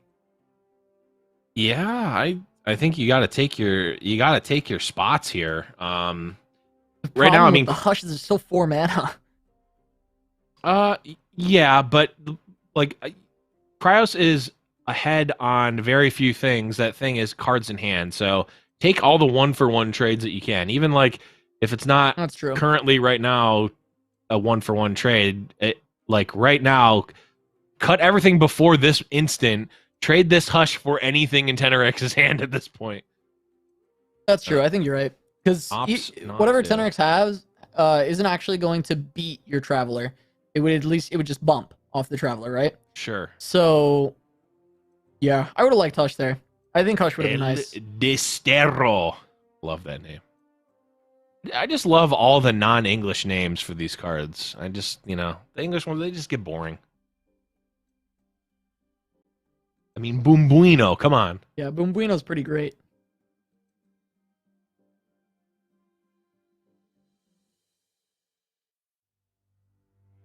I'm not 100% sure what... I guess Kraus is maybe thinking that Hush is such a key, impactful card on key turns against, like, a Sivir, like being able to kill a Sivir after you've popped a spell shield, that has... like, you absolutely need the Hush for that specifically, but outside of that, I'm just not seeing it. Yeah. 3 away on the Zoe level up, too, which is pretty important. Oh, absolutely. Granted, we're not in a Eye of the Dragon world where we'll be immediately getting lifesteal on everything, but we can still get elusive pretty easily. Challenger even. It was a pretty obvious Sivir that Tenorix had, passing on 6 mana after seeing the Boxtopus. Is like, okay, the only thing that I really want is to play my Sivir. Seems like probably not a Ruin Runner in hand. Right. Okay. The Hush Keep is starting to look a lot more sensible now as we can hush, though. How does support work with Hush? Does support just give the ability once right when it attacks, or does it just is it a static? Just gives it Okay. when they attack. That's what I figured, but for some reason I thought there was a time I got blown out by that not being. I'm probably thinking of something else. Maybe you're thinking of like an aura. I might just be thinking of a completely different game, to be completely honest. I don't know. It all blurs together to me. We are going to level up action. We're going to get a spell here to draw a card. Now Sivir can come through, and we can hush, but there's still a lot of mana. Yeah, still 4 mana. The 4 mana in particular makes the hush scary because you go for the hush and then you just get responded to by a refuge. Yep. It's basically... I mean, it's not good. It's certainly not good.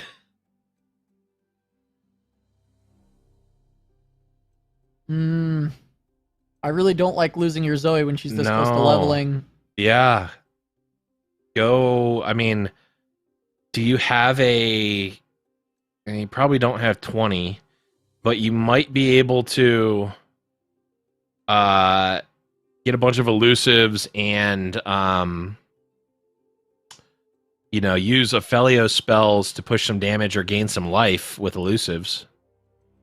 Yeah, I wonder if hushing Sivir is like worth it just to prevent the level up even on this turn. I guess it depends. Like, do you think you're going to kill Sivir? Because, I mean, if Sivir's alive, does it really matter? I don't know. I don't know if I have delusions of surviving this turn. Wow, or plays surviving a next around turn. hush. Okay.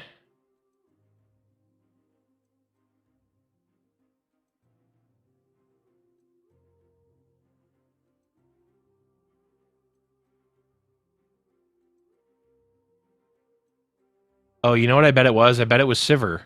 Because even if you hush the action Zora? there, it Yeah, keeps... yeah, it 'cause it's keeps. an aura. Yeah. Yep. Okay, how close are we? For Zoe. I can't see. Hovering for like a quarter of a second. Oh! Is that 9? 8? 8 or 9. The hush was gonna put it at, I think it was at 7, and now the hush put it at 8. So 2 more plays needed. Oh, nope. Oh. I'm wrong. It's Okay. 9. That's 9, and now we're at a full elusive board. So 3, 4, 5, 6, 7, 8, 9, 10. And you find 10 more. Yeah, there's also 2 elusive blockers currently on board. True. Those, at least one of them can be dealt with Calibrum, though.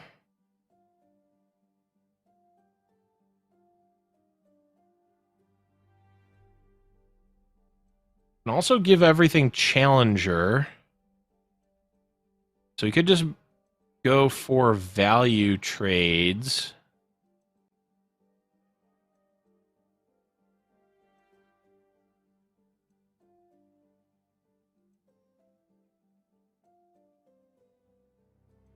Yeah, you definitely want to try and kill the Sivir, at the very least.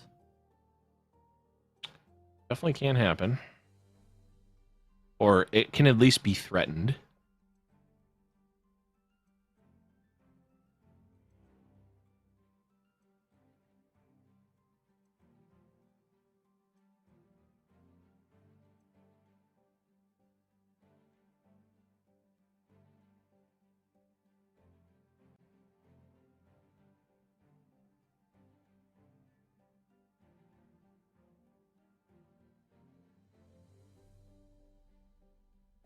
All right, we are challenging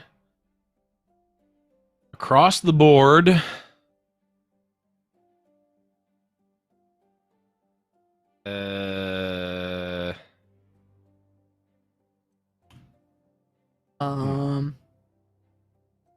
So and then this is pulling Sivir and buffing.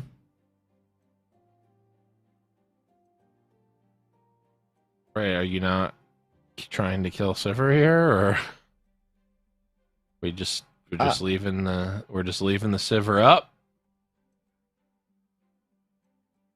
I'm confused.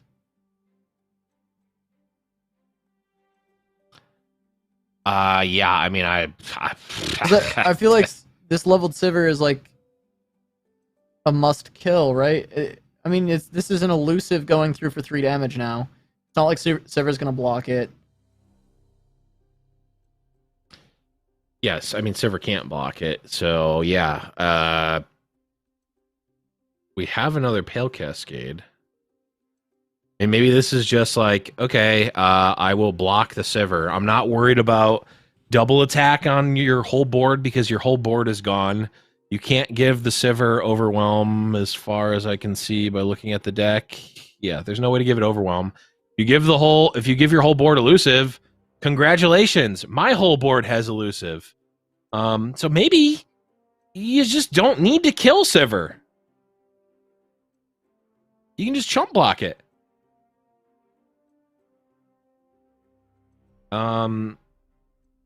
And if there's a Ruin Runner, nothing you're doing is changing that, right? You're not able to, like, they're not going to play it into being able to kill. Yeah, I mean this just sets up for Cryos to be able to just chump block.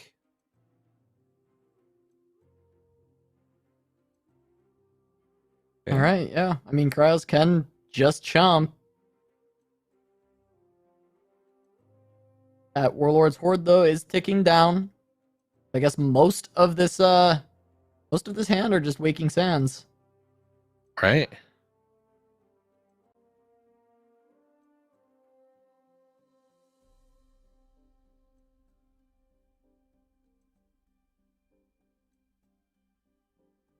Okay, I'm gonna open it up with.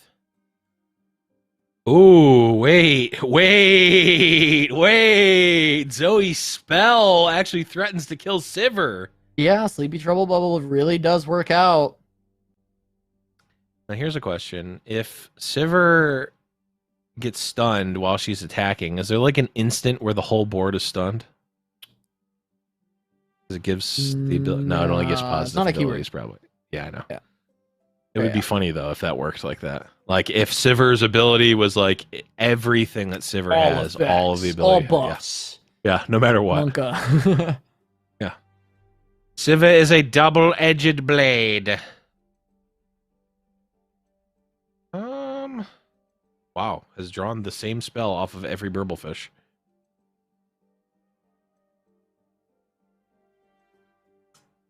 Be warned.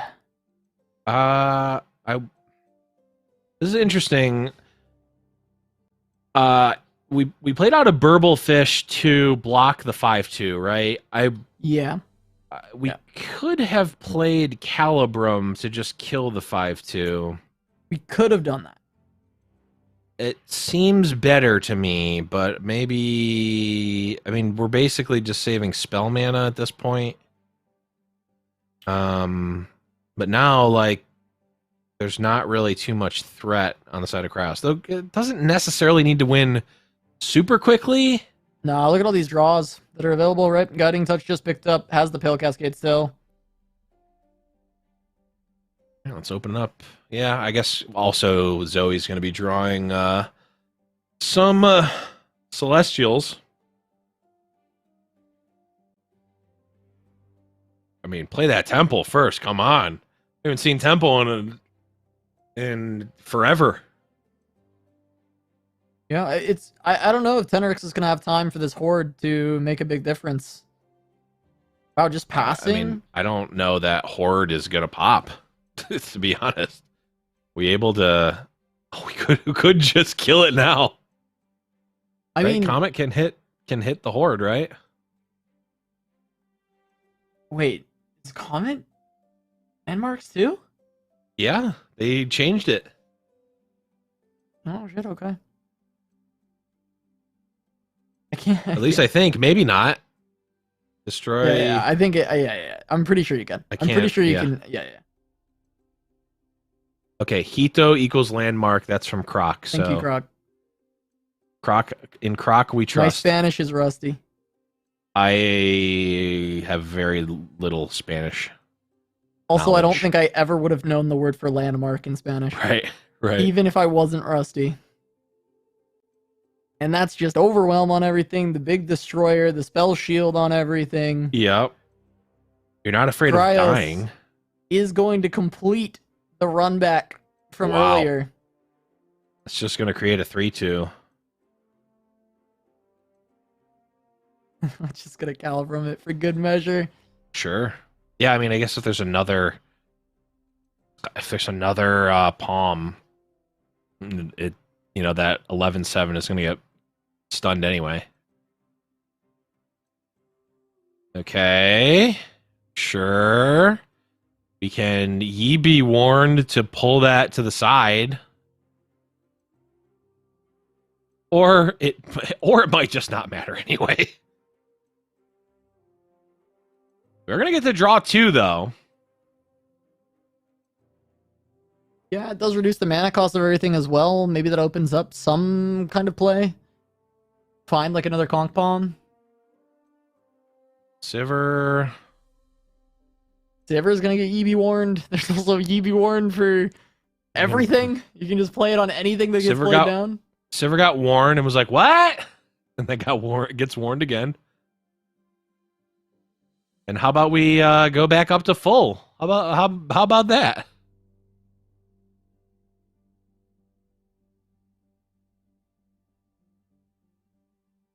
Here it Oh, goes, also the everything has Technic. challenger. That's right. I'm like, why are we not giving vulnerable to the tail? But I guess a couple things have challenger. They also also they're are all elusive. Yeah, they're also elusive. So Even better. they get to do whatever they want, and Cryos gets to take the victory Wow. over Tenorix, shutting down Tenorix's attempt to make it back-to-back to the grand finals. And Cryos will be taking a rematch against Bry Guy as the grand final makes it with their very interesting lineup of Zombie Anivia Yeah. alongside Aphelios. This is 2 times Aphelios has made it into the grand finals in the last 2 weeks over the expanded universe of Fight Night. Yep.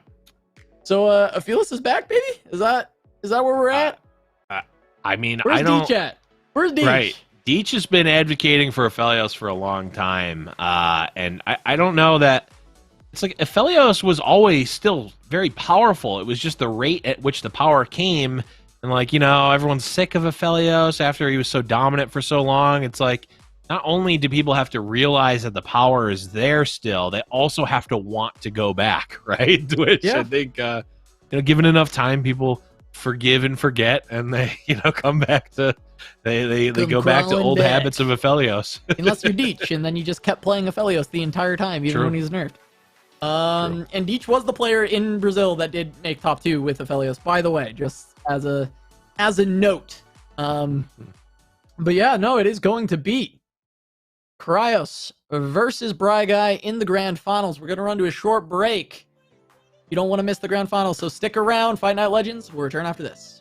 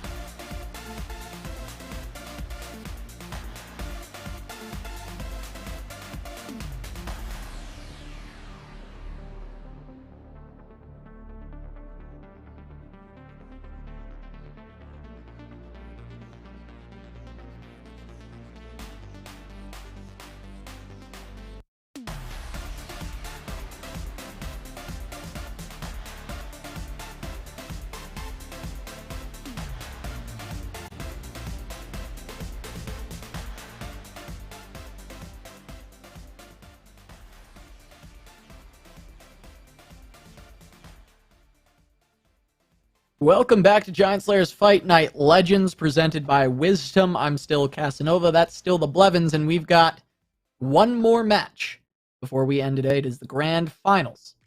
It is Cryos versus Guy. But Blev, before we jump too far into that, why don't you go ahead and break down the format for anybody who's maybe new here or just joining us for the finals? Absolutely. We have made it all the way to the tippy top of the bracket, or I guess the far right. No, it's the tippy top.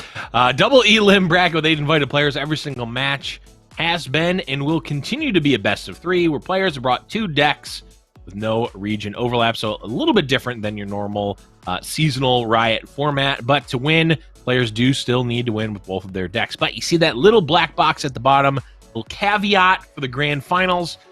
So the grand finals from the lower bracket wins, in this case, Cryos. There will be a bracket reset, and the finals will play an additional best of 3. But if Guy can win either best of 3, it'll be over, and we'll have a new champion crowned. And, of course, the players are playing that coveted $50 money match in the finals. Yeah, the money match going on. And, I mean, we can take a look at the bracket to see how we ended up at this point.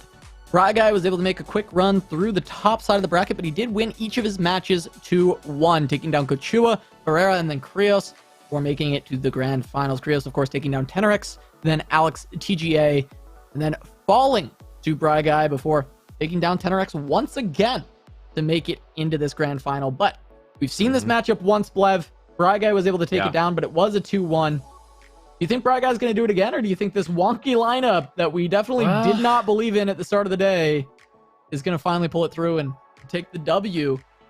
Get the win for Aphelios, because Deech was only able to top 2, wasn't able to find the win, but now Krios has a chance to actually pick up the W. Yeah, well, here's the thing. I feel like both of these lineups, Guy is on, GP Sedge plus Ez Karma, and then, of course, we have the Aphelios Zoe and Mono Nivea. Both of these lineups really did seem like they had the Sivir action in their sights, and obviously, as evidenced by the tournament, it paid off, right? I believe we saw both of them play against Sivir action at least once, if not a number of times, and it ended up paying off, right? Now, of course, they played against each other on the in the winners finals.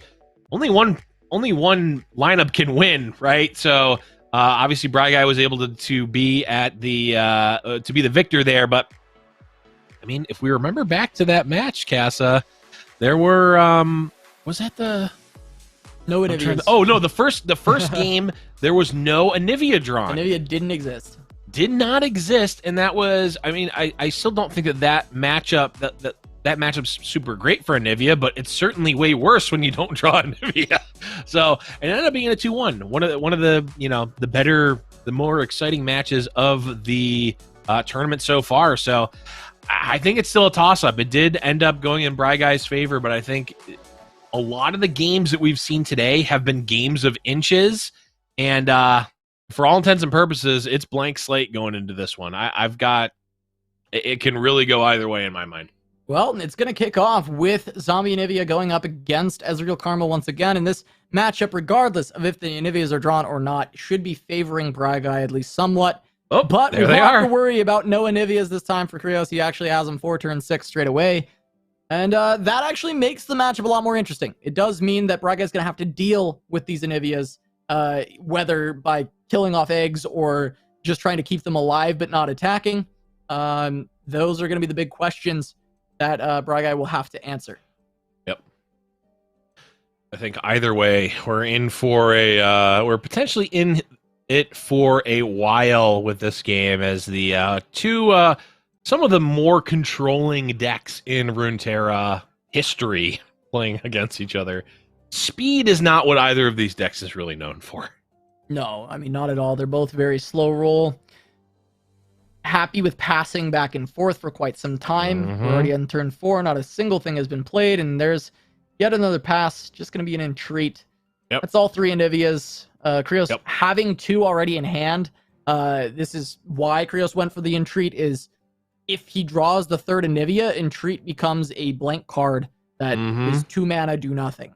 And so wants to play that out so he doesn't draw another Anivia. Yes, there's one more retreat that he can draw, but this works out for Krios. Will pass until turn 6 and then start playing Anivias and getting aggressive. Right. I mean, honestly, the early phases of this game are all about finding spells and just cards to cast that actually put you down a card in hand, because hand size is a huge issue for both of these decks in this matchup. We see 2, 4, 6, 8, 9 cards on the side of Krios. We've got 2, 4, 6, 8, 9, and we'll be drawing a 10th on the side of Bragai. So Bragai actually might have to break serve here, depending on what he draws. As he might, I mean, we saw the last time these two faced, Bragai was content with burning a card. Yeah, I mean, as long as Bragai has all of the pieces that he needs for the late game, Bragai can feasibly burn cards if there's nothing that he needs to do to interact with the board. But he does want to avoid burning any champions. You need your Ezreals, you need your Karmas, and you need multiple copies of them, because sometimes they are just going to die. Like, Krios has a lot of removal. He's got Runations, he's got Vengeances. Like, you can't just rely on 1 or 2 champions. You need to make sure that you're not burning any of those. You don't want to be ripping them up. So, do you see Bragai Mystic Shot face? He's continuing to use these time tricks to try and find the champions, because he does not want to be ripping those up, throwing them away. He needs to use spells. All right, and Krios also at 10 cards, but all the champions are in the hand of Krios. Are we just burning cards on both sides? Yeah. Oh, no. Casa. He's passing again. Oh, no. Casa, what? Oh, this is our nightmare. Just ripping them up. They both seem to have everything they want. Well, let's see. Bragai has cast 2 draw spells. That's not a great loss for Krios. No. All right. Finally an Anivia. Serve has been broken. What's interesting is that Will of Ionia is like super effective in this spot, right? Because not only is the Anivia, going back to hand, but also we're going back up to 10 cards. We're going down to 9 from Bragai and putting Krios back up to 10. It's actually massive if there's a Will of Ionia. Yeah, Will is so great. R2 of. Okay, Palm. Palm. Not quite as good, but still fine.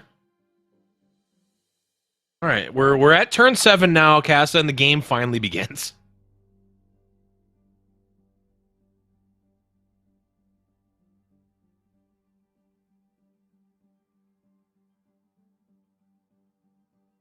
All right, a little bit of healing from the Tavern Keeper. Now that Bragai has dealt some damage, it does open up Krios to actually play something.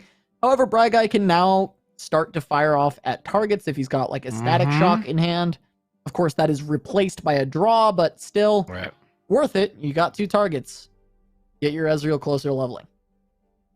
Yep, 2 targets. You're filtering to potentially get something else. I mean, Krios is just not even attacking with Anivia. Granted, the attack with Anivia is not super great because we'll just trade and only do 1 damage. So, but I mean, yeah, this is if you're looking for a battle of haymakers and units attacking, you are watching the wrong one.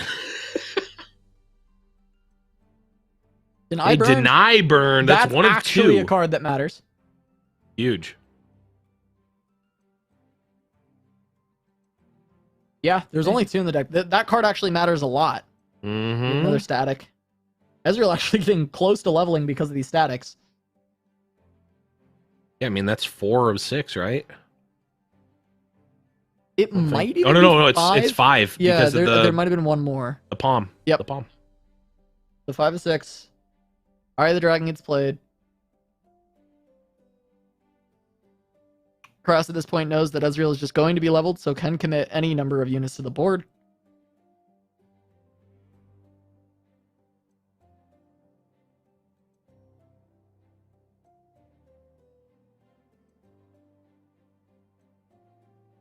Yeah, and Bragai, hitting that deny was huge. I mean, there's only so many cards that are as impactful, right?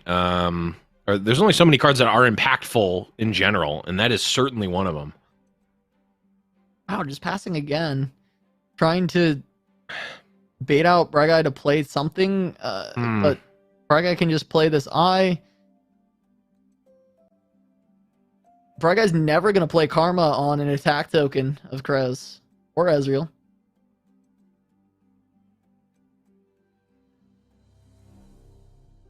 Yeah, and this is just going to set off a series of trades. Yeah, I mean, this can be Ezreal or Karma even. For Bragai. Yep. Could see the Anivia Gluttony here. Get the get a Rekindler. We saw one Rekindler was burned, but there's still 2 left in the deck.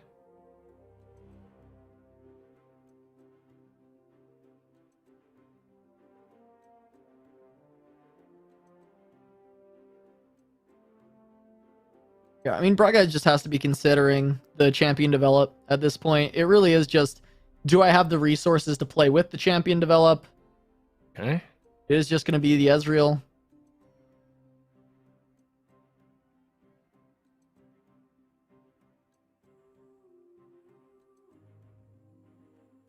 Okay. Vile Feast. Bragai can just play 1 spell that targets, and he can keep Ezreal alive from this. Mm-hmm. I have to imagine there's at least one. But not necessarily. I mean, odds are in Bragai's favor that he's going to have 1 Sure. spell that targets in this hand. Now, I guess if it's a Thermal Beam, that's not great. And Bragai's just going to let this Ezreal die. Here's a Rekindler. Yeah, Rekindler 2 of 3. Though Anivia hasn't died yet.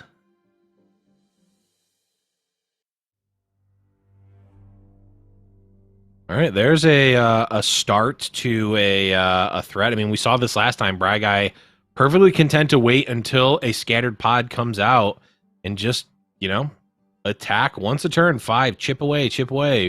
Force Cryos to make the first move. Ooh. Nopify on Gluttony. Great Nopify. Able to stop a high impact spell and to actually have a good target for the Nopify. Granted, I mean you can cast it. I mean, it could have actually been cast on the Vile Feast last turn, but Bragai opted not to, and it looks like it's paid off.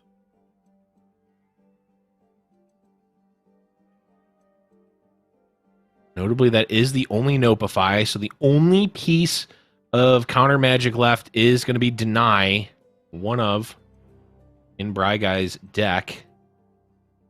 On Feline, we've seen the Hexite Crystal cast, I think, once or twice, but never by Bragai. It was stolen. Yeah, it's so good with Karma as well. Right? That's Just every 4 damage Rekindler. everything. That's all 3 Rekindlers, which means any future Gluttonies now do actual nothing. Though... Let's see, how many... This is the final Deny if it's used.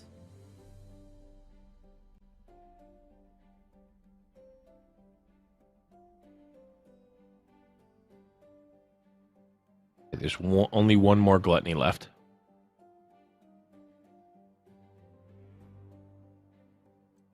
Bragai lets it go. Plays an Ezreal. Still 1 away from leveling. Yeah. At the first 5, super quick.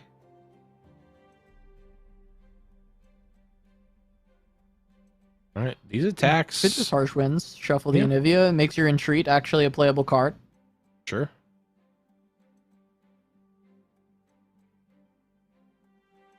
Yeah, plus, I mean, the Ezreal hitting, you don't really care about the damage, but obviously the proc this is, there. Oh! This is nice. Unfortunately, that's costs a little bit too much mana, so you level your Ezreal, but you can't actually play out the Mystic True. Shot.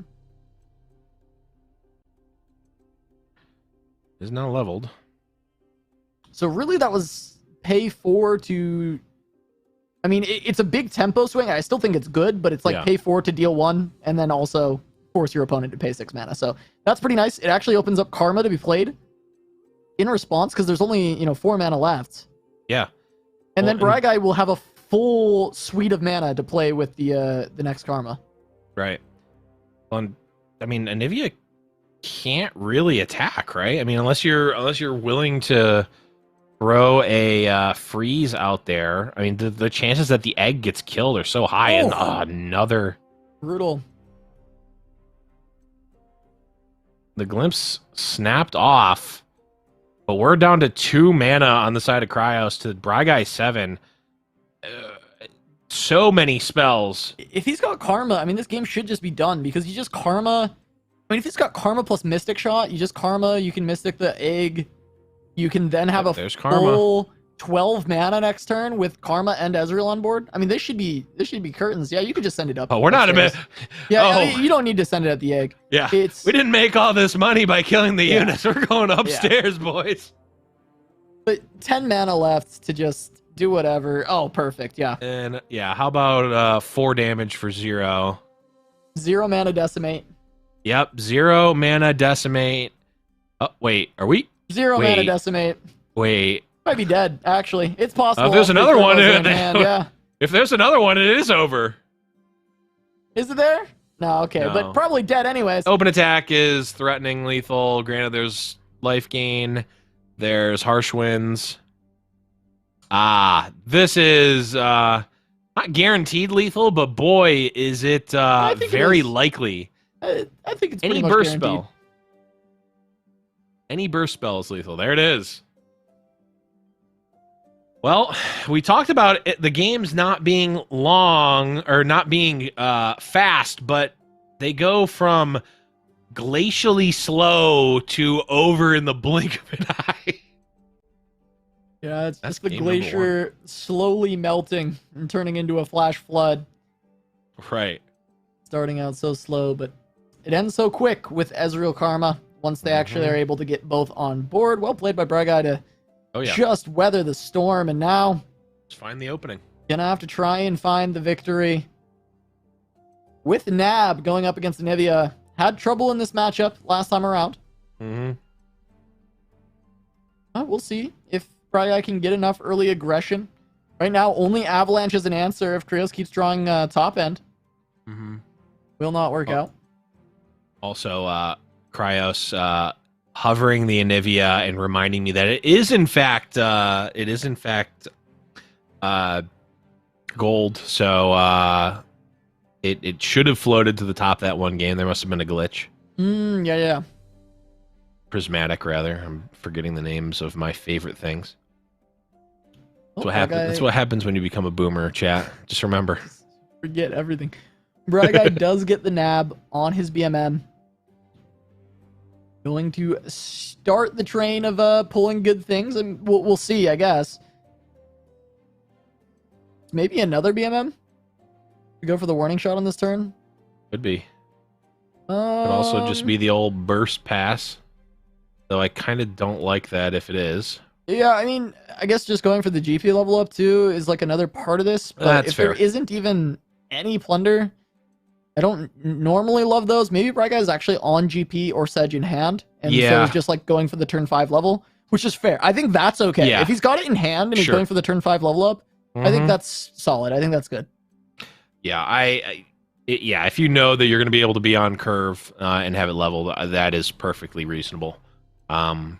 Outside of that, I mean, just the amount of life gain, paying for one is just like it's actually nothing. Yeah, I mean, it literally was just a ping for both of Bragai's champions. So Okay. if Bragai thinks that ping is going to be worth it, then you know he knows his hand. We don't know his hand. I believe him. Right.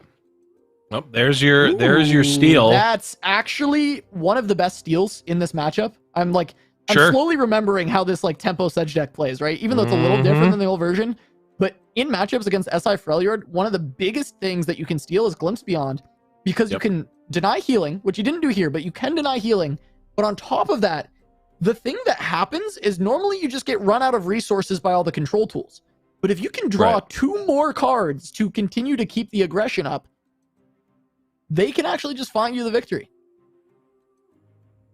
And this Yeah, is just to make it absolutely. rain to get that level up. Yeah, I mean, still could be a BMM. I mean, there's been a lot of cards drawn since that previous turn. Yeah, at this point, though, with the earlier warning shot, it seems like Bry Guy had a hand where he knew he could proc it every turn.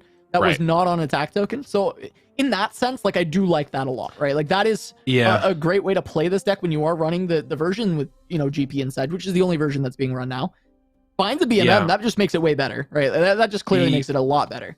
Yeah, I'm curious why we're casting a hidden Make It Rain and not the revealed warning shot. I guess just to guaranteed have the burst speed here. Although, does that really matter? I guess kind of. Well, no. It probably doesn't matter anyway. Although you could theoretically kill the Spiderling. Could have killed the Spiderling. Okay, but level GP on the board. And Yep. coming down at a great time because now it makes playing Anivia feel awkward. Now, granted, we look at Krios' hand and there's nothing better. It's probably going to be an Anivia, but Right. it does make your Anivia turn not feel great when you have to play it into a level GP that's going to be swinging in. Yeah, and like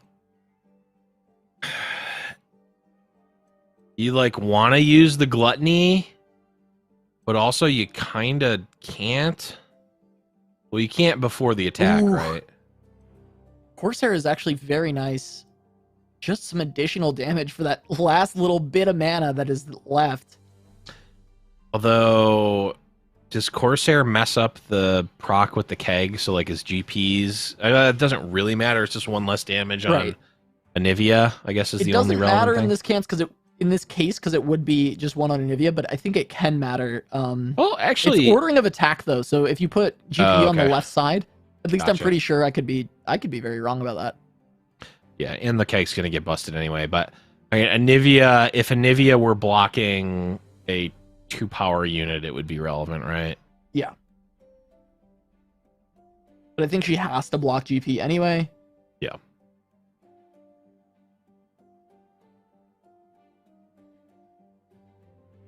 Yeah, this is. I mean, Krios is really going to have to turn the corner quickly here, because he's going quite low. Yeah, I think you probably want to kill the unit. You're gonna take the same amount of damage anyway. Oh! Wow! Stole another glimpse. Wow! Oh my god! I was Wow. saying it is the best steal in the deck, and he got two. He got two of them. Hey, you know, a tournament run is playing well and, you know, getting a little lucky sometimes and getting the most out of that fortune. And you know what? Bry Guy's doing a pretty good job of it, at least already. Yeah, I mean, this should be done on the next attack. There's a little bit of healing from Krios with the Withering Well. You can't really play Blighted Ravine this turn. I mean, I guess you could try and go, what, Blighted Ravine plus Tavern Keeper and just try and hang on a little bit longer with the Withering Wail on the next turn. Yeah, but there's just so much that Bry Guy could have. All right, we're just keeping Anivia safe and getting a free swing essentially with the Rekindler. Make it Sets up rain. the Where does whale it to hit? Make it rain. Going face is actually Biss or Bry Guy. I mean, there's an Anivia gone now. Yeah, this is. I mean, we're open attack is threatening lethal via just the gangplank trigger. Vengeance is big. Oh, Bry Guy saying, "Oh, do we have he two? just got on the Oh, warning shot. oh, he has it. The guaranteed. He's just got the warning shot. No Wow. healing matters. Bry Guy is going to be your Fight Wow. Night champion. What a way to end it. Down Krios once again. And Bry Guy finds it. It's been a long time coming for Bry Guy to come spike a Fight Night for sure. Yeah. You know, I would have thought he'd have a win already, but this is going to be his first. Yeah. Always exciting to have Bry Guy. Wow. That was crazy. I think Casa, and I mean, chat, correct me if I'm wrong, and by chat I mean Croc specifically. Have we seen a fight night ended on a warning shot like that before? I mean, I guarantee we've seen it ended on Riptide Rex.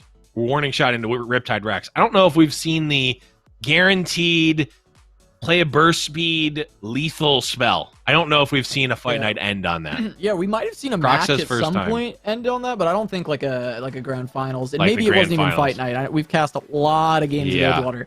That is true. Croc is but- saying first time, so I'm gonna.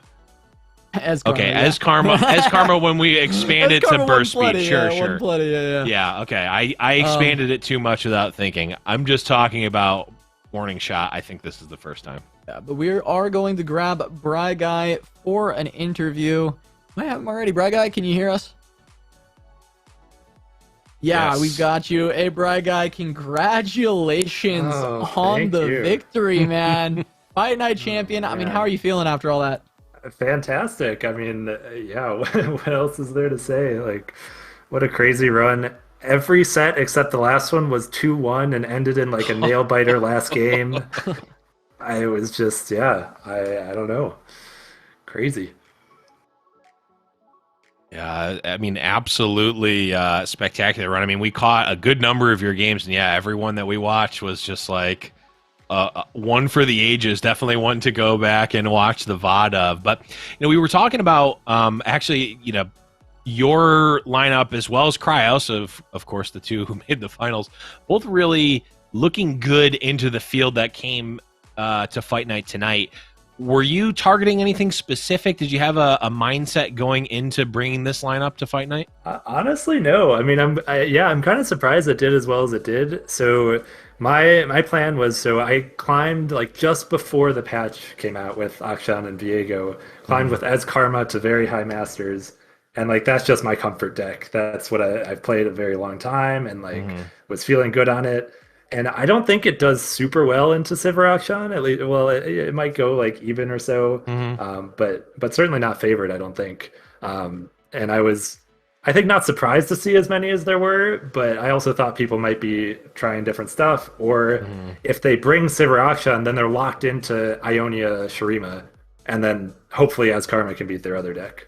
So that was just a comfort pick. And then the Sejuani Gangplank, that I felt was just probably doing better into the meta at the moment. And I feel is a good counter to Sivir Akshan. If you level a Sejuani, that matchup's pretty much over. Yeah, for sure. I mean, it seems like the Sedge deck has been really picking up steam. A lot of people brought it, and it was having so much success against Sivir Akshan today. Even if it's not supposed to guaranteed counter it, I think it's very good against it, and it's definitely finding some good purchase. I have to ask though. I remember from the seasonal that you're also a Mario speedrunner, right? Yeah, that is true. And so now you've just got your first PB on a Fight Night Championship. It was a little slow. It wasn't super slow. fast at 5 hours. Yeah. Definitely not a we're world seeing record. Some faster ones. No, I'm just curious if next week are you going to try and PB again? Or are you going to try and go for like a quicker first place in Fight Night? Of course. I think, yeah, as Karma's probably not the deck to bring for that. And then maybe I should avoid playing against Cryos again if he decides to go for Anivia and Anivia's Zoe really Williams. hurting you really you kind of missed on the RNG of this speed run. Might have to go I for a couple know. resets You because brought the marathon I build, think the I one that could've you saved- knew was going to complete. It's true. I think I could have saved 20 minutes in that like second to last set if I had just hit Allegiance or a Serpent. yeah. The So- Allegiance time skip might have helped you out there. Missing that one was a little bit rough. Yeah. But I decided in to that get my game, act you were together. you were trying to do cannonless, but you realized the warning shots are pretty important, actually. It's true. But I practiced while I was going up losers finals and was able to nab 2 Glimpse Beyonds in that last game. So Yeah, that was a huge time save. I the think, RNG manip was definitely there. You had to run into a wall for 3 seconds just to get the guaranteed Yeah, clips. we'll have to watch out for maybe the surrender time skips in the future on games that are doomed. But really, I think you had a pretty good bar here to set a PB. I mean, it's your first PB. It's your first, your first complete run. And you got a chance next week to improve on that time. But Blev, do you have any final questions for Braga? No, I mean just the classic. Do you have anyone that you want to call out that you'd like to play against on the next fight night? Oh man, anyone to play against? Jeez, I don't know if I have anyone in particular now.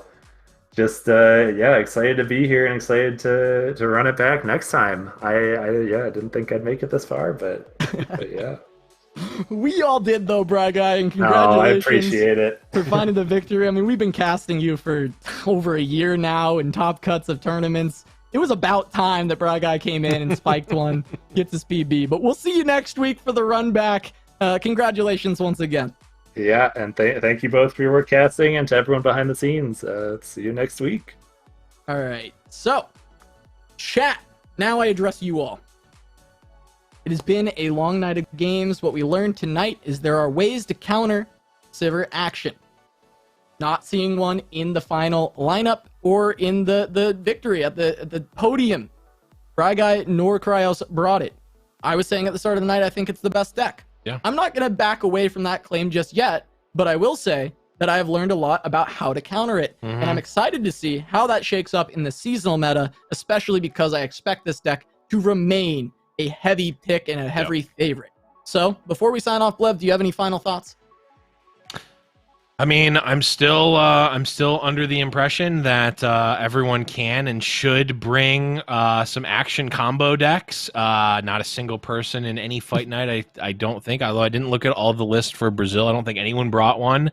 I want to see it. I want to see the combo. I talked about this on my podcast, and this is coming with no prior information, so you don't need to look into this. I don't have any. I have no idea what the new patch or anything or changes are going to be. But if I had to guess, my bet would be on they are going to change the combo in some way because it feels like it goes against the philosophy of what they want LoR combo decks to be, and the play patterns are not what they want. So I'm saying bring this while you can because there's a chance that you might not be able to in a future patch. Just putting it out there.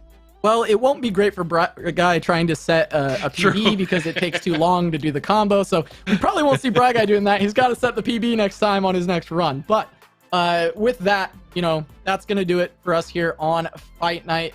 Shoutouts to Braga for the victory. Shoutouts to Cryos. We'll see them both next week. So that's it for me, for Blev, for the rest of the crew here at Giant Slayer. Thank you all so much for watching, and we'll see you next week.